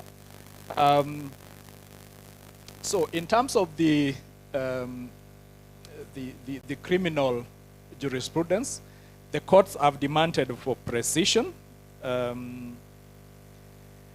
They have demanded for precision. They are no longer willing to infer guilt from procedural irregularities or just suspicion. And I think I can mention one of the cases here, Kimathi versus Republic, which basically involved a conviction for soliciting a bribe. That the court emphasized that the complainant's testimony, when corroborated by surrounding circumstances and forensic evidence, such as the APQ powder, was sufficient to sustain a conviction. And the court further held that minor inconsistencies in evidence do not vitiate a case unless they go to the root of the charge. And this decision, of course, affirms that while the courts are strict, they remain practical in evaluating evidence. The courts have also clarified, the courts have also clarified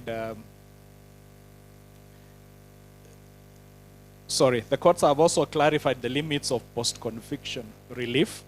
And there are two things here that are important. Again, fairly new. One is that, in the case of Waititu Babayao, the High Court declined to grant bail pending appeal and held that such relief is only available where there is an overwhelming likelihood of success and exceptional circumstances. And it is also in this case that the issue of denying governors access to their offices while they are being prosecuted or they are undergoing trial was settled in this case and the Lenol-Kulal case. But the Lenol-Kulal case is also an important case for the lessons that we must learn.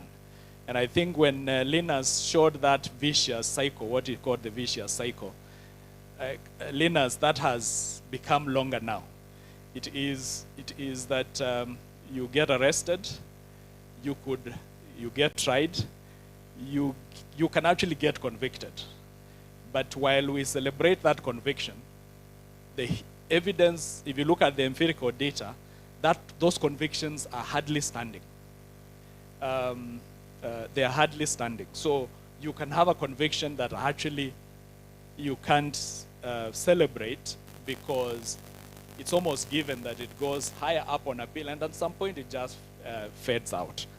But in the case of Lena Kulal, the court made a finding that the prosecution had not linked the accused person with the alleged unlawful gain. It's an interesting decision to look at, and I would ask that you read the full of that decision and make conclusions for yourself, but also carry the public with you, because the public, with your help, can actually internalize what the courts are saying and what are the pitfalls around these processes. Now, the issue of civil and asset recovery, this I would say is one of the most transformative developments that are coming from our courts, basically restating what the law is and clarifying how these processes work. There's a statutory basis for that in the Anti-Corruption and Economic Crimes Act, as well as the Proceeds of Crime and Anti-Money Laundering Act. And here, I think there has been litigation around whether recovery of assets and criminal proceedings or prosecution are mutually exclusive. And I think the courts have clarified that, you know, asset recovery focuses on the criminal, you know, it focuses on the wealth or the gain that has been, you know, gotten through, you know, criminal activities or through unexplained wealth, while criminal culpability or prosecution is concerned about criminal culpability. One of them is, and this distinction is important, because prosecution is about guilt or innocence, is about proving guilt or innocence, while recovery of asset is about restitution of what has been stolen or taken away or cannot be explained. So what we have is a burden shift, and I think here what the courts have determined is that, you know, once the EACC has proven that the wealth that they are pursuing cannot be explained, the burden then shifts. So the courts have said, you prove it or you lose it. And I think that's, again, a principle that has been ascertained. I think I'll jump a couple of slides because I see the moderator is intimidating me. Yeah, so I think the other thing that is worth mentioning is the grey listing of Kenya in the FATA process. This is something we need to pay attention to. Why? Because, you know, the impact of this is huge, but you may not feel it if you are not engaged in international commerce, or you are not a diplomat, or you are not moving money in and out of this country. But this is big, and I don't think that media has taken a very keen interest in this. Please seek to understand and explain to Kenyans what this means and why it is important, because it has huge ramifications for our country. I think I am going to move all that. I'll spend just 1 or 2 minutes here. A lot has been said, but I won't repeat what has been said. I am simply going to speak about the questions of actually, let me just go to the challenges and move from that altogether.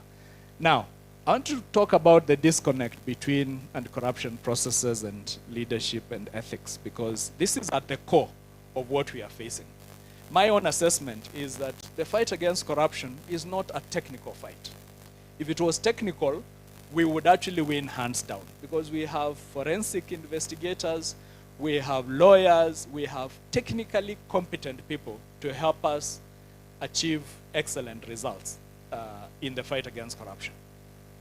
But I think our problem is the political environment, or may I call it social environment if I may enlarge it, within which we wage the fight against corruption. I think Linus says that we have accepted, corruption has become a way of life. But in our case, I just want to confirm that that is true. That sometimes you get a sense that we have a veneer of accountability, while in fact there is no substance underneath that accountability. And the reason, and for you to be able to understand this, you need to look at the requirements under our Constitution for ethics and integrity of our leaders and relate that with the criminal processes. You know, those two processes are important. They're important because it has been my own view that anybody who has been, who is going through investigations or who has been charged with corruption-related offenses is not qualified to hold office. And I think that is a contentious point. The argument that I always used is that, you know, you are entitled to due process until you've completed your appeal. I always find that to be very misplaced, for the simple reason that whenever we are looking for anyone to give position of responsibility, we are not looking to allocate or apportion guilt or innocence. It's a very different process altogether. But somehow we've convoluted this and joined them so that when we are assessing someone's suitability for office, immediately we spring up the criminal standards, which, of course, you know, for criminal law, you have to convince the judicial officer that you have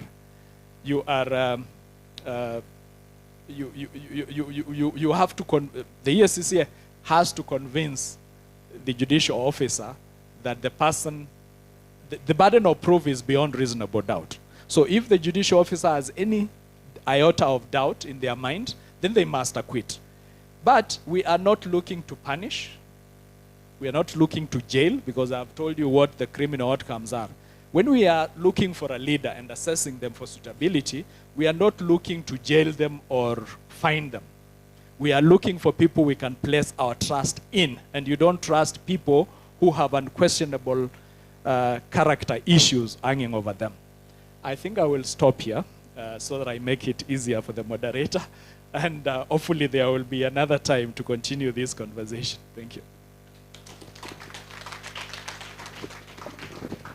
Certainly, there will be other times to speak about this. And Steve Karuga has also told me that the three speakers who've gone through this session, that is Director Mue, Linus Kaikai, and you, will be gracious enough to share your presentation through Steve, and thus every other person in this room will be able to get the slides and better internalize your presentation. Really insightful, and we appreciate you for that.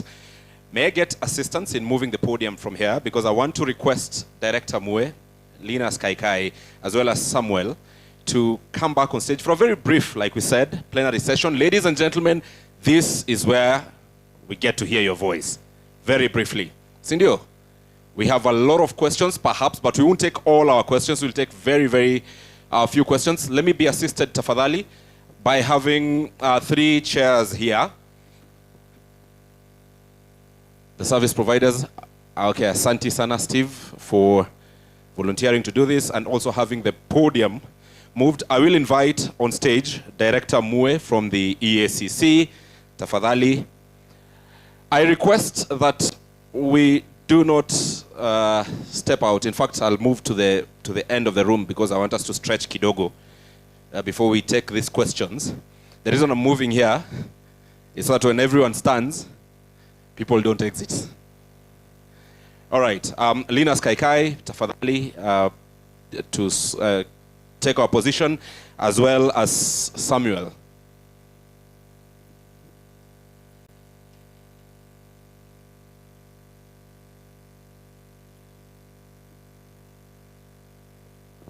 Thank you very much.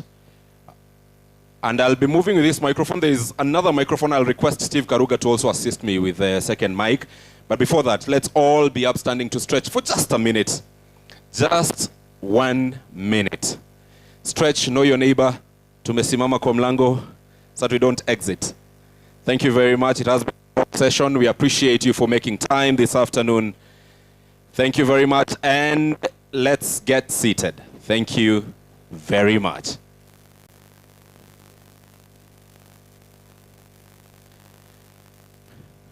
You have listened to the presentations from the moment we got into this room, when we had the presentation, including by the chief guest, and most importantly, by the three technical presenters who are seated on stage right now, and you have questions.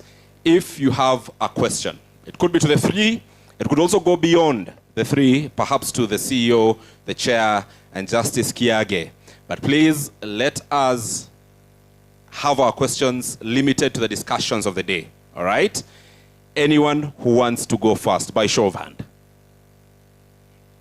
Asante sana, we start from here. Your name, where you're from, and your question, and to who the question is directed to. My name is Cyrus Obati. My question goes to the CEO of EACC. I know you're not there. You can answer from where you are. You've talked that you have done so much in terms of educating people all over the country, the schools, institutions in government, and even the media. How does the Commission measure the impact of what you are doing, training, all those sessions you hold all over the country every time that we usually see you do it? How does it measure the impact of what you're doing? Asante sana, Cyrus. That question is to the CEO, EACC. You will take the questions later. Please note them down. Let me go to this other end. Nabiswa, Paul Nabiswa. Hamjambo. Mi naitwa Paul Nabiswa. Kwanza, unataka kizungu, mtangoja. So,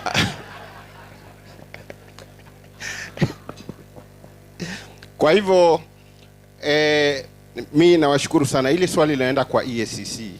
Na kwa maoni yangu, kwa sababu wakati mwingine mnakamata watu ambao wamepatikana na hatia, mnatumia taratibu ndefu sana, na kuna ile njia mbadala ya kupata hizo pesa, kwa mfano kusikizana. Sasa najaribu kufikiria wakati mwingine mnatumia mamilioni ya fedha hata kulipa mawakili, lakini mungeweza kupunguza ikiwa wangesikizana, kwa sababu anapokuwa uko ndani mnatumia pesa za umma kumlisha, anazidi kuvimba, lakini unaona bado atafanya nini? Mnaendelea kupata hasara. Kwa hivyo sijui hiyo njia mbadala mnaonaje? One more question. Let's proceed to that end, then we'll come to you, Senior Brian Wasuna. Thank you. My name is Patrick Vidija from The Standard. I wish Justice Kiage was also sitting on my panel, but he can hear. You sit in one of the divisions that has been regarded as the weakest point in war on corruption, whereby many cases, when they come to appeal, they are either reversed by that court. So I'm here trying to imagine what you would say about that, whether you are allowed to speak on the judgment of your colleagues, and just try to tell us maybe what happens. So many cases are being dropped in that division in the appeals court. And then, to EACC, I am that to a topic beyond the arrest. And the way Senior Liners has said, during arrest, it is very dramatic and colorful. But there, sometimes we try to reach even to commissioners to try out. Is it my voice that is heavy? Please make it brief. Thank you.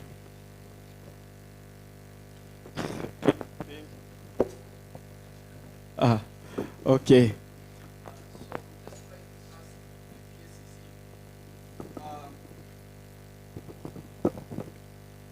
Okay. Thank you. So beyond the dramatic arrest, we have tried to reach out to EACC to try to follow up on the progress of these cases. And sometimes your commissioners are not willing to even give us the information. So then how are we going to win this war when the commission itself does not allow its commissioners to give us the details? I'll take two last questions. Where are our lady colleagues? Ladies. Please. Oh, that's a gentleman.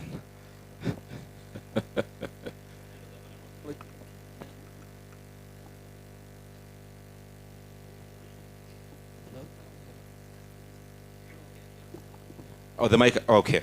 Okay. Wasuna, you will be the fifth question. Wasuna, the fifth.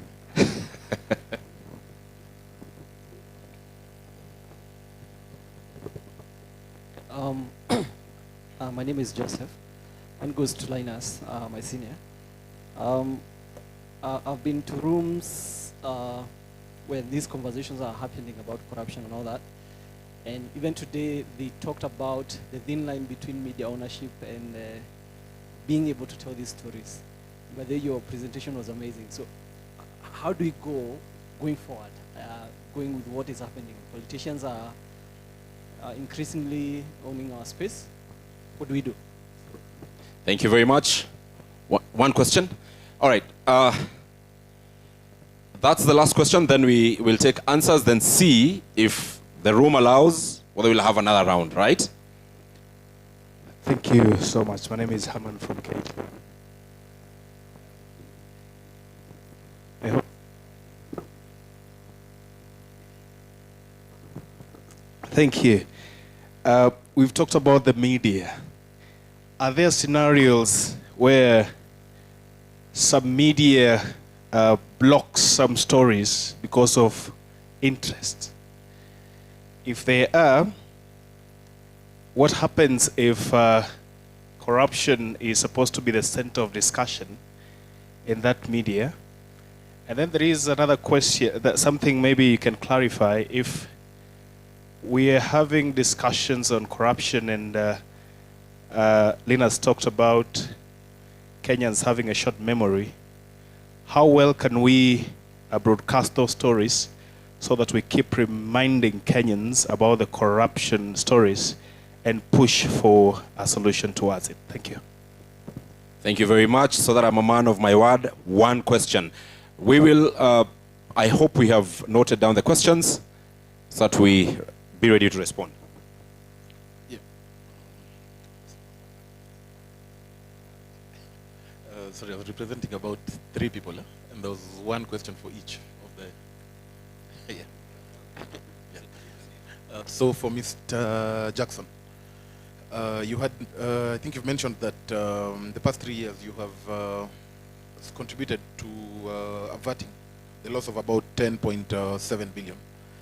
We just wanted to find out if there are instances, specific instances where you could elaborate on that. Then still for you, this, I think Linus had shared a slide with the EACC, Control of Budget, OAG, DPP. You mentioned that they don't speak the same language. I think they do. At least 3 of those 4 speak the same language, just in a different room. Just an example of this, we've not seen the EACC sort of initiate any investigation, high-profile investigation, keyword is high-profile, from maybe EACC or Control of Budget reports. Is there a possibility of seeing this in future? Then for Mr. Kimeu, this whole, sorry, actually for Linus, guilt by association. I think the courts are more, they've pronounced themselves on this, but the media houses are also now increasingly sort of adopting this as well. But this has opened a new playground. I think we're all aware of proxies. So everyone is now using proxies, and media houses, the threshold for evidence writing that maybe Ibrahim has stolen this from that. We want solid evidence that it is him. That for a journalist is a bit challenging, because there's no way Ibrahim will write that I have appointed so-and-so as my proxy. How are you handling that as of now? Thank you very much. We will move to responding to the questions. We have a question for, or an invitation for a comment, I think, for Justice Kiage. We also have a question for the CEO EACC, but I suggest we start with the gentleman on stage. Linus, please go first. Thank you, Ibrahim. The question of ownership and how it impacts. I've had the benefit of working with various media owners, and my answer will be very simple. There are rules to every industry, and I'll give a morbid illustration. You can be an owner of a funeral home, but that doesn't give you a right to kill people just to generate revenue. Media ownership, I think, is a very tricky space, because you have to let people do what journalism is about. And journalism is not about the owner. It's blind to who owns it. The moment you tweak that, you are no longer a media house. You become a diary of the owner. And you know what will happen? Nobody will consume you. So I think for any aspiring media owners, you need to know that to exist and to do what you have to do in journalism, you have to play by the rules. And the rules are very, very stringent. The rules are ownership blind. The media is driven by public interest, purely public interest. And that public interest can also be to the detriment of the owner sometimes. So that's my answer to that. And question of media blocking certain stories. Let me reverse that. There's a lot of pressure normally on journalists and editors not to publish. Do not publish. Please nisaidie hapo. Kuna kakitu hapo. And it turned out, sometimes some of them would call even before you have the story, that you know that Mohammed guy at EACC is planning something. Oh, what I'll do is I tell Ibrahim, Ebu and EACC, because there is something.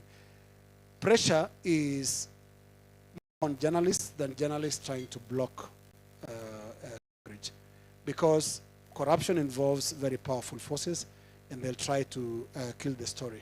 And this is something you have to be used to as a media practitioner, that there'll be a call to you as an editor. There'll be a call to you as a journalist. Don't do this, don't do this. And that's a test to you whether you will withstand.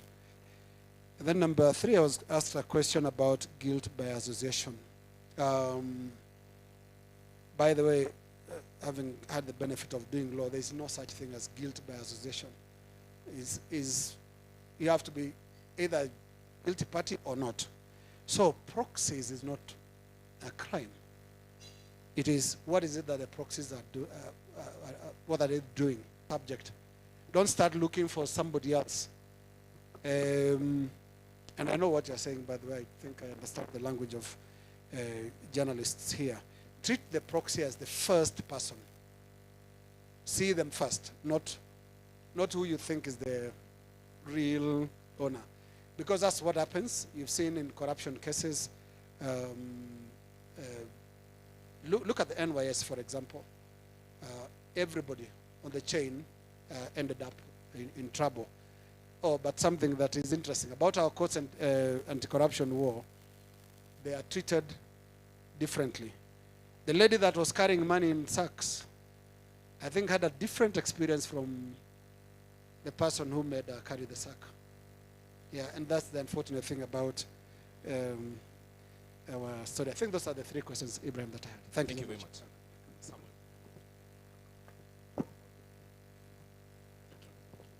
Director Mwe. Thank you for the questions.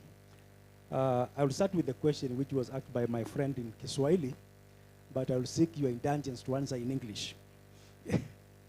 The question was that EACC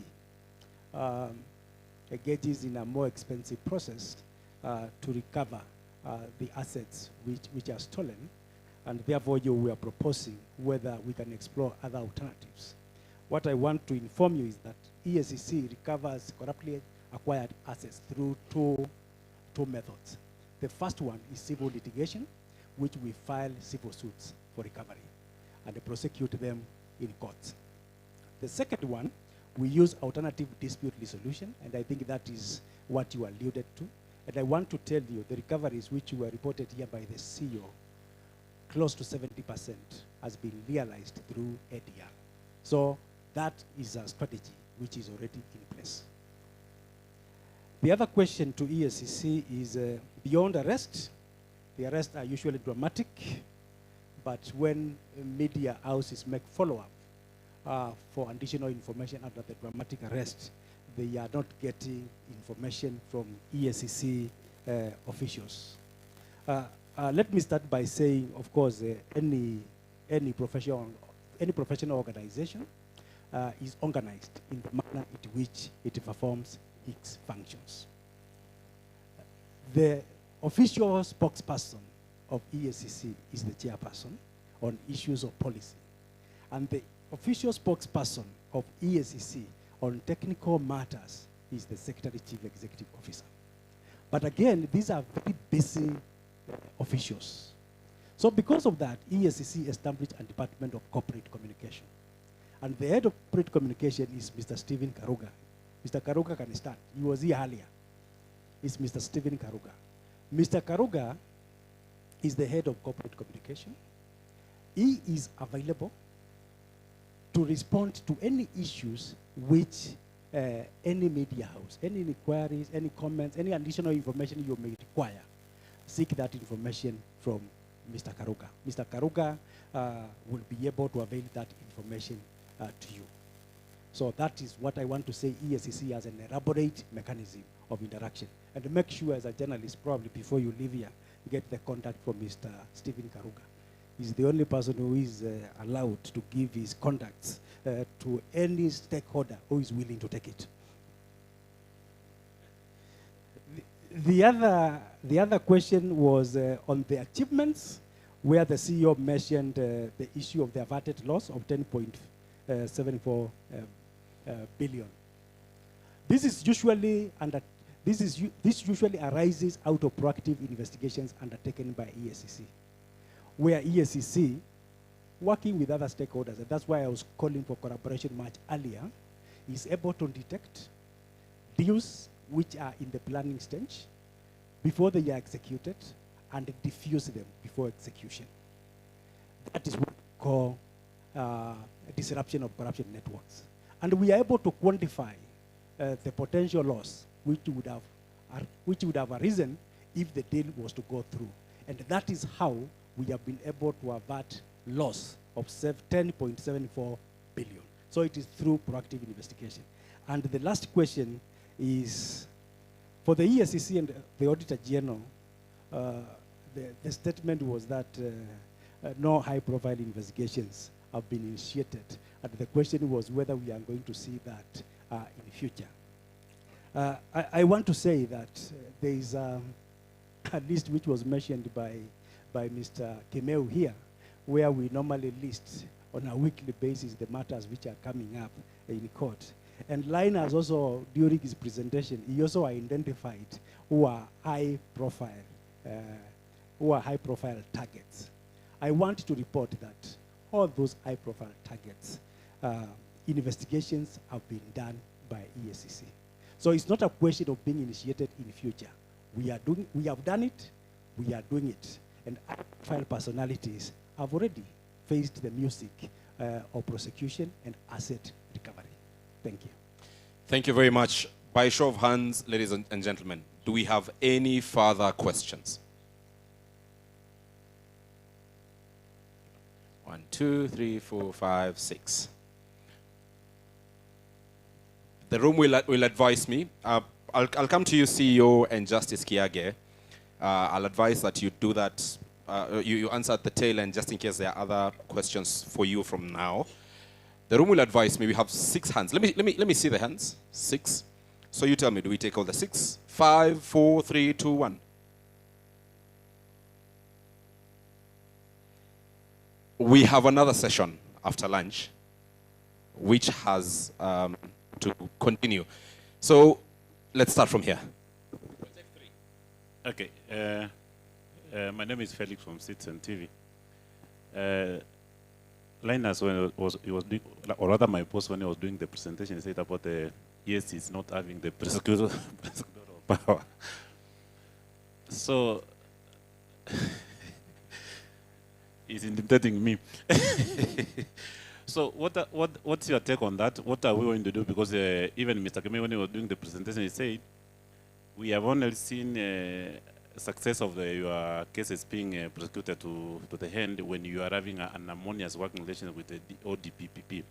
But when the chain is broken down, the rate of success is almost to 0. So what's your comment about that? And about, are you having appeal or having a prosecutorial power to do what you are supposed to do?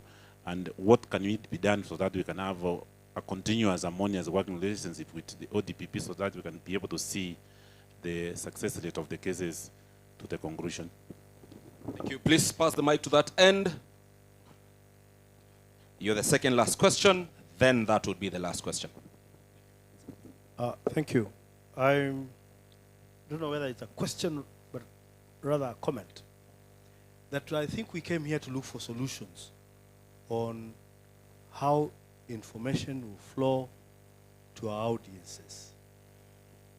And I've just had a comment from Mr. Mue.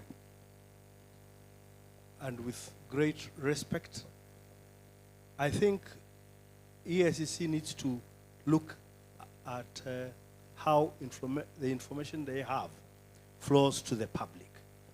Because to channel all that information to a funnel, only one person, and we are in a devolved system, you know, where the whole country devolved to 47 counties, and you have officers out there, a correspondent in Isiolo, reaching out to Mr. Karuga will be a headache. I probably reach out to him. Not everybody else has that ability. So you need to look at a reform plan on how all the information you have, and I really believe you have a lot of information, on how that information will get out there. Don't put it in a funnel. It won't get out. Thank you. Thank you. Aseto, Hi. the last question. My name is Aseto from Standard Media Group. My first question will be going to Akimeu. You mentioned about individuals who are taken to court, but because of matters to do with appeal, we find that I am innocent until proven guilty. One would argue that perhaps it's supposed to be the complete opposite, guilty until proven innocent. So what do we do in terms of changing that to ensure that individuals who are ending up in office actually are people who deserve to be in those offices? And I think I'll also ask EACC. We've talked about individuals who we know are not clean to be in these offices, but they're cleared. You say, you give a report, they're not clean, but they're cleared to run for these offices. So how are you reaching across the aisle to ensure that you're speaking the same language? Thanks. Asante sana, Aseto. Bwana CEO Abdi, allow me, because I've got 2 roles here, one as a moderator, 2 as a reporter from NTV covering this event. Allow me now to look for a story. The Senate has been, up until 30th of March, CPAC has been going through the audit reports for governors, and we saw drama at the Senate, some governors failing to appear, and the committee said they'll be forwarding some of the files to you. The process is since concluded because 31st of March ilipita. Have you received those files? Secondly, on the ongoing fuel scandal, is there anything that the EACC has before you that you can comment about. Steve, allow me, because lazima tungetafuta pia story. So we proceed. Director Mue tafadhali.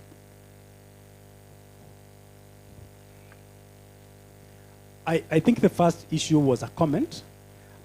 So that is something I've just taken note. The issue of channeling all these inquiries to one office. So that is something I have taken note. But what I want to add in addition to that, when of course there is information to be communicated, more than the persons I've mentioned are authorized in the commission to be able to communicate to members of the fourth estate. We have our regional managers who are out in the counties on the topical issues they are handling. With the collaboration, of course, with the headquarters, the CEO authorizes them to speak and address those issues. Other senior officials of EACC engaged in different activities which has been delegated to them. They are also allowed to disseminate information to the media. So it's not necessarily that it is only Karuga who can speak to the media, but at times when you are making inquiries, even you as a journalist, sometimes you may not know who to ask that question. And the Karuga will be the best point of contact when you want to answer the question. There is an aspect which I did not clarify on the last question which I answered on whether there are cases referred by the Auditor General which EACC has investigated. And I will just give a simple answer, yes. We receive many referrals from the office of from the Auditor General, either directly or through various committees of Parliament which process those reports. And EACC has been able to carry out investigations on that. The other one which relates to EACC is persons cleared with the negative reports by EACC. What is EACC doing? What I would say is that EACC is aware of this. This is a concern EACC is alive and well with, and it has been engaging the relevant agencies of government with a view to look for a solution. This happens because of Article 93 and 193 of the Constitution, which allow persons who have been called to answer, gives them opportunity to exhaust all the appeal mechanisms before they can be stopped from either participating in an election or even being barred to hold office. That's what I would say. Thank you. Asante sana. Kimeu. Thank you. I think when I settle, I'll try and articulate this as clearly as I can. The standard of innocent until proven guilty is a safeguard to protect people's liberties. Why? Because the purpose of apportioning guilt and innocence is for punishment purposes. So we cannot reverse that. I think I would be opposed to reversing that because civil liberties would be at stake. But when it comes to leadership, the question should rather be that you are untrusted until you prove you are self-worth of our trust. That's the best I can articulate that. Why? Because you only trust people who exemplify the best in society, not the other way around. And while in criminal law we say you would rather let 99 criminals go scot-free than jail an innocent person, I don't think you can equally say that you would rather get, you would rather get criminals in government office and I don't know how to articulate that, but I think you get the point. The point is the two standards are different. The purposes are different and the paths are different. So when someone defends themselves, when they are seeking to, when they are being assessed for office, when they say they are innocent until proven guilty, you should tell them that we are not looking for criminals to punish. We are looking for leaders to put our trust in. Thank you. Asante. Asante. Now I'll pass the mic to Bwana Abdi Mohamud, the CEO, EACC. There are questions that were thrown your way. Thank you. So I will start with the easiest, which is the investigation on the oil importation. That matter is being handled by the Directorate of Criminal Investigation. You have seen people going there to be interviewed and to record statements.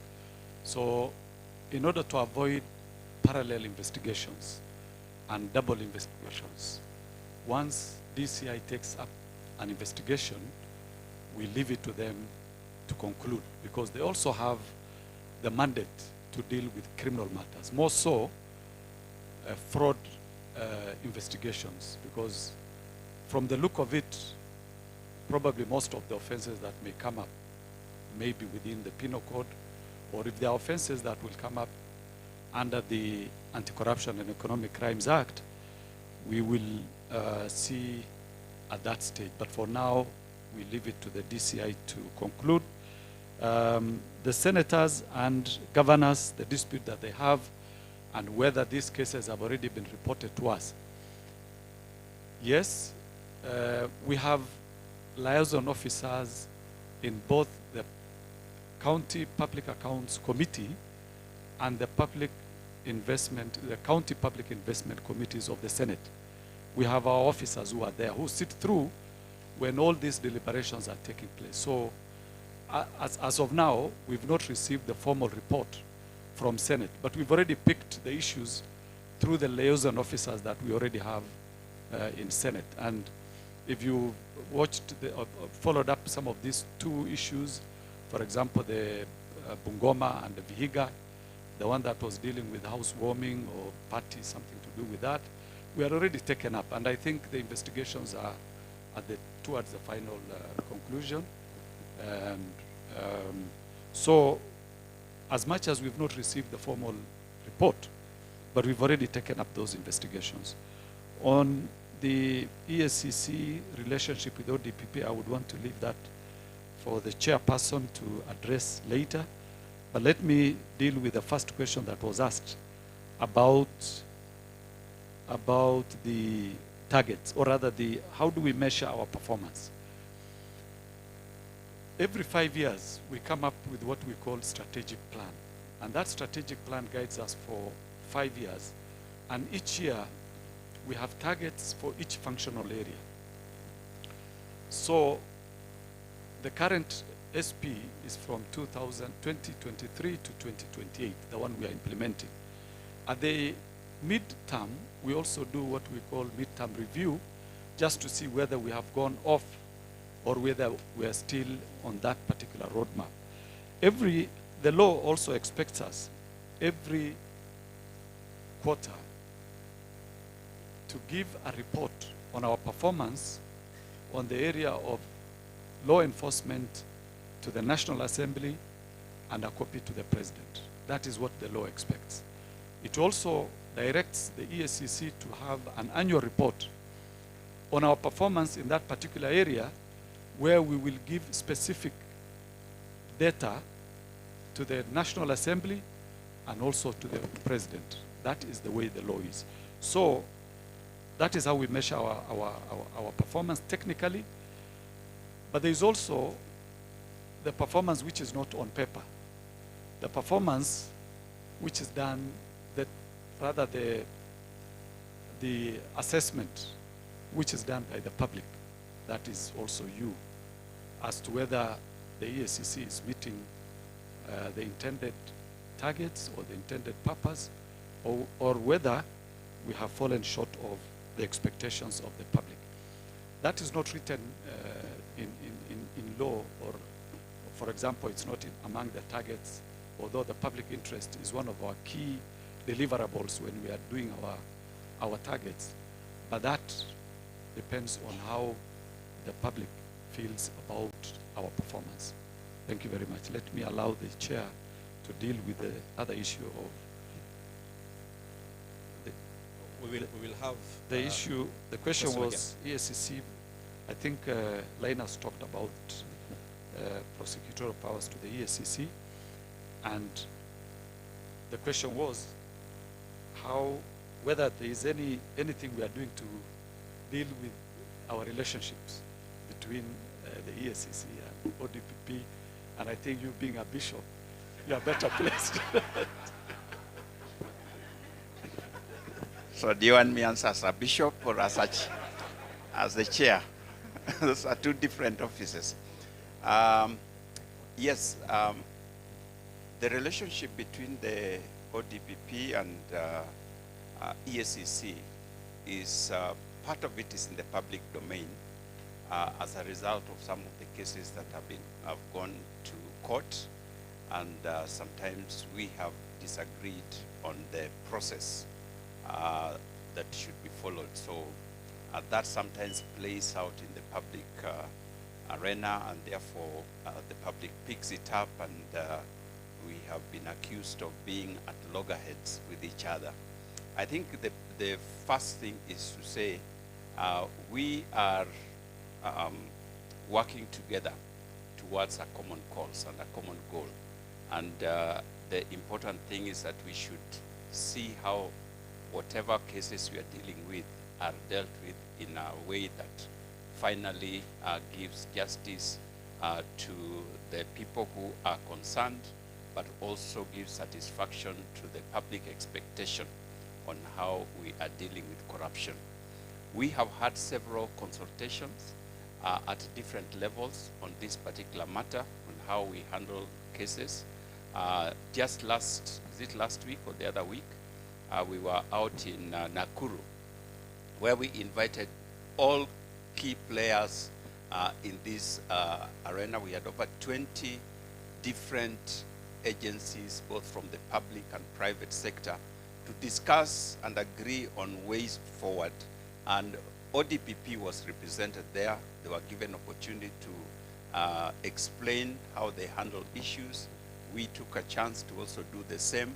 But what was coming out is that there is need for greater collaboration if we are going to move forward in a way that is more effective.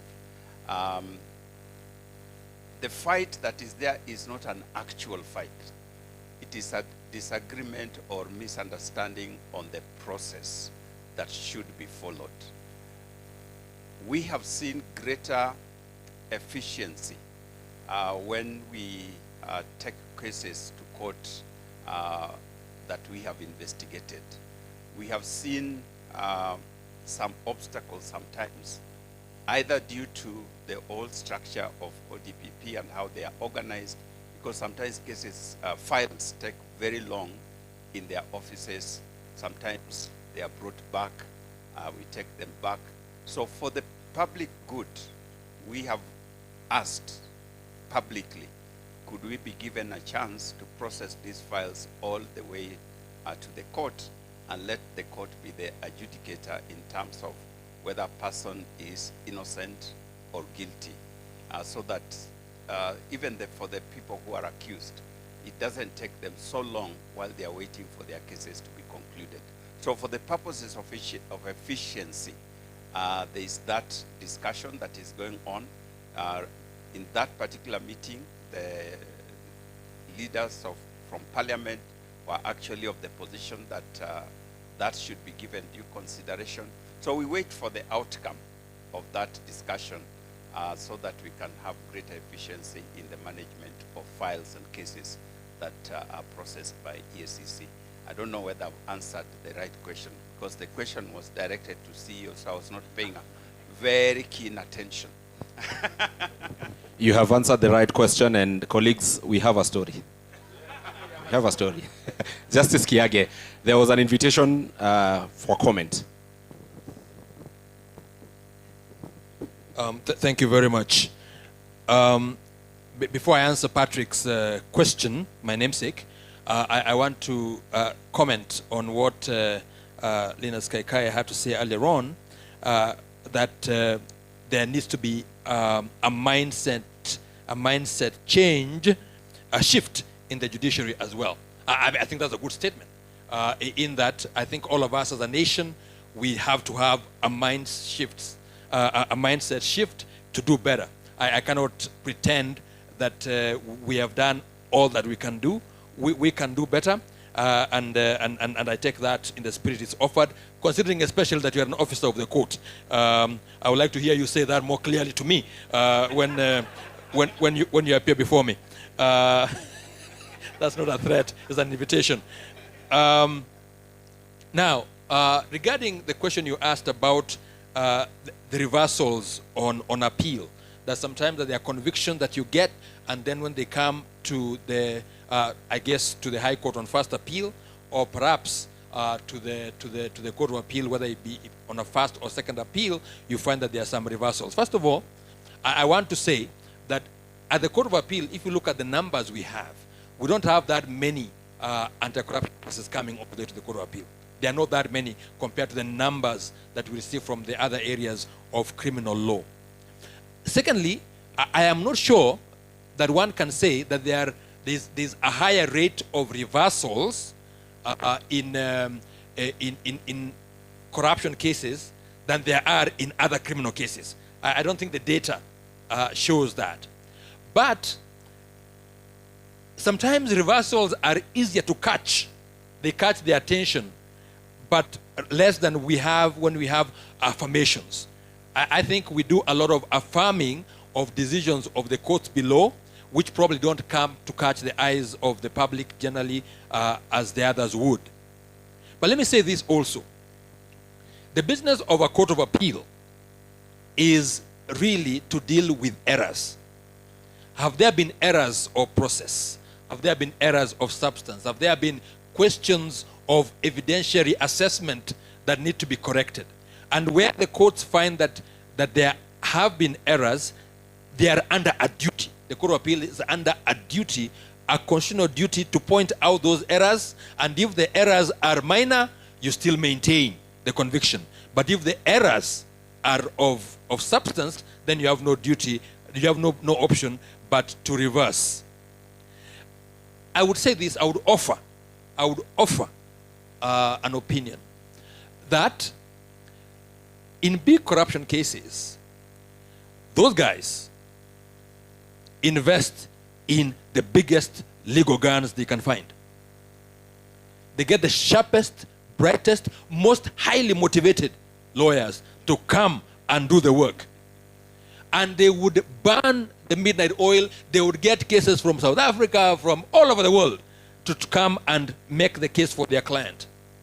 I think it's important that those who are charged with defending those convictions before appellate courts must also be at a place where they are able to do as good a job as the defense lawyers. If you don't, the quality of advocacy does actually have an impact on the outcome. So I would say we, the good people, must do a better job. We must do a better job, because if the job is not that well done, the outcome is a foregone conclusion. Finally, the good thing to know is always that in the event that an appellate court has done it wrong, there is always the right of appeal that is given to the DPP. So that if on appeal you find that the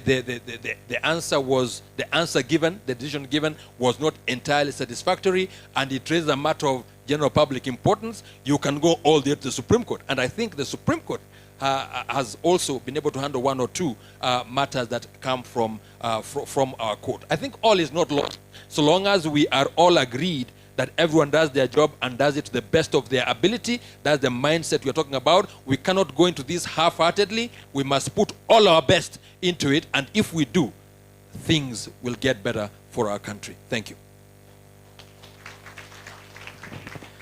Let's appreciate Justice Kiage one more time.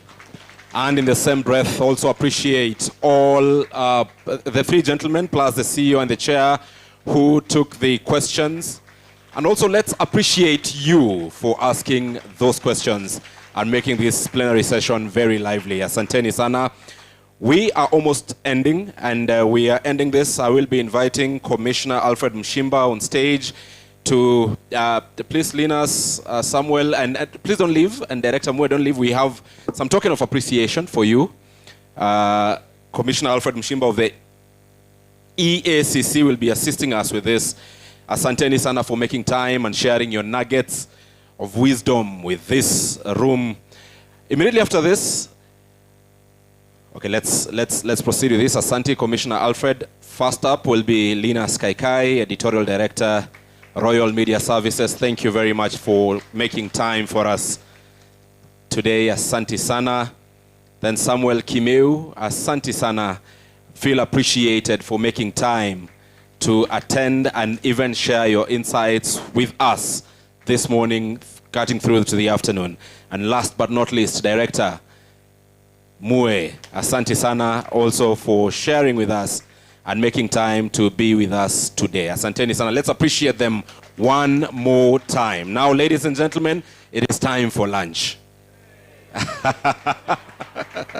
And this is what we'll do. Lunch will be served on 5th floor. All right? As we exit, we will all pick our meal cards. They'll be issued to us at the exit.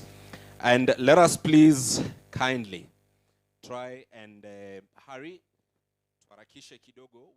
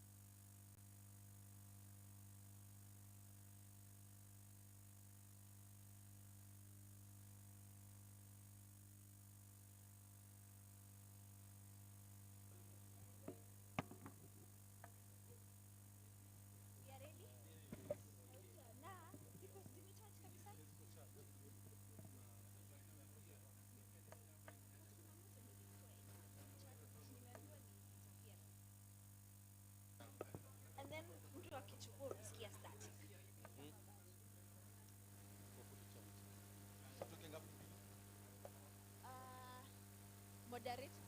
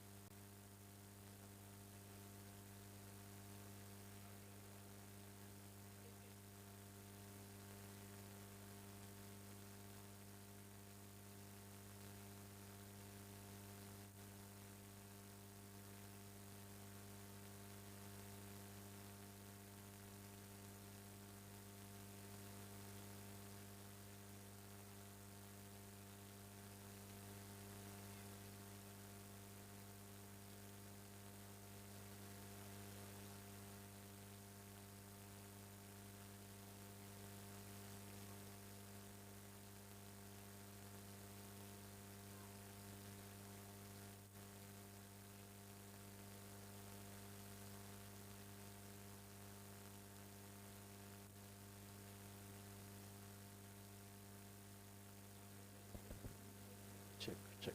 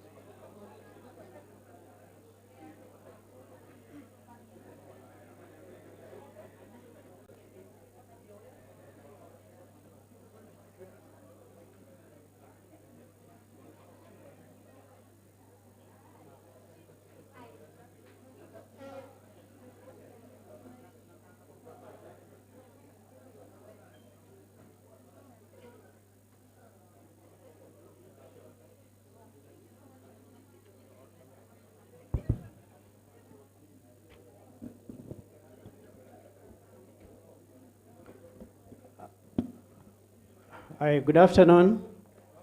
Good afternoon. Hello? Hello? Turn to your neighbor and ask him or her, did you enjoy lunch?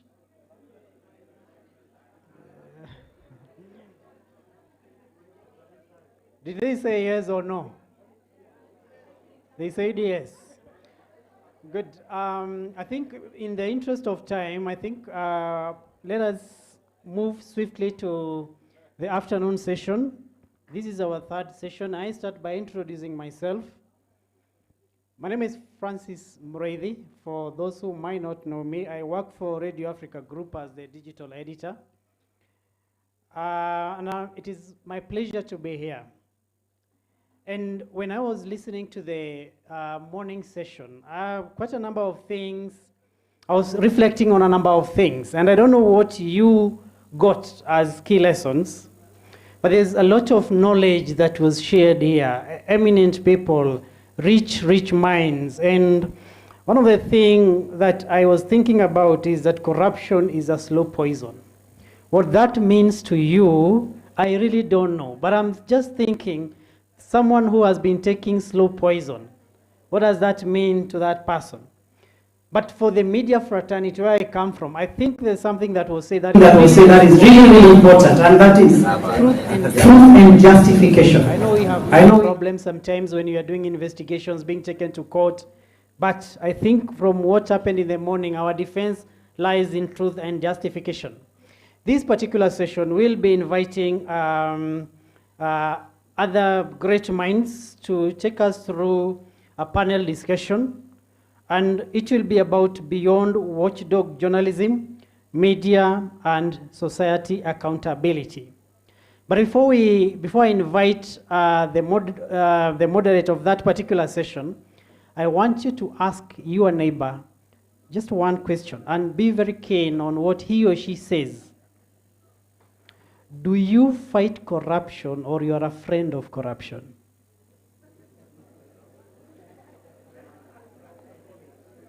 What do they tell you? Do they fight or they are a friend of corruption? Keep that. At the end of the session, we'll invite you here to tell us what your friend said. But you should not disclose to us who is your friend, because maybe the friend said, I'm a friend of corruption. I would like to invite one of the finest news anchors we have in our republic today. She also works as a reporter. She's well known for Sunday Live program, something I personally enjoy watching.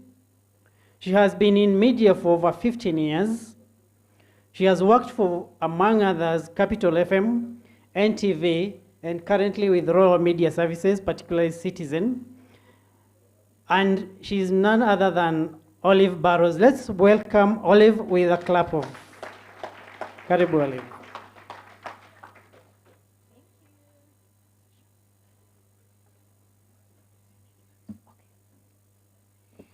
Thank you so much, Francis Mreithi, Group Digital Editor, Radio Africa. Extremely privileged to be here among colleagues, very many faces I have not seen in a while. So this has been an incredible opportunity to at least see you and catch up and touch base. I will begin by introducing my panelists. And as I do so, just as Francis stated, what we're discussing now is beyond watchdog journalism, media and social accountability. And we'll be joined by 4 gentlemen. I know gender balance was an issue earlier with Ibrahim Karaja. I suppose I will have to meet the quota. I'll begin with Macharia Gashuru, who is Editor-in-Chief at TV47, Cape Media. And I'll ask you, as you come up, you take the seat at the furthest end. Macharia Gashuru is currently the Editor-in-Chief of TV47, Cape Media Limited. He has been in the media space for years, having worked for the Nation Media Group and Royal Media Services. He has also worked as head of strategy at Cape Media, the parent company of TV47 and Radio 47. His day-to-day roles are in the newsroom editorial leadership. He has also worked as an assistant director of communications in the office of the Deputy President. Makofi yake tafadhali. All right, and next on this list of mine, I'd already compiled some profiles here. I will call up representing or the chair of the LSK Nairobi branch. I want to call him up. His name is Eric Kivuva. And let me tell you a little bit about Eric. He is the current chair, as I said, of the Law Society of Kenya Nairobi branch, partner at McKay Advocates in charge of litigation and alternative dispute resolution department. He has vast experience in diverse and complex litigation matters, having handled employment and labor disputes, constitutional and judicial administrative review, banking and commercial litigation, land disputes, public procurement, insolvencies, IP-related litigation, and is a member of arbitration and a number of arbitration matters. Before co-founding McKay and Company Advocates, Eric worked as Group Legal Counsel, Standard Media Group, where he started things up and put in place efficiency measures and procedures in the legal department, which in turn positively impacted the company. And I could go on and on, but in the interest of time, I will leave it there. At this point, allow me to also call up Professor George Nyabuga, who is Associate Dean, Aga Khan University, Graduate School of Media and Communications. George Nyabuga, PhD, is the Associate Dean and Associate Professor at GSMC, which is the Graduate School of Media and Communications at the Aga Khan University. He worked at the University of Nairobi as an Associate Professor of Media and Journalism. He has almost 20 years experience teaching in higher education. He taught journalism and media and cultural studies at the University of Worcester. He'll tell me if that's, I doubt that's how it's pronounced. And international media and communication and comparative politics at Coventry University, both in the United Kingdom. Professor Nyabuga worked as a journalist before joining academia. His last position in the media being the managing editor in charge of weekend editions and managing editor media convergence at the Standard Group. Makofi yake tafadhali. Like I said, these guys have very long profiles. I'm trying to keep it as concise as possible. And last but definitely not least, we are joined by FCPA, John Lolkoloi. And he is John Lolkoloi, Director, EACC Investigations. He holds a Master's of Business Administration, Strategic Management, and a Bachelor of Commerce, Finance. He's a Certified Public Accountant of Kenya, a Certified Fraud Examiner. He's a member of both the Institute of Certified Public Accountants of Kenya and the Association of Certified Fraud Examiners.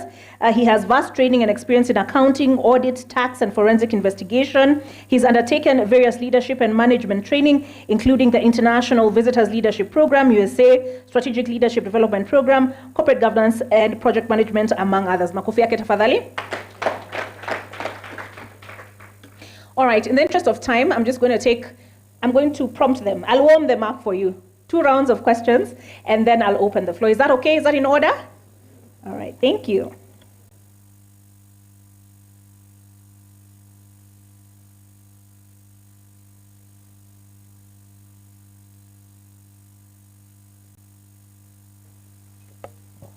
You can hear me? All right, great. So I'll start with you, Macharia. We're talking about beyond watchdog journalism and taking that to social, social accountability. What does that mean to you? Beyond watchdog journalism and media and social accountability. Thank you. I think, first of all, as media, we have tried. I would appreciate the role the Kenyan media has played in terms of being the watchdog. And over and above that, we also appreciate the fact that we are Kenyans before we are journalists. So we also look at things from a Kenyan perspective. I would first look at things as a Kenyan. I would first look at accountability as a Kenyan before I'm a journalist. Of course, when I come to the side of being a journalist, I'll have to be professional. And that is where now we come in looking to what the public has entrusted us to do as the media. Because by the end of the day, the media is trusted by Kenyans. The media is what, I'll give you an example of when somebody in, say, a village, in my village in Kiharu, or somewhere in Muranga, a very small village, and they will tell you, I heard that on radio, because they believe and they trust what was said on radio, but I saw that on TV. So by the end of the day, they expect us to be that role, that responsibility of ensuring that we are able to help them in terms of putting our leaders, and not just our leaders, even ourselves as Kenyans, to account to what we are doing. So what I would describe as media doing beyond that a watchdog role is us being responsible, number one, and number two, us understanding what our role is, so that we do not go beyond that line that we are supposed to cross. But I think it's more of us putting those who we are supposed to account, or rather those who we are supposed to put to account, to where they are supposed to be, and ensuring we follow up beyond just reporting. Because in many cases, we've had cases of we report a story and we end at that. Today, we've had a story on newspaper asking about the people who are involved in the oil scandal, but beyond that, it's a good journalism, because they're asking beyond the EACC, wanna see you arresting people and all that, what went beyond that. So the media is part of that. Okay. Prof, I'll come in now. Are there instances, to your knowledge, where media has gone beyond their watchdog role and are now in the social accountability space?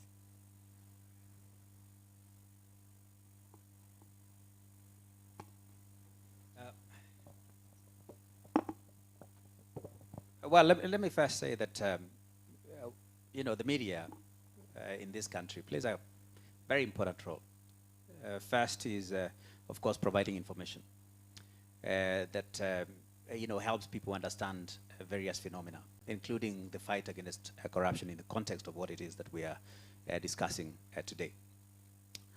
And one of the things, and I think we've seen this very recently, despite the sensational headlines that we oftentimes see that may have contributed to some extent. And let me perhaps say something contrary to what my colleague has just said, that I think there's declining trust in the media to some extent because of such sensational headlines that seem to polarize this country into political divides.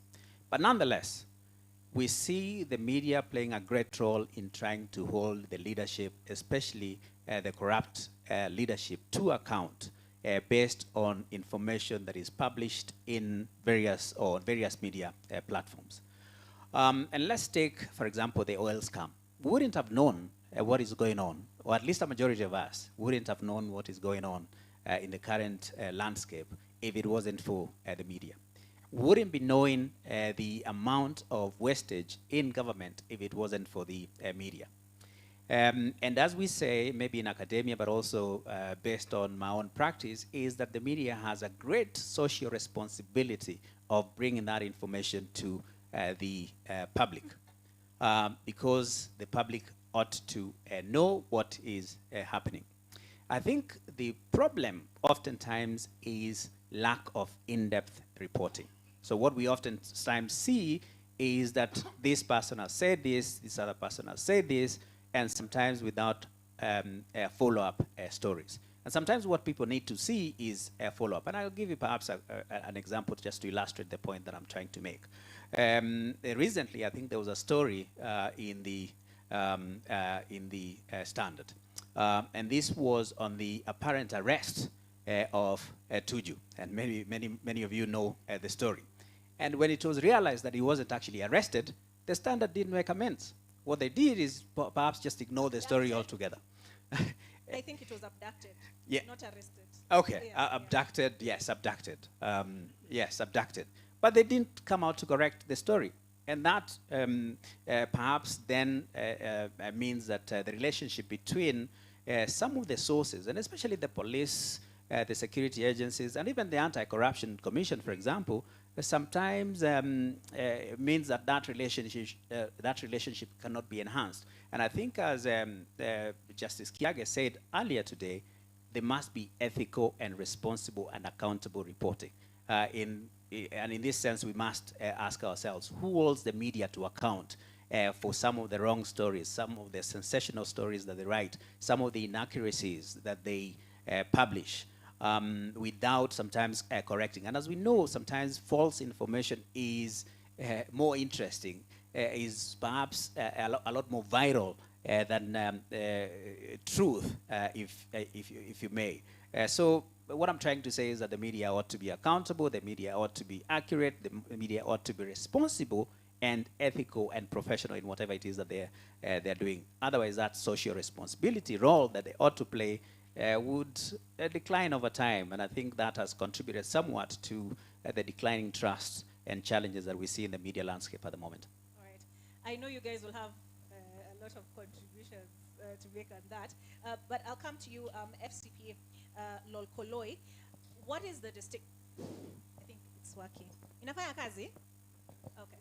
What is the distinction between what EACC investigates and what DCI investigates? Because there were questions around this oil importation, the fuel saga, and the CEO talked about fraud, right?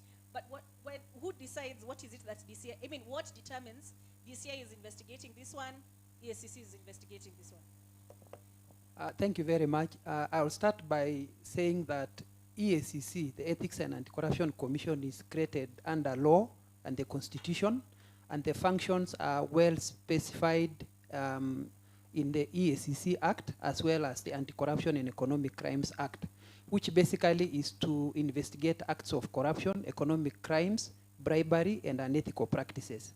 So pursuant to the signing of UNCAC, United Nations Convention Against Corruption, each country was required, the member states, to establish specialized institutions to carry out investigation on corruption and economic crimes, and to have professionals from diverse backgrounds. And that is why at EACC, we have, for example, lawyers, we have accountants, we have career detectives, procurement experts, and ICT experts. So our functions are clearly established, and EACC is the lead institution in investigating corruption, economic crimes, as well as unethical practices. But nevertheless, the police, from historically, they also have a function to investigate all crimes, and corruption is one of the crimes. But in practice, you will find that most of the corruption cases have been investigated, being investigated by EACC. But again, there are certain acts that you may not quite differentiate whether it's really corruption or it borders on penal code offenses, and that is why our CEO, when he was talking about the oil, saga, it's likely to be an issue of fraud. And what we do as an institution to avoid duplication, once an institution has picked up a matter, then we allow them to continue, and if there will be need for us to assist them or for them to refer certain aspects to us, then we do it so that we don't create a lot of confusion, because even the corrupt, when you find two institutions investigating the same matter, it can be lost. And some of them may want to see where they think they can be assisted. So for the oil saga, right now it's the DCI investigating. So it's DCI investigating because walichangamkia kwanza ama? Not really. I think it was the issue that it is fraud. It's likely, the likely offenses to be disclosed are penal code offenses, and for us the offenses are on corruption. But that does not mean that if it will be required at some point, we will not lend a hand or take certain aspects, especially even if there will be issues of asset recovery. Okay. Thank you. And I'll come back and ask you to explain the process between, like, how you commence investigations and all of that. But before that, Wakili Kivuva, there was a question of when we publish this headline, right? Are we declaring these people guilty as opposed to innocent and proven guilty? What's that balance between keeping the public informed, right? Public interest versus protecting the rights of these individuals who are suspected of these crimes?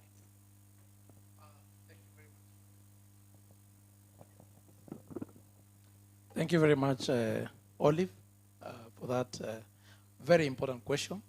And I think in answering it, we must appreciate that there has to be a balance between the provisions of Article 33, which is what gives the media their freedom, and Article 50, which is now the one that speaks to issues around fair trial.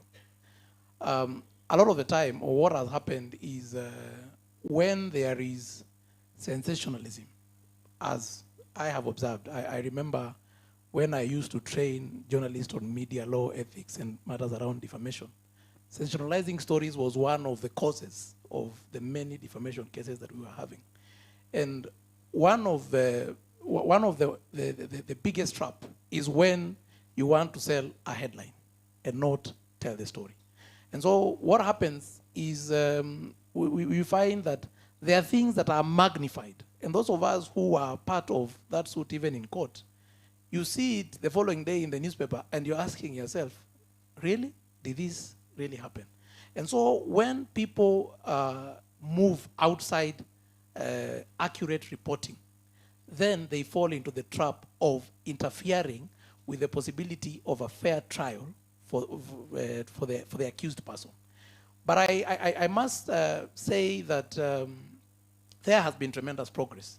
And I think that the Judiciary, LSK, and the Media Council can put together what I would call reporting protocols, which then will enable there to be maybe more openness in terms of even the judiciary giving access to the media for most of these corruption matters, and there being a more accurate reporting because they will be guided by a protocol. I would say that there are instances when reporting has caused someone to look like they are already guilty of the offense. But where there is accurate reporting, the media is, of course, within their purview to make the reporting. All right. Macharia, we have seen many headlines, shocking headlines, shocking figures, even with news stories, shocking amounts that boggle the mind. But over time, do you think the public has become desensitized to these types of stories or headlines because, you know, it's shock and awe, and then all of a sudden, down the line in court, we are told the prosecution was unable to execute or prosecute the case. Do you think there is a sense of, within the Kenyan public, a sense of disillusionment, perhaps, as far as corruption and prosecuting corruption is concerned? I think I would agree with you. I would agree with you because we've had so many headlines, like you say. We've had so many shocking headlines. We've had so many figures thrown around. But maybe the failure that we've done as media, that we need to accept, is breaking down to them to understand this is what it means to you. For example, when you tell them 3 billion has been stolen, 10 billion has been stolen by so-and-so, but not making them understand, okay, this 3 billion, this 10 billion, this amount of figure would have done A, B, C, D, or would have had this impact on me. Maybe that's what we might have gotten wrong as media, because ask anybody around how much a billion is, they may not even give you how much a billion is. What I would think we need to do is to make them understand beyond the headline, beyond us reporting, just like Prof said, this said, EACC has said, DCI has said, beyond the headline, beyond what has been reported, what does that mean to them? What does that mean to somebody in Kariobangi? What does that mean to somebody in Kilifi, for example? And I think that's the only way that will make them now see this is why we need to wake up, for lack of a better word. This is why we need to be more alert as Kenyans. This is why we need to care. Because by the end of the day, if for example, I don't even understand how much that means to me, I would not even care. And I'll be left to just say, okay, they just steal our money. Then beyond that, they are taken to court. We are told there was no evidence, then they are released. So that cycle happens again and again. So it's our responsibility as media now to tell them, this is what this means to you. This is how much you have lost. This is how much that money would have done to you, or this is how this would have done to you, beyond just telling them what has been stolen, what has been lost. Person A has done A, B, C, D. And I think we've had such cases in a few incidences that maybe we can point out where we have gone beyond telling them the obvious. But I think more needs to be done. And I think I appreciate that colleagues are here. We can go beyond just splashing those headlines. All right. Professor, there's a headline I recall vividly that the Nation did, and they compiled, you know, very many headlines from the past on corruption that they had featured on their front pages. And then they asked, who cares? Who cares? So we report on these corruption cases. Does it have an impact on the ground, really? Does it have, is there an element of deterrence? You know, I think we care. And let me just illustrate this using the law. Without the reporting on Goldenberg scandal, I don't think we would have had the Anti-Corruption and Economic Crimes Act. Without reporting, we wouldn't have had the other law, which is the Proceeds of Crime and Anti-Money Laundering Act. We wouldn't have the various case law that Kimeu, for example, was talking about. So people really care. What oftentimes people do not realize is that based on those stories, there's what we call agenda mobilization. So that civil society, for example, picks up the case, investigates the case, EACC investigates the cases, then parliamentarians as policymakers, as lawmakers, take up the case and develop legislation. And without that legislation, we wouldn't have the fight anchored in law. We wouldn't have the setup of such organizations as EACC to fight corruption and such. So people care. It's not the everyday care, but ultimately it's the bigger picture that we're looking at. The development of law, the use of law, the prosecution of these cases, and sometimes the deterrence that we see. When a case is reported in the media, and I'll give you another case to illustrate what I'm talking about. Recently there was a report that SHA, I think, had lost so many billions. The cabinet secretary, Duale, called a press conference to deny that and tried to point out that the government actually had not lost the money.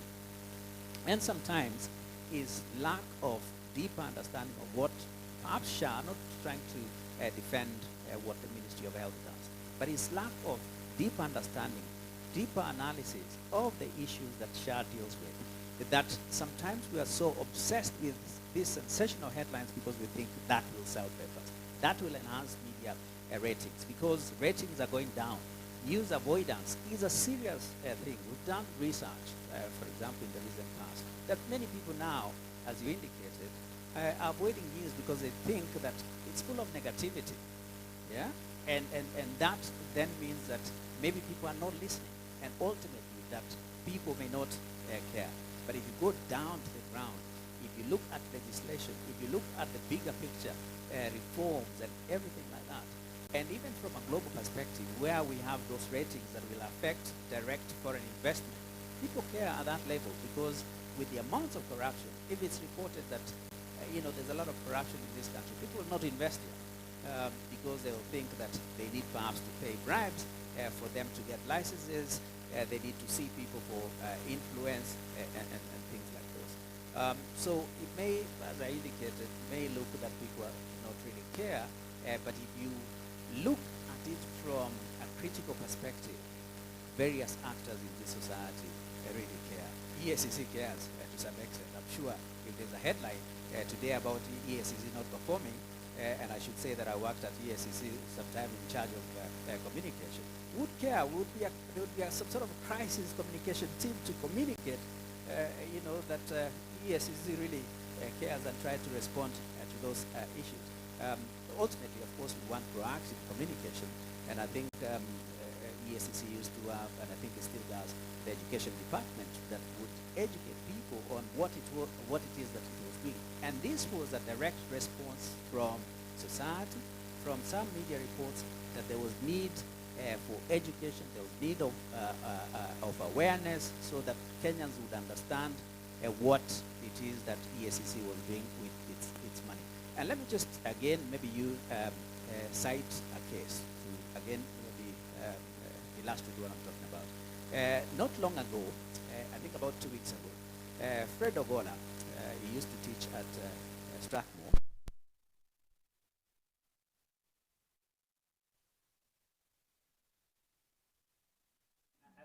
EACC colleagues, you might have seen that, where he indicated that EACC was set up budget is 3-point-something billion a year, and you have spent over that period something like 50-something billion. I think I have the Facebook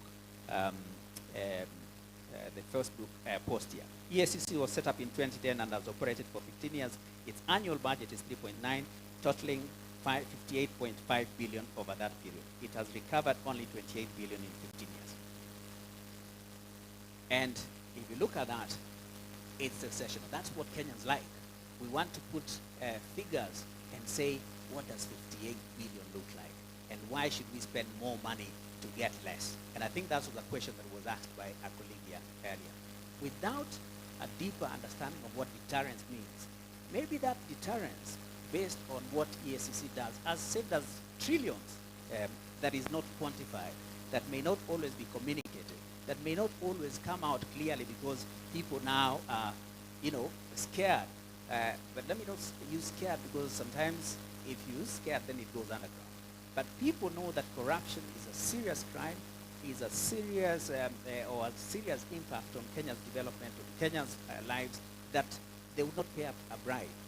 That deterrence is sometimes more important and ought to be looked at more critically rather than perhaps what it is that it has done. And I think that's where education, information and communication is a critical element in whatever any organization does, including EACC. All right. Wakili, initially when EACC would announce that it was going, what word were they using to carry out a raid? Tulikuwa tunachangamka, kama tulikuwa tunachangamka, tunapiga kamera. You want to see them cutting away things. Now, we are very cautious. Just the same as with police, tumepelekwa training. If EACC gives you wrong information, and you publish that wrong information, it is not a defense in court to say that EACC told me. So as media fraternity, how do we handle the information that comes from EACC sometimes without putting ourselves at risk of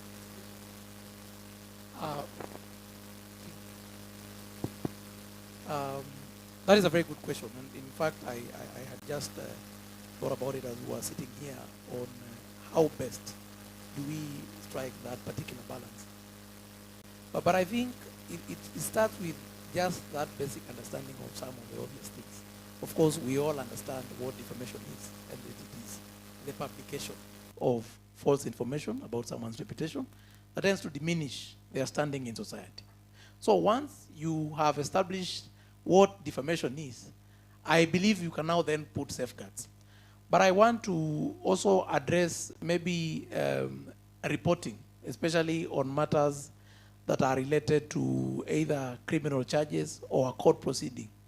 It is always very important that the person reporting on it seeks knowledge. And a lot of the time you find that your choice of wording is also likely to put you outside the ambit of defamation, because especially where you are relying on official reports, then I believe it is a matter that you can argue in court. I would want to say that we need to move to a place, and that's why I was suggesting that there needs to be some reporting protocols that are developed in conjunction with the Media Council, the Judiciary, and the Law Society of Kenya, so that defamation doesn't become a tool that is used to deter reporting on corruption, because that is not good for our country. Yes. All right. I'll come to you now, Director. Tell us, sasa, how does EACC know that these counties kuna tenda pahali, bibi ya mtu alipewa hiyo tenda, is it somebody mwenye alikatwa kwa hiyo deal na kupata yake? How does it work? Thank you. So EACC has different mechanisms of getting corruption and economic crimes reports. One is that we have members of the public coming to our headquarters and the regional offices. We also have them write. Some even report corruption acts anonymously. And then, of course, we also have the media expose that has been discussed today. We have the audit reports from Auditor General, Controller of Budget, as well as parliamentary reports and the Senate. But we also do have a department, because we do not only rely on what is reported to us, but we also engage in proactive sources of collecting information of what is happening, and those are the sources that we use to get those reports. And just allow me to mention something, because you've talked about beyond the headlines, and I just want to link it to the work that we do.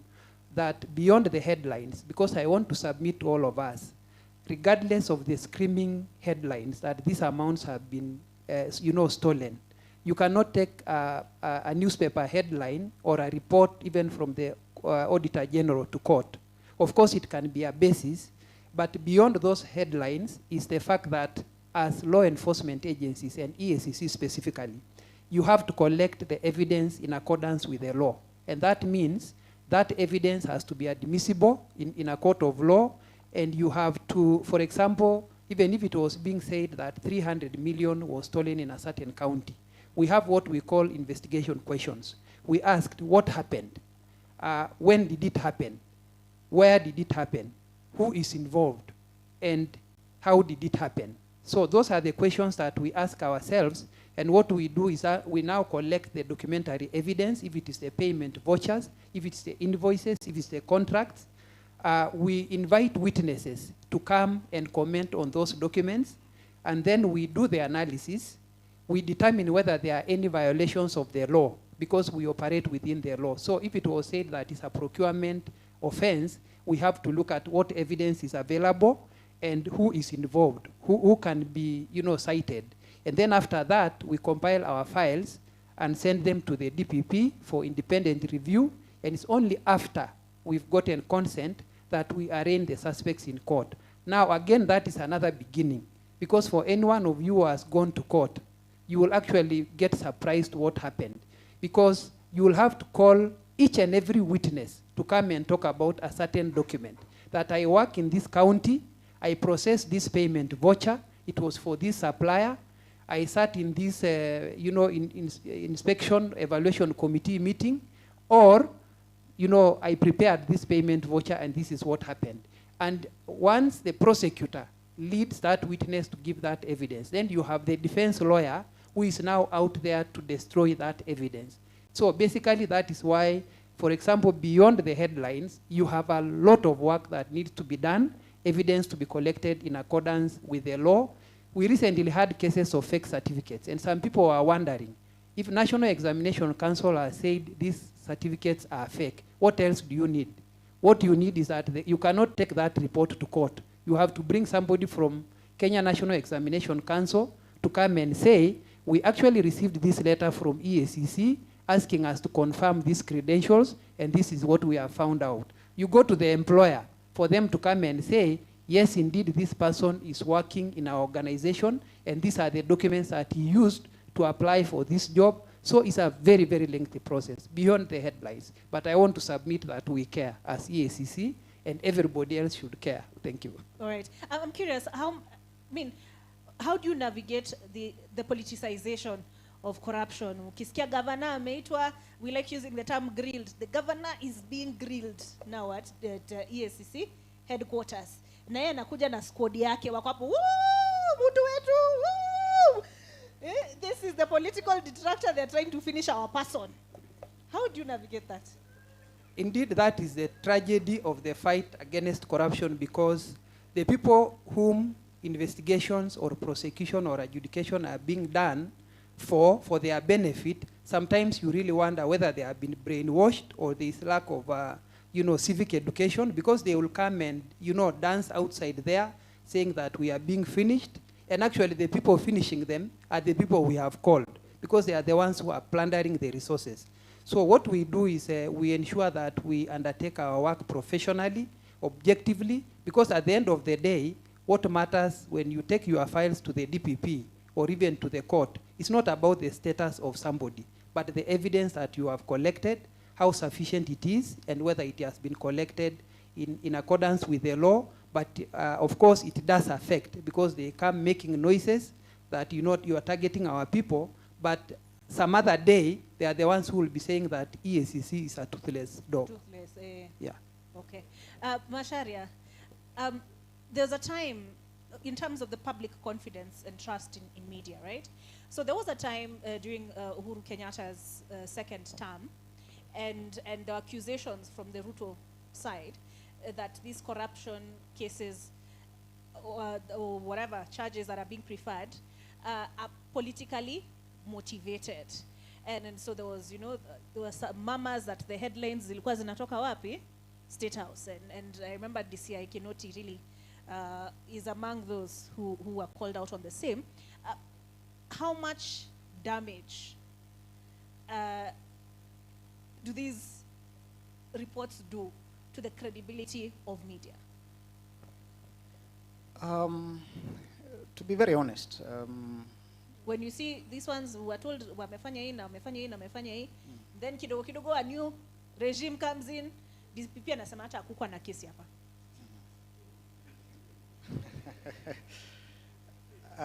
To be very honest, and I'm sure colleagues here know, there's a lot of interference. And every day there will be somebody, and I agree with Linus here said, you will receive a call from so-and-so even before a story is done. Hii kuna mtu anataka kunimaliza, wewe shughulikia hii.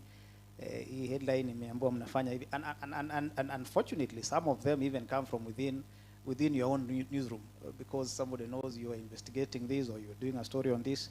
Hii simufanye hii, musifike hapa, hii sema hivi. And I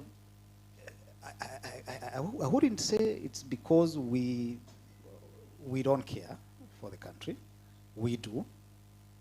But of course, there's that aspect of somebody wants to look good. And we know even from the higher offices, you'll be told. And this sometimes comes with the fact that most media houses some kind of affiliation. That's the fact that we cannot run away from. Hapa tuko na biashara hapa, so msiguze hapo, hapa tusiende hivi. Those are the kind of things that come. So what do we do? Sometimes we are forced to have such kind of headlines. It's unfortunate, and to be honest, it's not the right thing to do. But unfortunately, we have found ourselves into those spaces as media. And sometimes you look at those headlines and you can tell this one, iko maneno imepita mahali chini ya, yeah. So, yes, there are those cases. There are those cases that came maybe from the previous regime and then it comes. Even there were cases that were dropped immediately after another regime comes. And we don't know if another one comes, there will be other cases that will be dropped. That's the unfortunate bit, because by the end of the day, media is in business, agreed?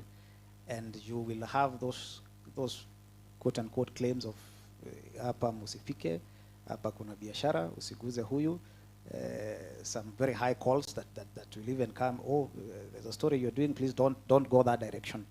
It's unfortunate because that's not the right thing to do, we all agree, but we have found ourselves in such spaces as the media in this country.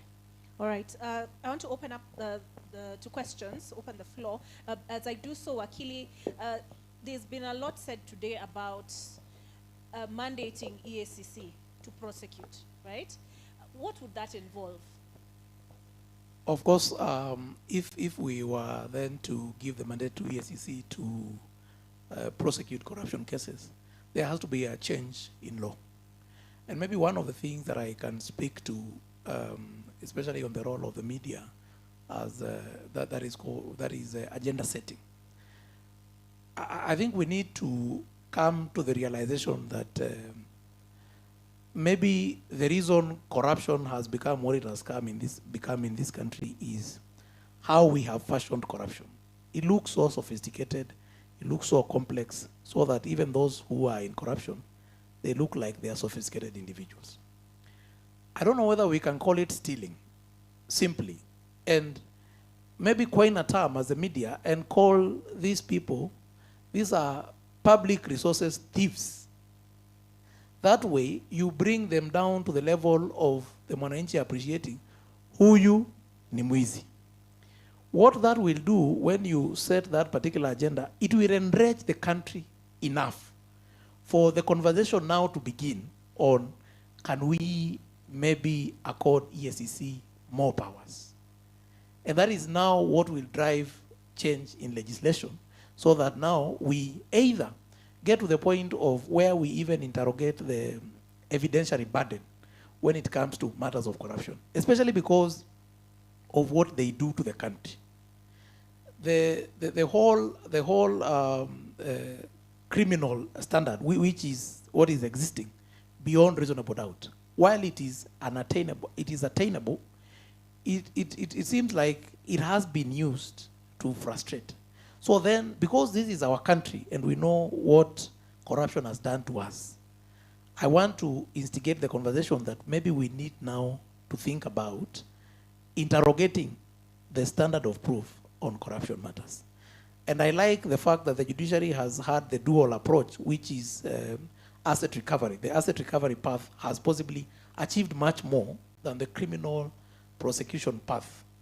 But now, as a country, and the media, the role I'm throwing to the media is for us to instigate the conversation.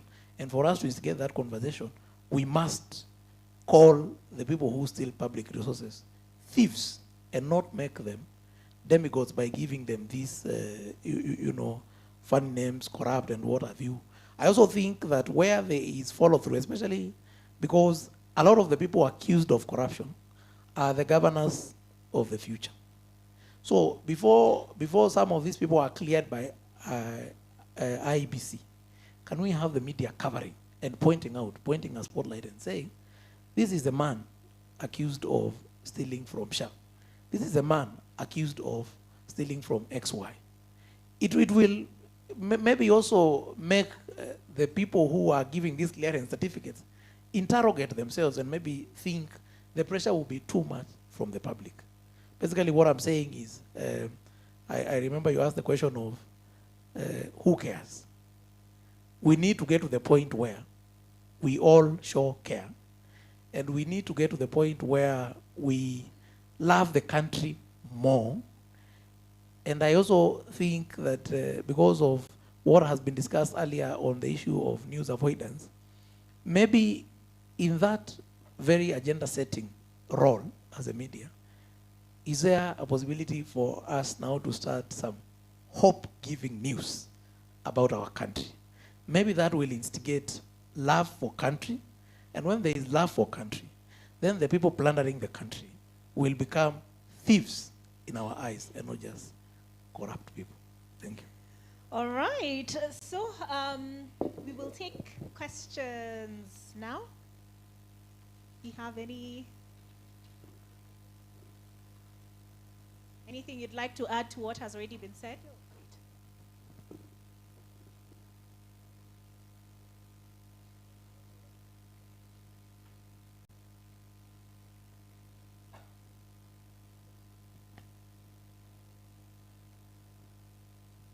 You need a mic?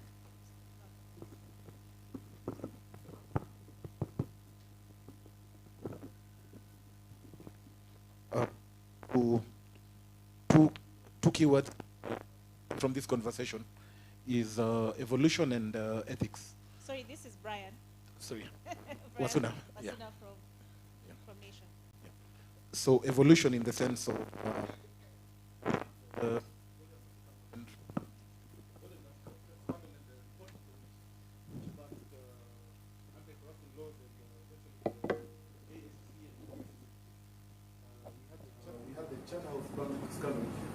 reporting on it now, gave back to anti-money laundering laws.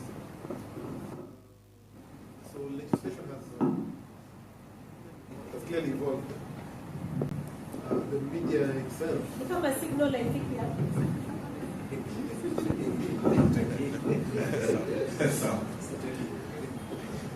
yeah, so legislation has clearly evolved. People have moved with the times. But with the media, in terms of ethical guidelines, they seem to have remained the same. There's an example I tried to give a bit earlier on proxies. I think our friends from the EACC can attest to this. More and more people are using proxies.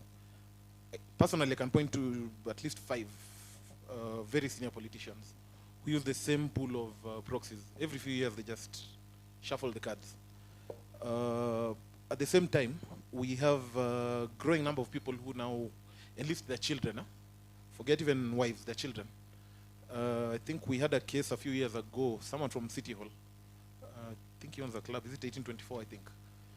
Kanani, yes. So he had engaged even his children who are minors. Now remember, ethical guidelines for the media remain the same. So we cannot identify or expose minors. So there's going to be a crossroads of sorts, where someone decides to stash everything with their children who are minors. Now remember, exposing even the parent, some people can identify their children from that. My point is, our guidelines have remained the same. Is it time to maybe consider sort of amending this? Because there will come a time when we'll be stuck between proxies and minors, where you're being told to stick to the facts. So what these people will simply do is steal an amount of money using this group of proxies.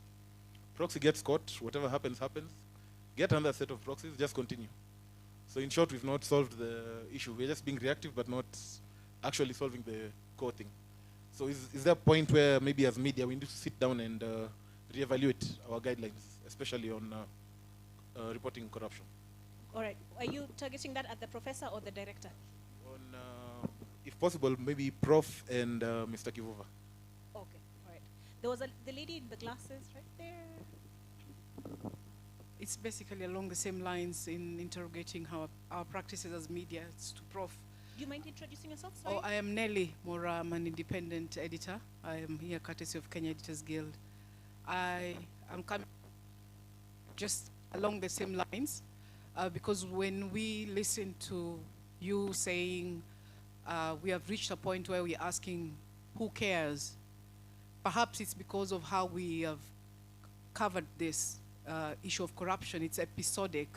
As much as the lawyer is saying that we call these people thieves, I don't know how far that will go when it comes to law of defamation. Perhaps it is time now we look at how we are covering this and look at perhaps embracing a feedback loop together with the EACC. Yes, there's drama at the time of accusation and presenting in court. Then the fatigue sets in when the case is dragging. But sometimes a reporter was on that same beat, has left the station or is not on that story anymore, and we don't know how this thing transpired. So EACC, if there's a feedback loop, comes back to tell us the outcome. Again, this morning the CEO admitted that they've recovered about 4 billion, which nobody's aware of.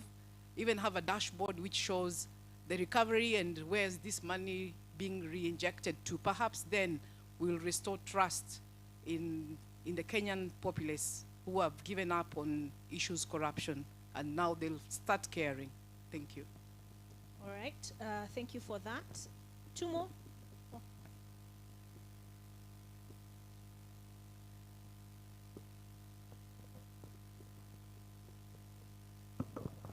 Thank you. This is Patrick again. My question goes to Lol Koloi. In regards to Chapter 6, we've had instances where someone who has been accused of corruption or linked to corruption has been cleared maybe to politically vie for a certain position. So I'm just wondering, is there a time where EACC now stands in and maybe reaches out to, let's say, IBC and tell them, listen, this person has been linked to this corruption case, or there is an active investigation about them going on, so they should not be allowed maybe to vie for that office just to protect Chapter 6. Thank you. My name is Ian Kitani. To FCPA John Lolkloy. I attended the session where you appeared before the Committee on Implementation of the Constitution together with the CEO.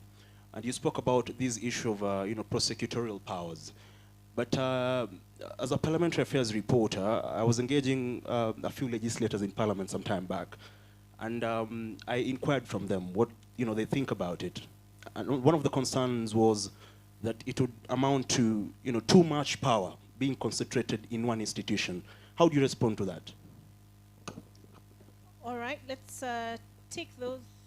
Oh, Ibrahim Karanja. labda hatuwezi kosa kupatia nafasi.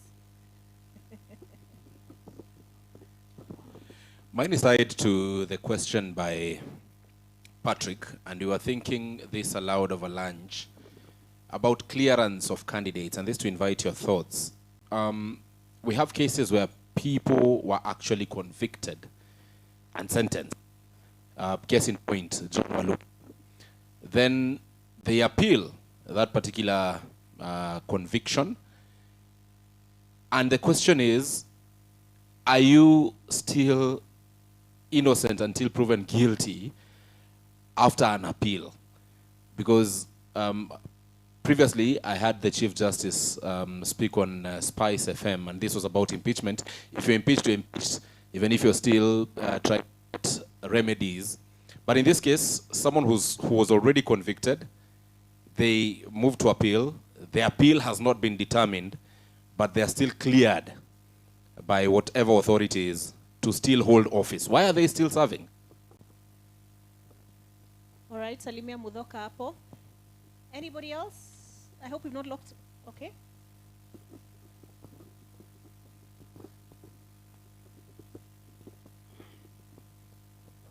My name is Alex Kiaria from the Standard Group. I just want to detail what Ibrahim just asked about, and also Patrick Vidija, who's also a colleague of mine. And specifically, the two cases of leaders, one who's serving and the other one who's out in the cold. I'm talking about my former governor, Babayao, and also John Waluke, who's now an MP. I think it all brings out the question of how independent EACC and these other bodies are. Who do they play to, and how are Kenyans feeding, or their interests feeding into their existence as commissions? Because clearly it seems like at the end of the day, we as the media cannot trust what they say to report on the same because of these other ethical issues that are being brought up. And we seem to be revolving at the same place without moving. Too much heat and no fire. So at the end of the day, look at what's happening in South Africa also. They have a watchdog that is clearly not able to arrest and prosecute these people. Look at Nigeria. Is it like it is also an issue of Anglophone countries, or is it about us? Because it seems like Kenyans are conforming to this corruption and are living with it. All right. Siba, let's take this one first, because I know, are you the last one? See, I think niendo wa mwisho tumsikize tu.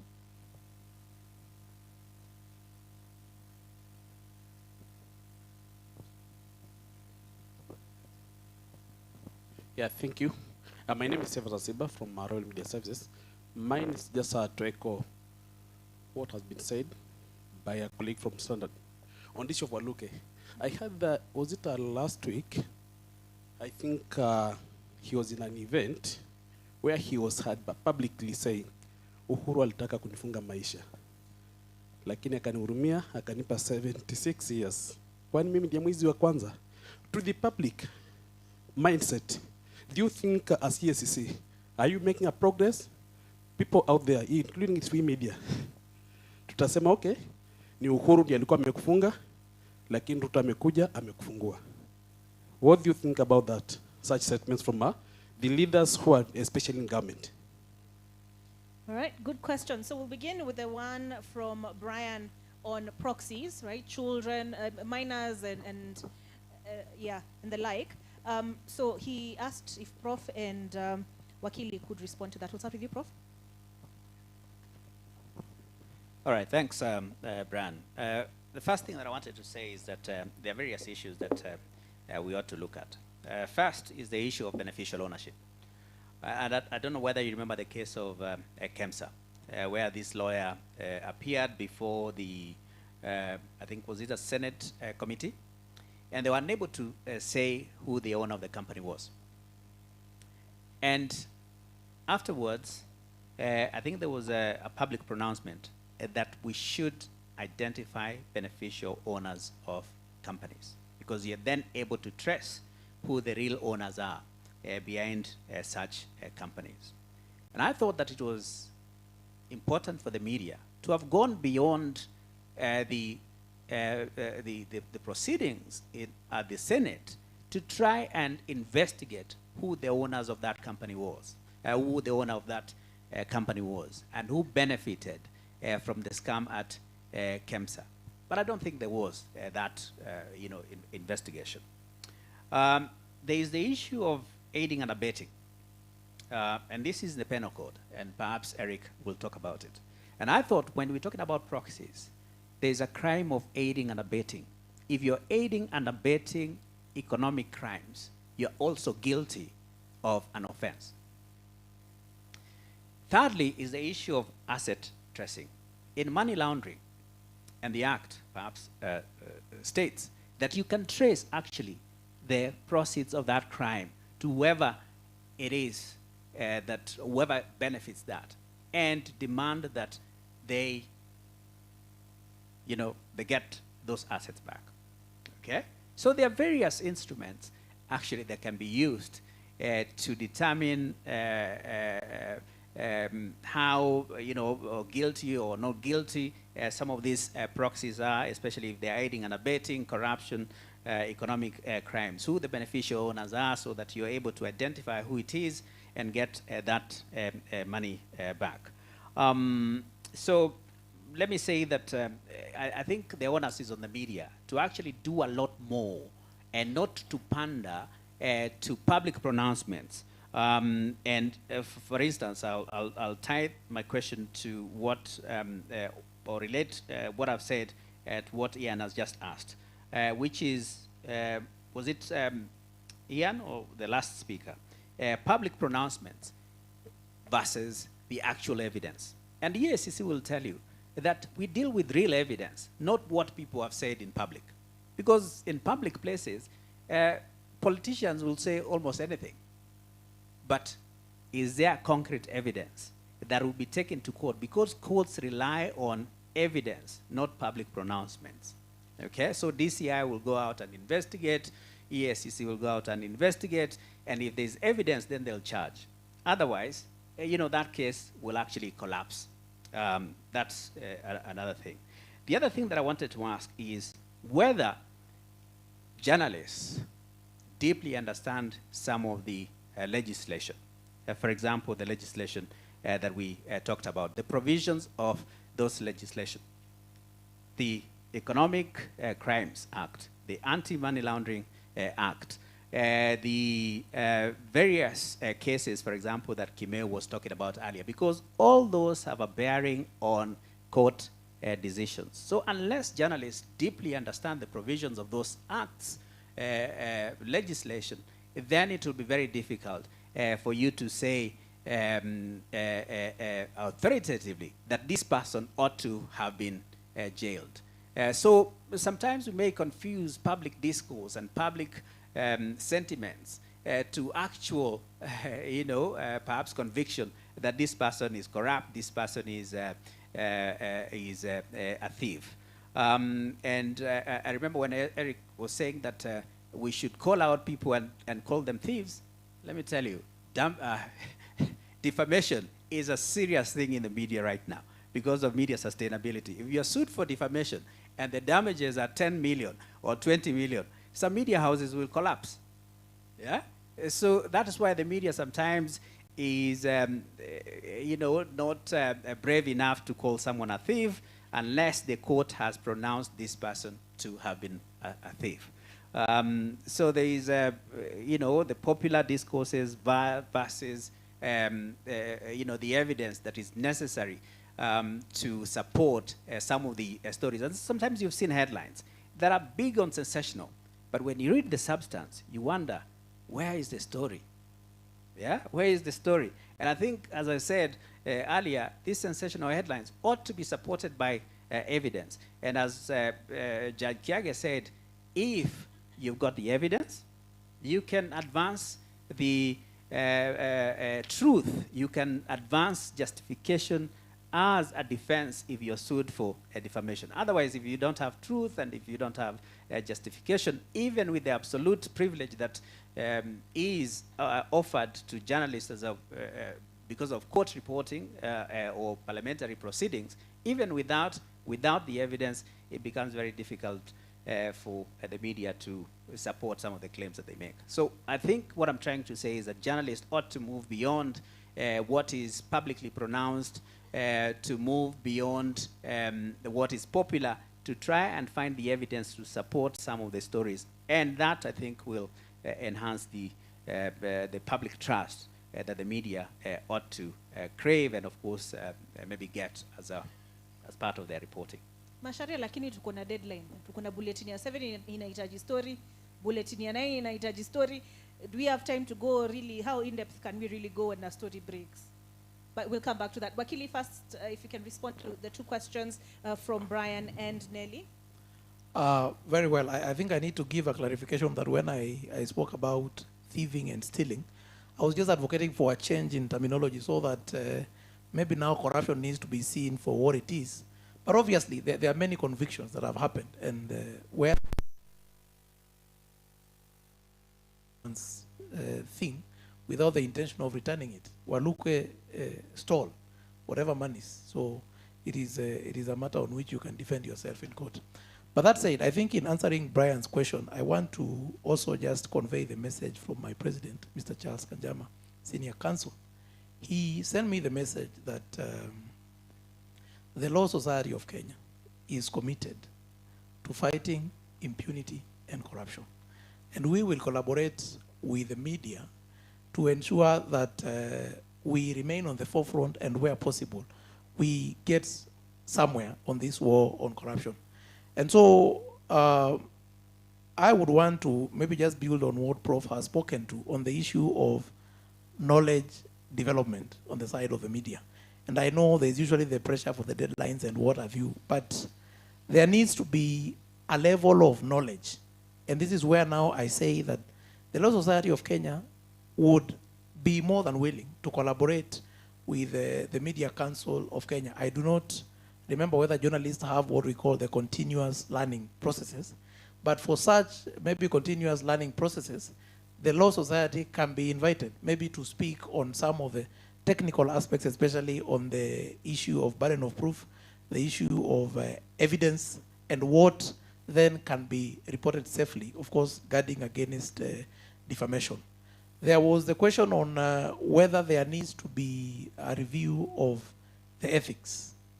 A lot of the time, the development of legislation or the development of the law is really driven by the community that is affected by that piece of legislation. And so if the media has gotten to the point where it feels that there needs to be a review, by all means, we need to look at our ethical considerations or ethical standards, review them to conform with the present realities. I think on the issue of minors owning companies, and so maybe that was not clear, because from a legal standpoint, a minor would be incapable of even running, owning a company, because they are the basic requirements for you to be able to become a director or a shareholder in a company. And I think a minor would not meet. Or it's just the bank accounts. Oh, okay, very well, thank you. All right, Professor Nyabuge is communicating to me non-verbally. He had advised me earlier that he has a class, so I don't think there's another question left for you to respond to. So we will release you. Gentlemen, I will release you as well shortly. Just on the question of Director, on the question of clearance by BC to run for office, it has been raised by at least 3 people, Patrick, Ibrahim Karanja, Asiba to some extent. Thank you. Before I go to the questions directed at us, let me just briefly talk about how we deal with proxies as EACC, because this is a common occurrence. So for us, as long as we are able to identify, because what we do is in our investigations, we try to establish who has committed a criminal offense, and then we follow the money.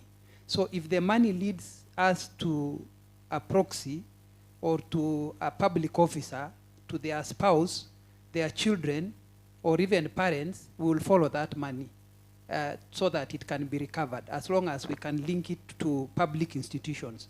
We may not prosecute probably the children or the parents unless maybe sometimes if we can prove that they are in possession of unlawful, they have unlawfully acquired public property. So we deal with that, and that is the modus operandi in corruption cases now. Public officials are using proxies, so our financial investigations are able to do that.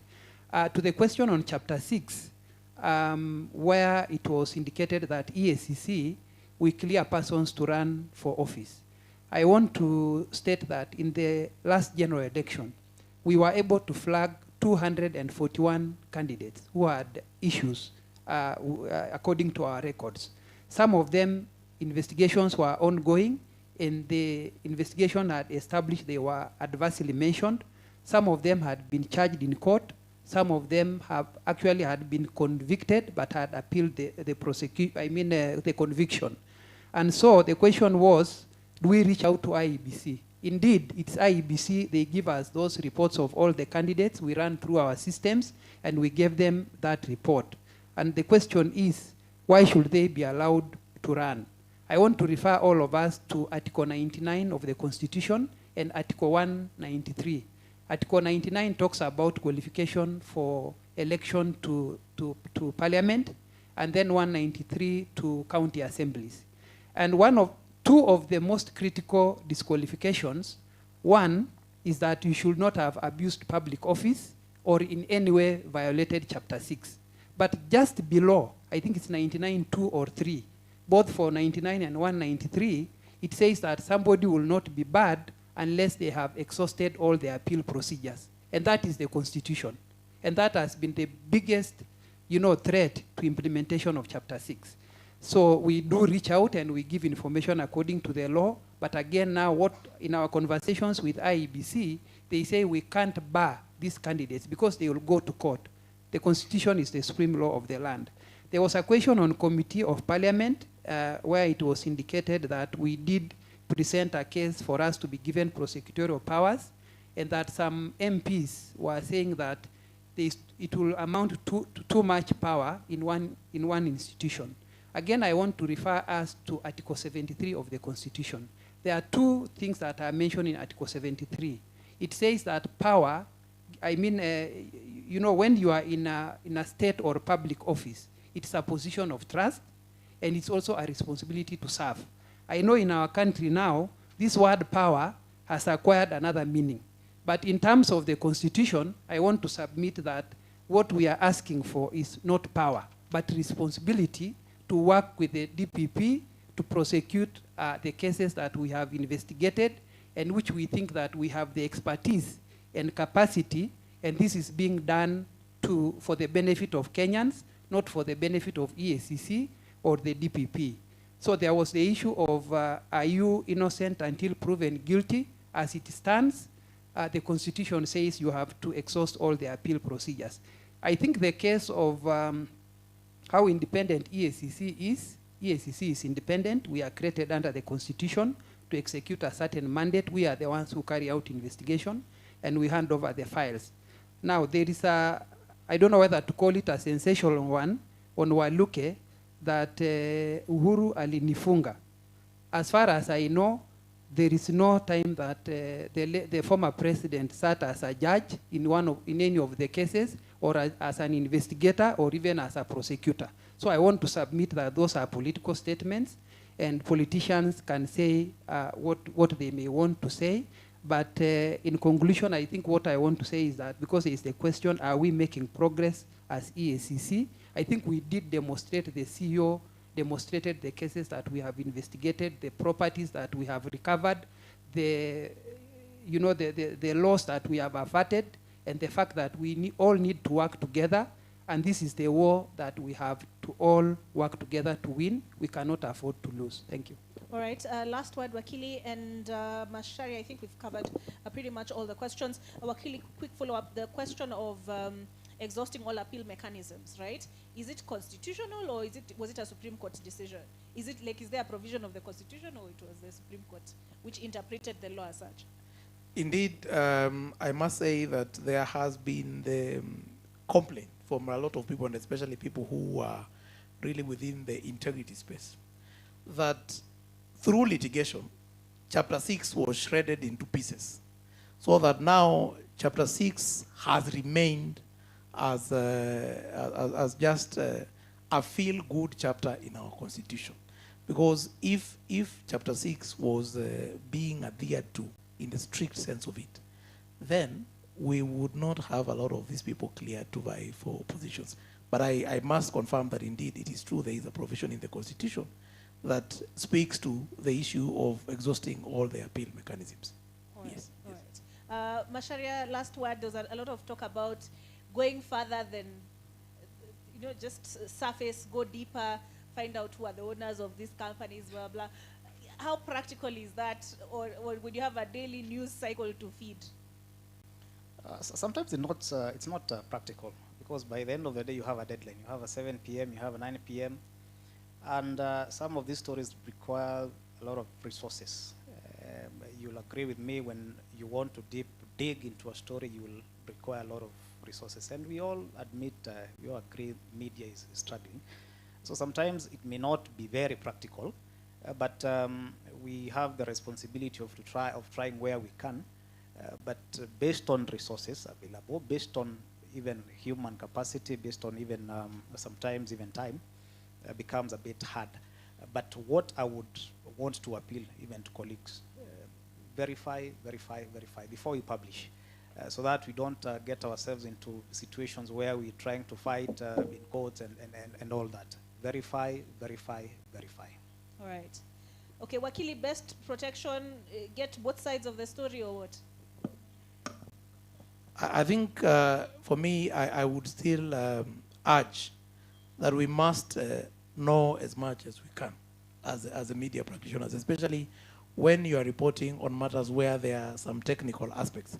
For example, if there is maybe a proper understanding of proclama among the media practitioner, then we will know that we can even hold certain bodies to account when they do not follow the money. And so knowledge development for me, and obviously verify, get both sides of the story, and most importantly, follow through. For example, we do not know whether the money stolen at SHA was actually stolen or not. Nobody has dug deeper to find out whether that actually happened. Thank you. All right, thank you very much. I'd like to thank our panelists this afternoon and yourselves. Kwanza tujipigieni makofi. You guys have been incredibly patient. Let me thank you, Macharia Gashuru, Editor-in-Chief, TV47, Cape Media. We've also had with us Director of Investigations, EACC, FCPA, John Lolkoloi. Thank you very much. We've also had with us Eric Kivuva, Chairman, LSK National Branch, and in absentia, Professor George Nyabuga, who is an Associate Dean, Aga Khan University. Thank you so much. Thank you very much, Olive. Let's clap for Olive and the panel. I would like to request the members of the panel just remain on the podium, please, for just 1 minute. Let's appreciate Olive again. That's a wonderful session. We truly appreciate your expertise, very provocative thoughts. If I can have somebody from the hotel to clear the small tables. In the meantime, I would like to invite Director, Ethics and Leadership, that is Pascal Mweu, to appreciate our able panelists. We will start with Mr. Macharia. Mr. Macharia, please remain standing as Director comes on stage. I don't know if these tables will spoil the photo. They are good? Okay, we can proceed.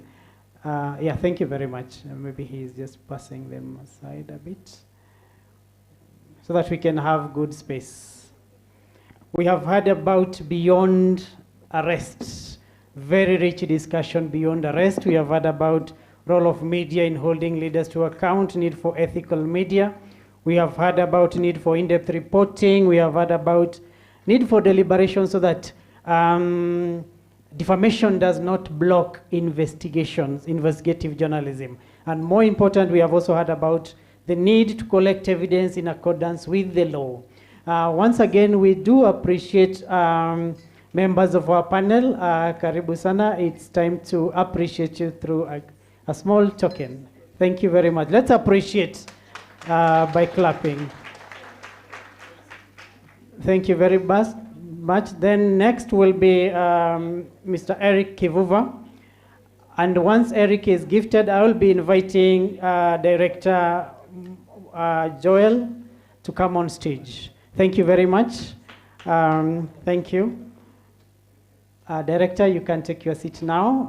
Appreciate it. Then the last one is our able EACC, Lolkoloi John, and it is time to appreciate him. Thank you very much. Let's clap as he gets his token of appreciation.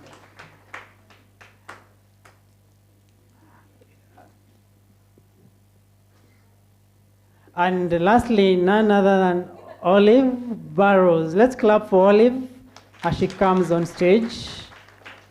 Olive, take the podium.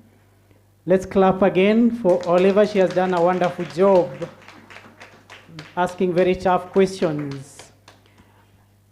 And let's appreciate ourselves. We have been here since 8 a.m. Very wonderful discussions, in-depth discussions, a lot of knowledge sharing.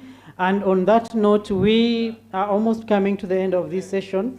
I would like to invite the head of corporate affairs at EACC, Mr. Karuga. We were told you are the man we need to always look for, and that's why I'm looking for you. Kindly come and take the session to next level. From me, once again, my name is Francis Murithi, and have a good evening.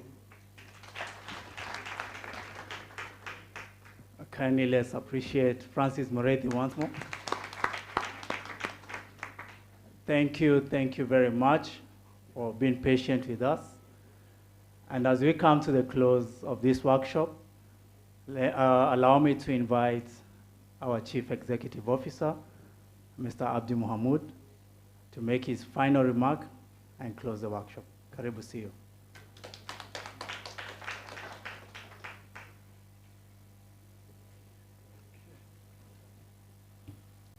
Okay, thank you. I believe you don't expect me to read remarks or to talk. Yeah, after sitting here throughout the day, mine is basically just to thank you. I know it's been a very long day, but I also know it's been a very fruitful day. I also know that at least you've made a friend whom you didn't know before, and that at least you've picked one or two issues or ideas about how we can deal with corruption in our country.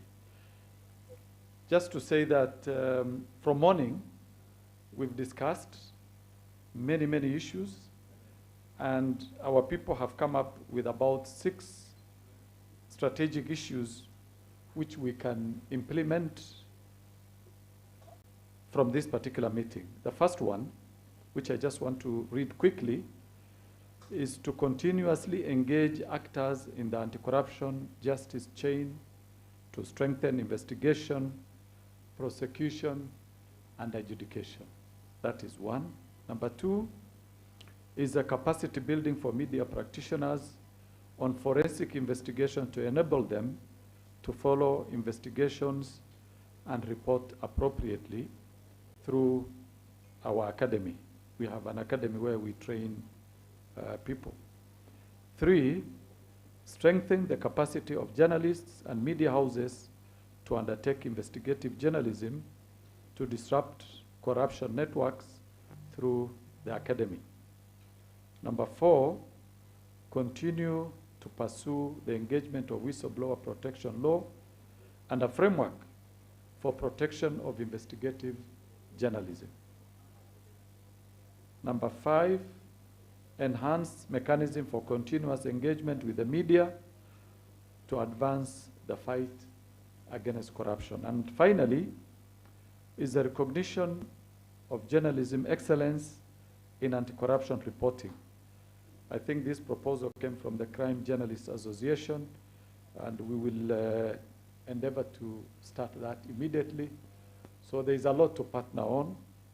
And let me thank you all for staying throughout the day. But more so, I want to give special thanks to the chief guest, Honorable Justice Patrick Kiage, Judge of the Court of Appeal. Also the presenters, Jackson Moe, Linus Kaikai, and Samuel Kimeu. The panelists who were just here a few minutes ago, session moderators, participants, the technical team, and all the rest of us who have been here throughout the day.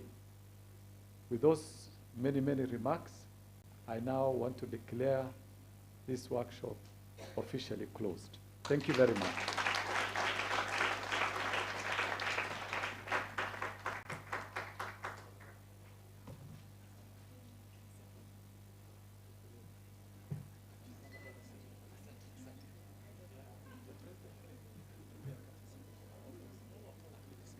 Thank you very much. As we leave, you're invited for a cup of tea.